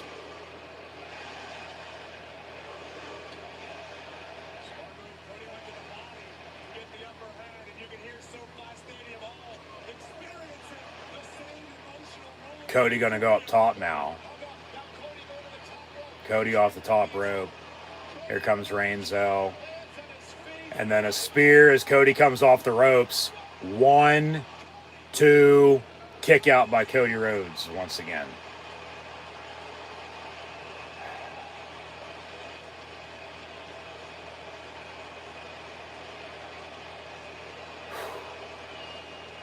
Talk about close. I mean, this is fucking as close can get. Because I don't know what's gonna happen. I don't think anybody does.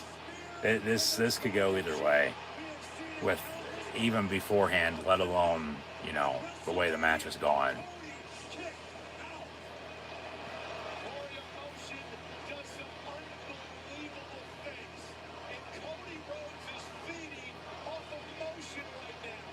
Reigns saying that was 3. No, it was 2. I think you did hear him say, "What's that?" to the ref, and then he rolled over, and then the ref was telling him this or that. I don't know what, but I think they might be going home here. You know, we started this match at 11 o'clock on the dot. It's almost 11:30. It's been a 27-minute match at this point for the Undisputed Universal Heavyweight Championship. Reigns now just beating them down with a lot of forearms. Reigns saying, "Huh, what's that? Yeah, let's go." We the ones, but he's getting flipped off on a lot of those.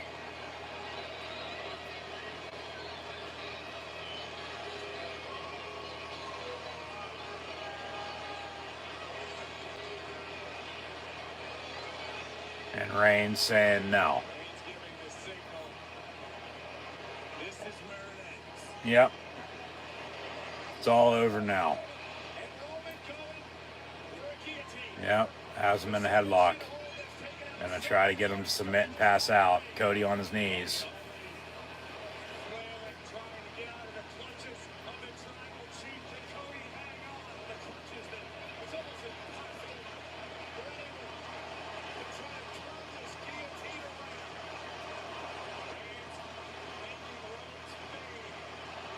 Cody's passing out.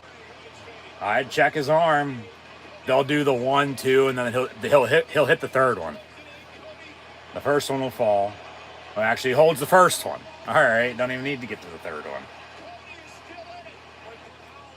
Cody back on his feet, but then Reigns still has him locked in. He falls down, but then they'll get him on a pin right there, potentially. Cody passing out again.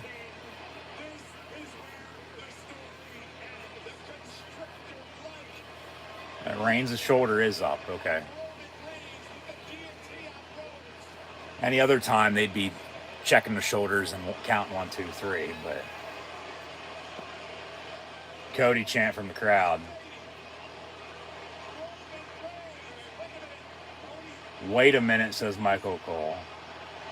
Cody's fighting out of it. All right. And then Cody just haymakers now to Roman Reigns in the middle of the ring.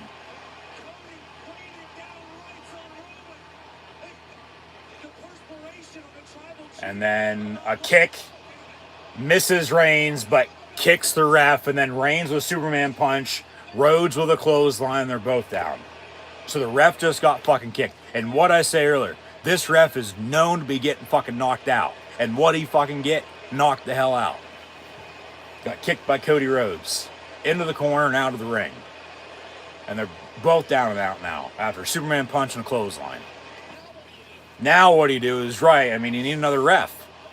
They're going to show a replay, but of course, yeah, you need another fucking ref. You need, you know, something to happen for somebody, of course. You know, with more distractions to help them out, and then get a new ref in there, and then doesn't fucking matter, and that's how the screwy finish ends. The match. Cody getting to his feet first here.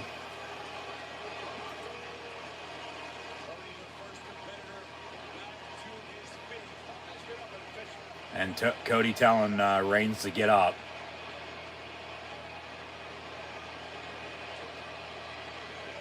Cody from behind. Crossroads on Roman Reigns. But then there's Superman. Or super kick, excuse me, from the Usos. What'd I say? What did I fucking say? So the Usos come out. Not Superman punch from Roman Reigns just yet, but a double super kick to Cody Rhodes. And then off the ropes, there's the 1D shatter machine that they do to take out Cody Rhodes. So the Usos, we the ones, throw him up again. They come out to help out Roman Reigns. Now they're going to drag Reigns over on top of Cody Rhodes, but remember, there's no ref. But in the meantime, here come Kevin Owens and Sami Zayn to the rescue, taking out the Usos. So then this could set up a six-man tag. You have Cody Rhodes, Kevin Owens, and Sami Zayn against Roman Reigns, Jimmy, and Jey Uso, the Usos. Stunner from Owens to Reigns. Haluba kick from Sami Zayn to Roman Reigns. Yep. And then here come the Usos once more. So them and Owens and Zayn gonna fight ringside back into the crowd, it looks like. Of course, in the meantime, Owens is wearing a Dusty Rhodes shirt and yellow sneakers, I might add, paying homage, coming to help out Cody, making Roman pay. Ref's back in the ring now. Reigns on his back. Cody with his arm over him. Cover. 1, 2, and Reigns kicks out. Roman Reigns kicks out once again. Main event continues.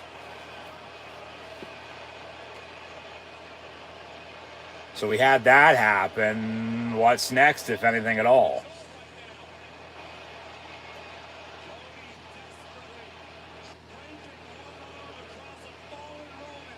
I didn't think Roman was getting up there for a second. I didn't. But then he kicked out. Another Cody chant from the crowd. Yeah. Poor loss of words once again for the second consecutive night in the main event of WrestleMania.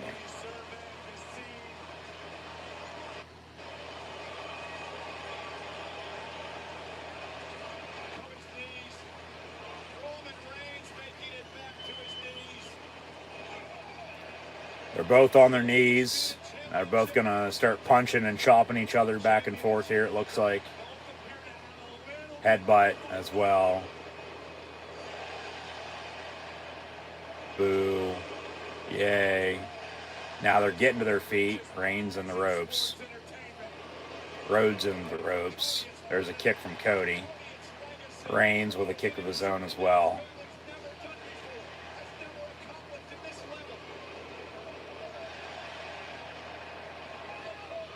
Just back and forth. Punching each other. Stumbling all over the place. Nice uppercut there. Roman Reigns with a Superman punch, but then Cody fighting back with some lefts. And then here comes the bionic elbow. Oh. And boom. And then there's the old school punch dropping down. Crossroads, this might do it. Crossroads, Cody Rhodes on Roman Reigns. Not once, but he rolls it through. Going to do it twice. Third time's the charm. Paul Heyman now up on the ring apron. Ref distracted. Rhodes still looking for the third crossroads. Is that Solo Sikoa again? Samoan Spike out of nowhere. He came back out in a fucking sweatshirt. Reigns off the ropes. Spear. Cover. This might do it. 1, 2, 3. And Roman Reigns is still your undisputed WWE Universal Heavyweight Champion, defeating Cody Rhodes tonight in the main event of WWE WrestleMania 39. And nobody's going to be fucking happy about it. Everybody is going to be pissed. Why? I don't know. But as mentioned earlier, win or lose, Cody still wins. Okay? Reigns is still your champion. They still need to split the titles or insert a new one, which they still could do. Cody could be in, contention for that. Hell, he could win fucking Money in the Bank in July for all we know. We could have another match with these two later on in the summer. I think we're definitely getting a 6-man tag with Cody, Kevin Owens, and Sami Zayn against the Bloodline next month at Backlash. But what a fucking match. What a finish. I mean, people are going to be pissed with all the fucking interference. But if you've watched a fucking Roman Reigns match within the past 3 years, you know that's going to happen at some point in time during the match. So it's nothing new. So I don't know why you're pissed then. So, yeah. Finish the story. Not all stories end with happy endings. Nice guys never finish last.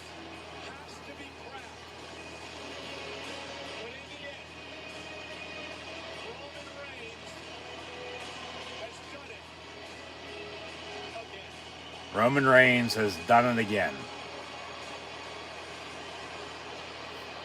As he raises the titles, he is still the undisputed WWE Universal Heavyweight Champion of the world, defeating Cody Rhodes here in the main event of WrestleMania.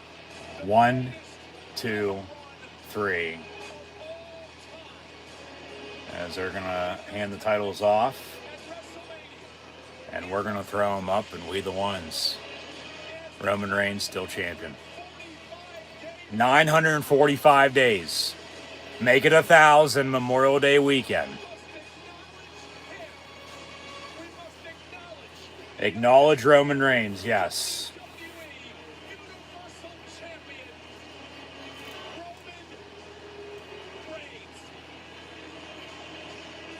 Reigns gonna walk up the ramp with Solo, who got ejected, but then he came back out. Yeah, jumped the barricade from behind. Cody was gonna go for the third crossroads. Second one might have done it. Heyman got involved, Spike, and then Reigns off the ropes not once but twice. Spear, 1, 2, 3. And hey, it's been this long. Why not let it ride some more? Reigns will stand in the perfect spot with the WrestleMania entrance behind him and hold the titles up in the air, and here comes the pyro. We the ones. Roman Reigns, your undisputed WWE Universal Heavyweight Champion. As he stares down the camera now, there's Cody with Reigns in the background, as Cody Rhodes could not finish the story.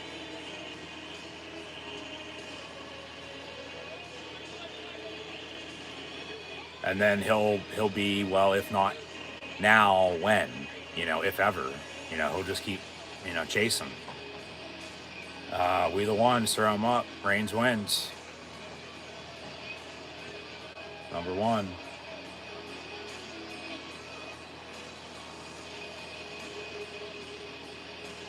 This crowd was clearly behind Cody Rhodes tonight. They were. They wanted him to win so fucking bad. As Reigns walks off, he's still champion. They're gonna give us a recap from WrestleMania last night and a recap from WrestleMania now already tonight with everything that's happened. It was a good weekend. I mean, it had the 5, 6, 7 good matches that we thought coming in, and then everything else was. I mean, it was good for a first Triple H WrestleMania. That's what I've been saying, though. Watch out for next year, man. He has a full calendar year in between to get ready. And I get plans change. And there's always a plan B. But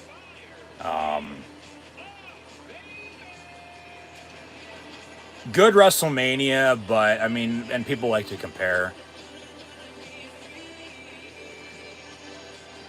I think it's just going to be remembered as, honestly, not necessarily an average show, but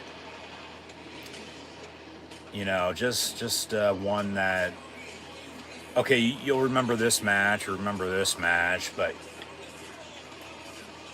it wasn't, show-stopping barn burner from start to finish, as it shouldn't be anyway.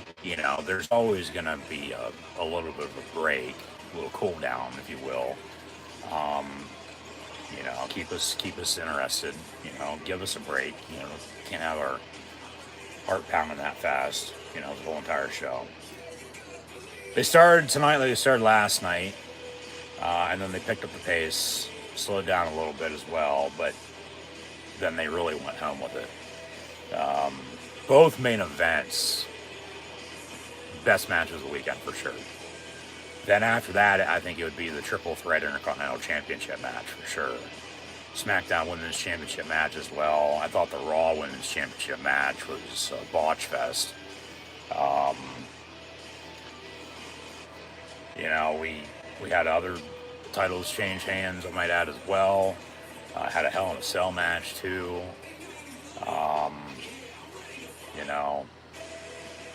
Overall good show.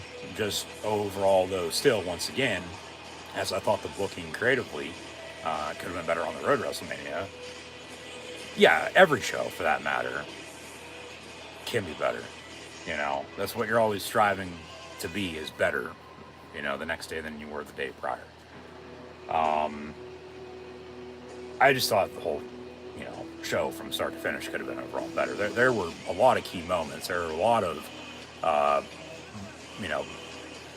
big points to the show. There were WrestleMania moments as well. I mean, honestly, the biggest thing we're going to be talking about coming out of the weekend is Roman Reigns is still fucking champion. And then the company might be getting sold as early as tomorrow, as we, talked about at the start. But, I mean, shout out to the production team for getting this video recap, put together, like this so quick. And there's the closing credits, and that'll do it for WrestleMania, as Roman Reigns stands tall and is, in fact, TV is not like anything else. still the undisputed WWE Universal Heavyweight Champion. So we'll see where they go from here. He's definitely going to hit that 1,000 days, because they're not going to have him defend the title at Backlash. It's going to be a 6-man tag. It's going to be the Bloodline against Cody Rhodes and the new tag team champions of Sami KO and Kevin Owens and Sami Zayn. That'll be your main event for that show, if I'd have to guess. And then, a few weeks later, at the end of Memorial Day weekend, that Saturday, because AEW Double or Nothing will be the next night, NXT reportedly going to run head-to-head with that, so we'll see how many people actually watch that. But that's neither here nor there right now. But that 1,000 days, I believe, is on the dot of the day they'll be in Saudi Arabia for that King and Queen of the Ring show. And then there's no June pay-per-view, but then July the 1st, they'll have Money in the Bank across the pond before they come back stateside for SummerSlam in Motown in early August.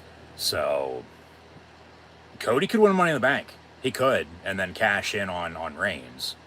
But let alone, I don't even think we need to do that. Have somebody else fucking win Money in the Bank. Have them then hold that briefcase for within a year, of course, as you'll have a year to cash it in. have him, chase, keep us on the edge of our seat, because that's what the Royal Rumble, it starts the road to WrestleMania. That's a big point in the year. But then Money in the Bank, it also sets the course for the next calendar year in the WWE. It's a championship in waiting. If you cash in successfully and win, you're a world champion. That's what that contract states.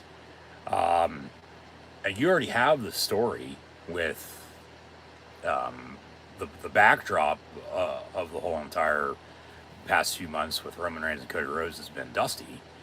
But Cody couldn't finish the story tonight.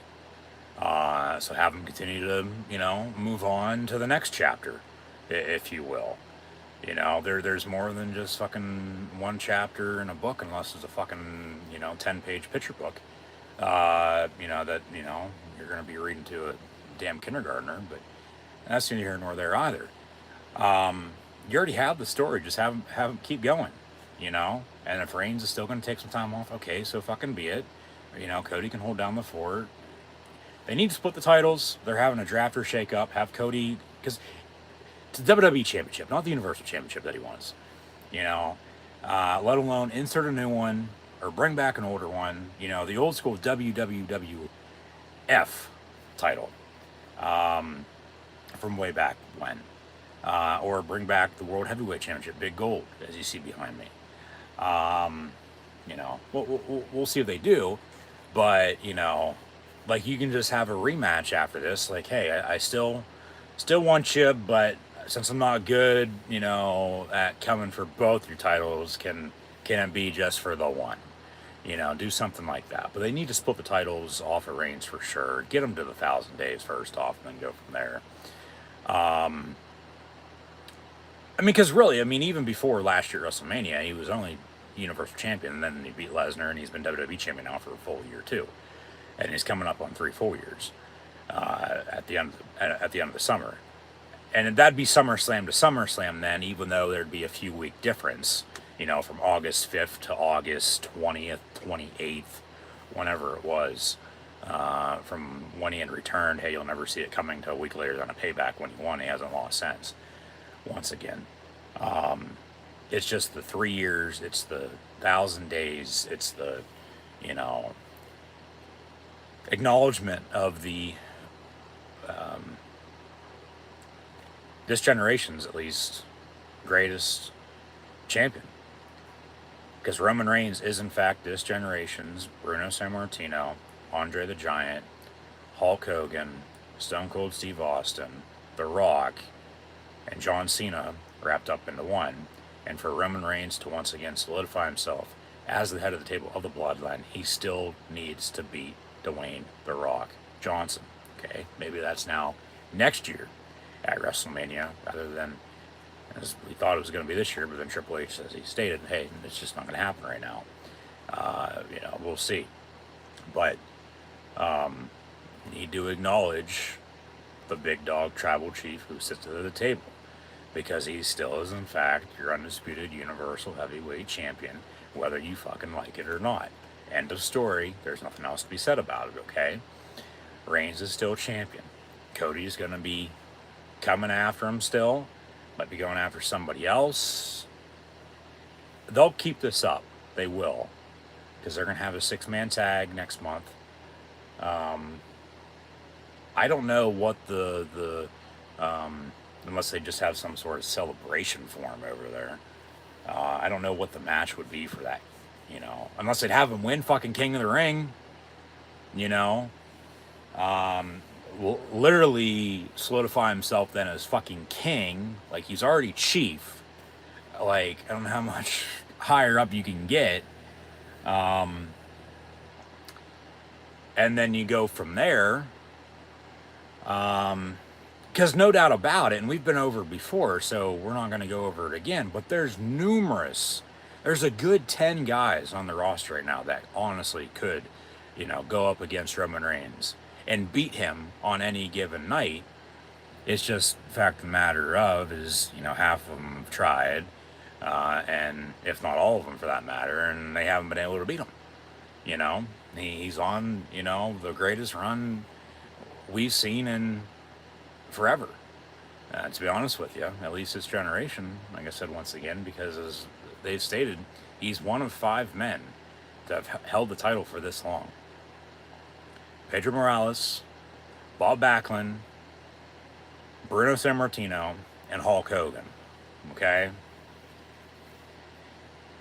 Then there's Roman Reigns. He's coming up on 1,000 days. It'll be 9:46 tomorrow. It'll be 1,000 Memorial Day weekend for the King and Queen of the Ring show. And then I believe it's 1,070 on the dot come August the 5th for SummerSlam, if I'm not mistaken, if I counted right beforehand. But if you want to do your math on that, go count a calendar as well. But I mean, a damn good show, just, overall, as always, could be 10 times better. I'm not going to complain, though. I'm not, even though I am. I'm not, because, like, they go out and showcase for us. We're just sitting here talking about it, watching along.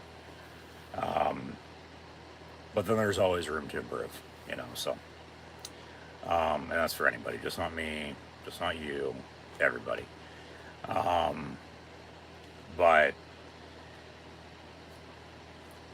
yeah, Roman Reigns is still champion.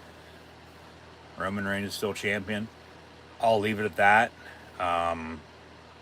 We'll give a full recap of what happened this WrestleMania weekend tomorrow night before Monday Night Raw begins.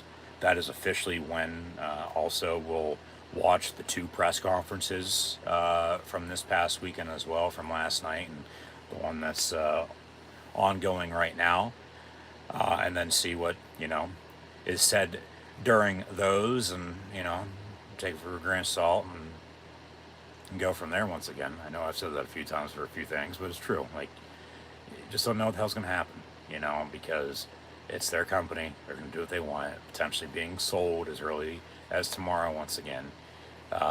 So we'll just see what happens. But WrestleMania 39 in the books. And now officially we're going to be on the road to WWE WrestleMania 40 next April. And I have plans on being in attendance at SummerSlam this summer, along with WrestleMania next year as well. Just keep an eye out for videos, keep an eye out for upcoming videos live here on the channel. In the meantime, whether it be college football, the NFL, professional wrestling, WWE will have Backlash May 6th. They'll have the King of the Ring then 3 weeks after that. That'll be Memorial Day weekend, AEW Double or Nothing the next night as well. AEW will continue their summer before they get to All Out, and then Full Gear in the fall. But WWE from now, following Royal Rumble and Elimination Chamber, on the road to WrestleMania 39 in the books, be Backlash, King, Queen of the Ring, Money in the Bank, and SummerSlam, and then we'll be in the fall schedule then as well, and then into 2024 and on the road to WrestleMania 40. They'll go extra large for that show.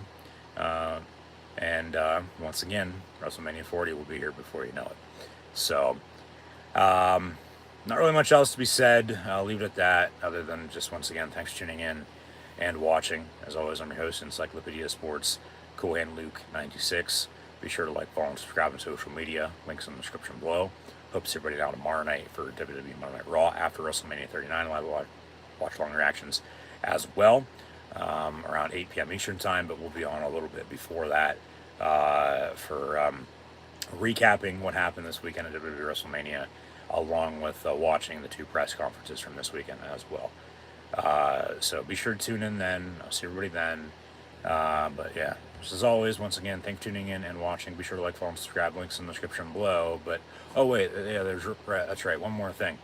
Roman Reigns is still, in fact, your undisputed WWE Universal Heavyweight Champion, because he is, in fact, the big dog who sits at the head of the table.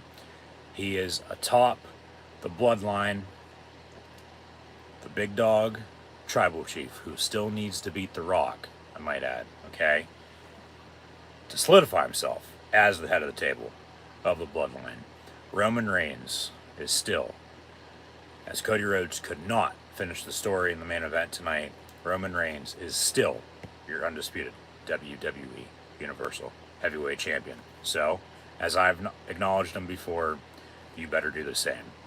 Meantime, once again, thanks for watching. Hope to see everybody out tomorrow night for WWE Monday Night Raw after WrestleMania 39, as WrestleMania 39 is officially in the books and we're on to WWE WrestleMania